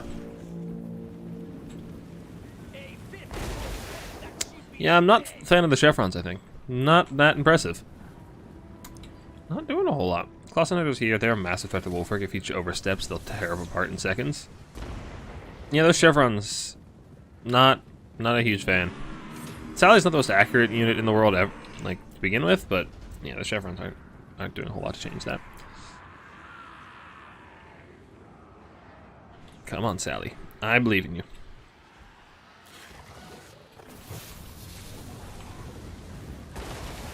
There we go. There's some damage.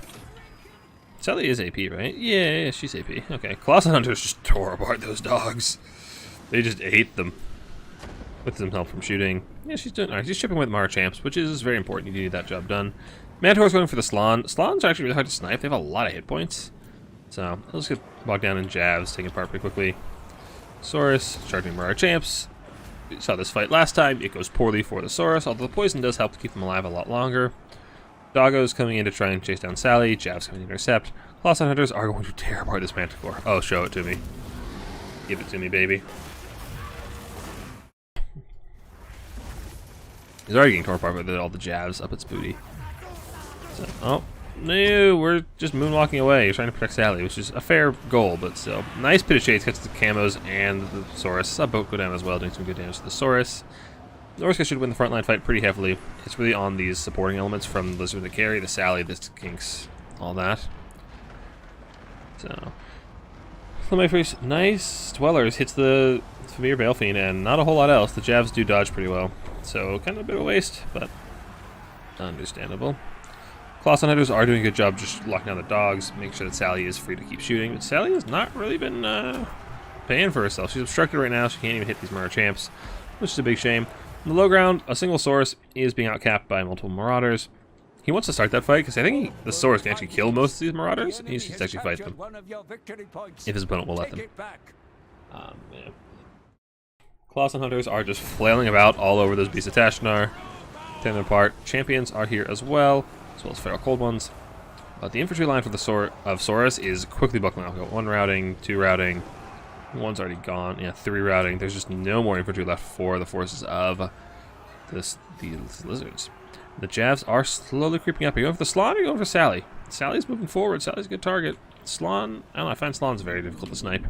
Although they're not heavily armored, so this jabs actually tear them apart. What do you have that's lower? Ooh, Hunter of Champions. You're slowed. Oh, these jabs. But these jabs aren't going to be allowed to fire. Very good peeling from Diving Cows, getting these sweeper units over here. The Cold One Spear Riders in here, getting the Skink jabs, make sure those guys aren't allowed to fire. Pierce Shades come in, and they're going to catch the Skinks. Yeah, they'll catch the Skinks, not the Cav. That's not a huge amount of value. Sally's over here. Wolfric is on the Slann. The Manticore's coming as well. Those Spear Riders need to get over here and actually peel them out. Maybe the Clawson Hunters, yeah. You got to peel these guys off. You got the Clawson Hunters here, the Spear Riders. Oh, that Slann is in trouble. He's got a little bit of healing. The Earthblood, nice shot from Sally. Actually, surprisingly good damage against him, but Slann is slowly move his motor scooter away. Get some anti-large units over here to come peel for him. Like, where are the Clawson Hunters going? Come on, come back, protect your Slann. Okay, Wolfric peels off. He's got better things to do. And the Manticore routes from his jab fire. The Slann's starting to get pretty low. We got a nice... Where's that boat? I hear a boat. Oh, there goes the boat. Some good work. And yeah, the front line of the lizards are just crumbling very, very quickly. The Norska are still playing pretty strong. Reapers down here at the low ground are going to ensure that the lizards can hold this objective with just the one Saurus. Beast Attachment will do some good damage to them. I believe they will ultimately lose. So the Saurus are fine to hold that objective, but Norska are starting to take this high ground objective. All the while they are still holding that low ground objective. And also the Beast Attachment will just come here and sit on the edge. It wouldn't be that bad to just hold that objective as long as possible. Because I don't think anything here is killing those Saurus. They'll do alright with the Rippers, but that's about it. And these champs are still going strong.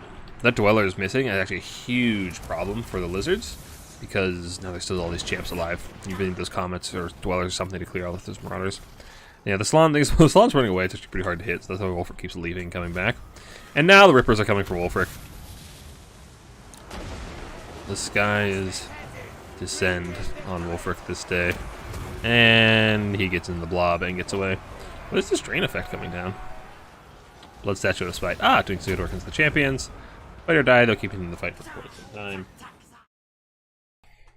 And more Rippers. We got all 3 Rippers on the field. They are actually a pretty good answer to these champions, but they're not actually capable of holding these objectives. They need some kind of infantry on the field to actually take these objectives once the champions are dead, which is pretty hard to do when you're paying 1,100 gold for a lot of Rippers.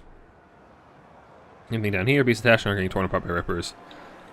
And they'll die pretty quick, but they're holding the objective in the meantime. And anything else? No. But Norska has a triple cap for the time being, and they're starting to rack up points very, very quickly, so Lizards really need to get on the objective. But they're spending a lot of money on Rippers to win the fight, but it's costing them a lot of time. Meanwhile, Norska is still holding all 3 objectives, which is a really rough situation to be in. You really want to get one of these objectives at least. That way you don't go so far down in points while you're value trading. Sally's used almost all of her ammo. I think she'll be able to be desummoned pretty soon, but I don't know, there's still a lot of yeah, no, the champs are starting to actually wear down pretty heavily. The Rippers are doing their job, but you gotta get some Saurus out here now, or some Spear Riders, something to get on the ground and actually fight this out. Yeah, Rippers actually doing pretty good work, it looks like. We got Dwellers or a Pit? No, it's a Banishment. Neither of those. I was wrong on both counts. There's my College. Slann is in trouble here, though. Wolfric's on top of it. Rippers and Clawson Hunters are trying to peel him off, though. Earthblood coming down, keep him alive. Hunter Champions is down on the Slann, which means it has 0 melee defense, although that has just worn off. We're trying desperately to chase it down, but yeah, it's not really connecting very well. Boat coming down on those Camo Skinks, which does quite well as they have very, very small HP pool. Lizards are finally recapping the low ground objective, but they're very far behind objective tickets at this point. The Slann is in a lot of trouble. He needs to try and desummon, but he probably still has a lot of WOM, unfortunately. At least another Dwellers. The Spear Riders and the Clawson. Oh, this is going to be a real bad sandwich for Wolfric. Wolfric might not be able to get out of this. If they can kill Wolfric, that's a huge swing play in the favor of the Lizards. Yeah, Wolfric's in trouble. Can we pop Toad Rage? Do we have Toad Rage? Toad... Oh, that's a Bracing Ripper. That's not Colossal Hunters, but they're coming over.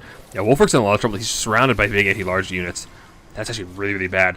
Bottom point flips in the favor of Lizards, and that could be huge. The Slan lives and Wolfric dies. It's actually huge. Although the Slan might not live, there's dogs coming in. Most more hounds. They're just all piling in, trying to save Wolfric or kill him, respectively.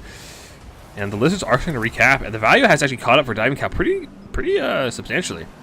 As well as the healing from the Slan has actually been probably swinging a little bit more in the Lizards' favor. We have Toad Rage. Pop the Toad Rage. Sally is out of ammo, and I'd love to see Sally just BD summon. Perfect. Get some money back in the bank, and that's, 500 gold value. Just get some Saurus out here, some Saurus Spear, something like that. The Slan is in trouble. The Slan is wavering. Skin Wolves are coming in to try and finish it off. Can they get him? There's dogs getting in the way of the mobility scooter, getting in the treads.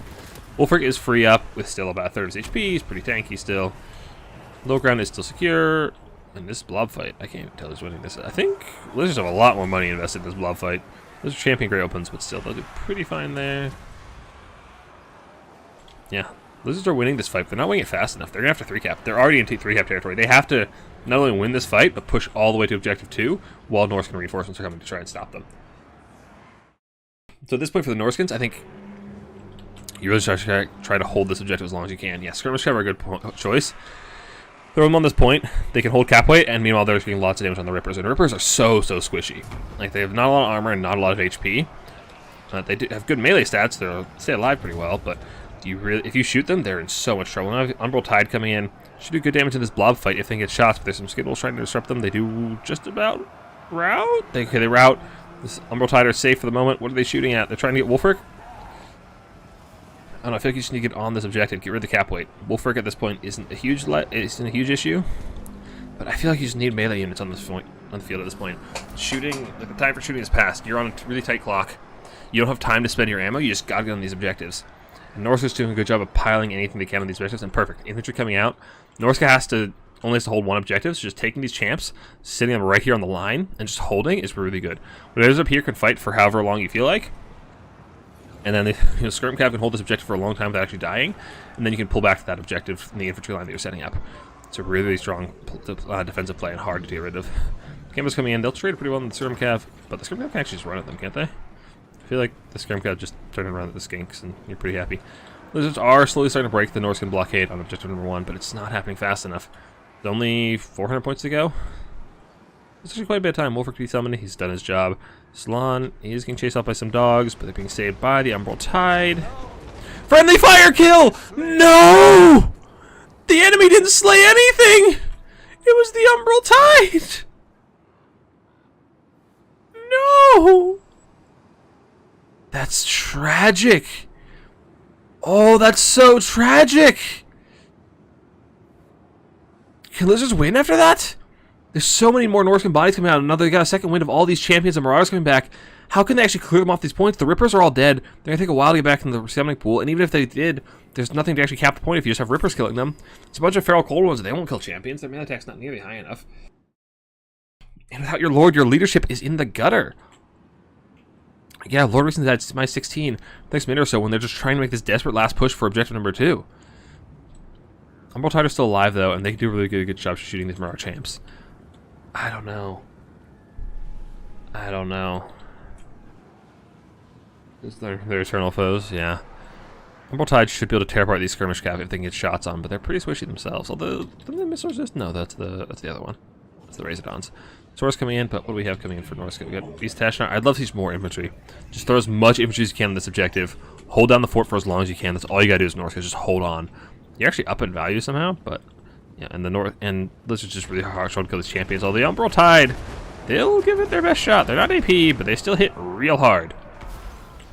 And these Cold One Spear Riders are just completely useless against infantry. Their melee stats are 36 isn't bad, but they rely pretty heavily on their bows versus large for dueling purposes. In sustained combat against infantry, they're pretty useless. They can actually get in the Skirm Cav pretty well, though, and the Skirm Cav need to just stay alive. They just need to stay alive and be cap weight and run around in circles. 250 points to go. That's 250 seconds to go. So if Norse can just hold on, and it looks like they can. Lizard infantry and reinforcements so far away. Rippers coming in, though, and with enough Lizards on the field, but they're losing their Saurus. You cannot let your Saurus die. If your Saurus die at this point, you're in such trouble because you need something to hold this point. Actually, really, really close. Icehound's coming in, and I feel like you just need more Marauders. If those last 2 summons had been another champion, you'd be in such a good spot. But these mobility summons, they can do all right. If they can actually clean up some of these Feral Cold ones, they clean up some of the shooting elements, and put pressure on the Lizardmen value trading tools, but they don't actually do the job of holding the objective very, very well. You gotta actually trade pretty heavily. I don't know, I feel like I'd be a fan of just throwing bodies on the point and trying to outlast rather than actually trying to keep scrapping with mobility tools. There's just nothing to shut down these Rippers. These Scrum Cav are just about out of ammo. These Rippers are going to have their way with whatever they feel like landing on. And the Emerald Tide as well. Just getting a really nice last Samurai volley. Oh, that's good damage. They're not bad in melee either. Like, they have respectful melee stats. They'll do fine against these Scrum Cav in melee. Champions, however, are a problem. 200 seconds to go. Can the Lizards get on here? And there's just another Ripper. I feel like the second Ripper is just a mistake. If you're going to take this Ripper, just go intercept the reinforcements. Or kill the champs. Yeah, there's just not enough killing power on the field for Lizards anymore. There's just so many champs, so many bodies. The Rippers are doing good work, but even if they kill them, they can't take the point. They're flying units. They've got to keep this Saurus alive, and if Norska kills the Saurus, I think it's over. Like, this Saurus is the last hope of the Lizards, and it's getting surrounded by champs and Marauder. Oh, just double champs. It's just a champion sandwich. Throwing Axe is throwing in as well. Rippers are trying to bail it out, but its leadership is so low because that Lord loss penalty is making it so much worse. Lord dead. Yeah. I think Norska's got this. I don't think Lizards can get the forces out here on this point in time. Lizards got so many good mobile reinforcements, and Lizards' mobility tools are just kind of underwhelming. And the Ice Wolves are actually getting top of the Underworld Tide, doing very, very good work. Feral Cold Ones as well, trying to peel them off, but just not enough. I think Norska's got this. I don't think Lizards can get up here in time. Saurus rotating up from the low ground. Honestly, if you just take this Norska and Ice Wolf and take it to the low ground now, I think it's just checkmate. Like, I don't think Lizards can defend against both of those attacks. And Lizards are even starting to lose objective number 1 at this point. That's so rough. Norska's doing a good job just using the mobility tools to just draw Lizards in every which way. They have to defend all, they have to fight for all of these objectives at the same time, and they can't afford to lose anything. They're just summoning Pterodon or Rippers, which can't actually take the objectives. You need bodies on the foil, but the Lizard mobility on the ground is just pretty weak. Like, Spear Riders are, and yeah, Norska takes it. So, yeah. Very different from the last one we saw. And I think the map definitely played a pretty big factor. Not being able to reinforce Saurus as fast helped, but Joshi showing that he knows this matchup inside and out from both sides. Sally did alright. Saurus did alright. Greenskins did really well. I think they got multiple summons. What did Slan do? Yeah, I feel like the Slan missed a couple of Dwellers Below that could have been game changers. The Rippers did really well, actually. They just need more Slan. Like, I think if you're picking all the Rippers, you cut down the Cold Ones a little bit, the Cold One Riders a little bit, and bring some more, like, Skink Jabs. Like, I think Skink Jabs, I cannot conceive of a build that doesn't involve 5 Skink Jabs. It's just not in my nature. Champ's doing good work. Famir doing good work. Wolfric did well. Okay, maybe I was wrong about these guys. They did alright. Chavs got destroyed. Okay, the Grey Open Champs did pretty well. But that is Joshi taking the tournament for the day. Congratulations to Joshi, and very, very well played to both Diving Cow and Happy. What was the name? Happy-ish. Again, names are hard, but congratulations, Joshi has won our newbie tournament for the day. Thank you so much for playing, guys. Pretty good turnout this week. But that's all we got for the day. Let's catch up with chat real quick. There's big Skaven energy, yeah. This new load of friendly fire should and larger penalty for all factions except Skaven, where friendly fire is expected. Yeah, fair enough. Anyway, thank you guys all so much for watching. That's all we got for the day. I will see you folks next time.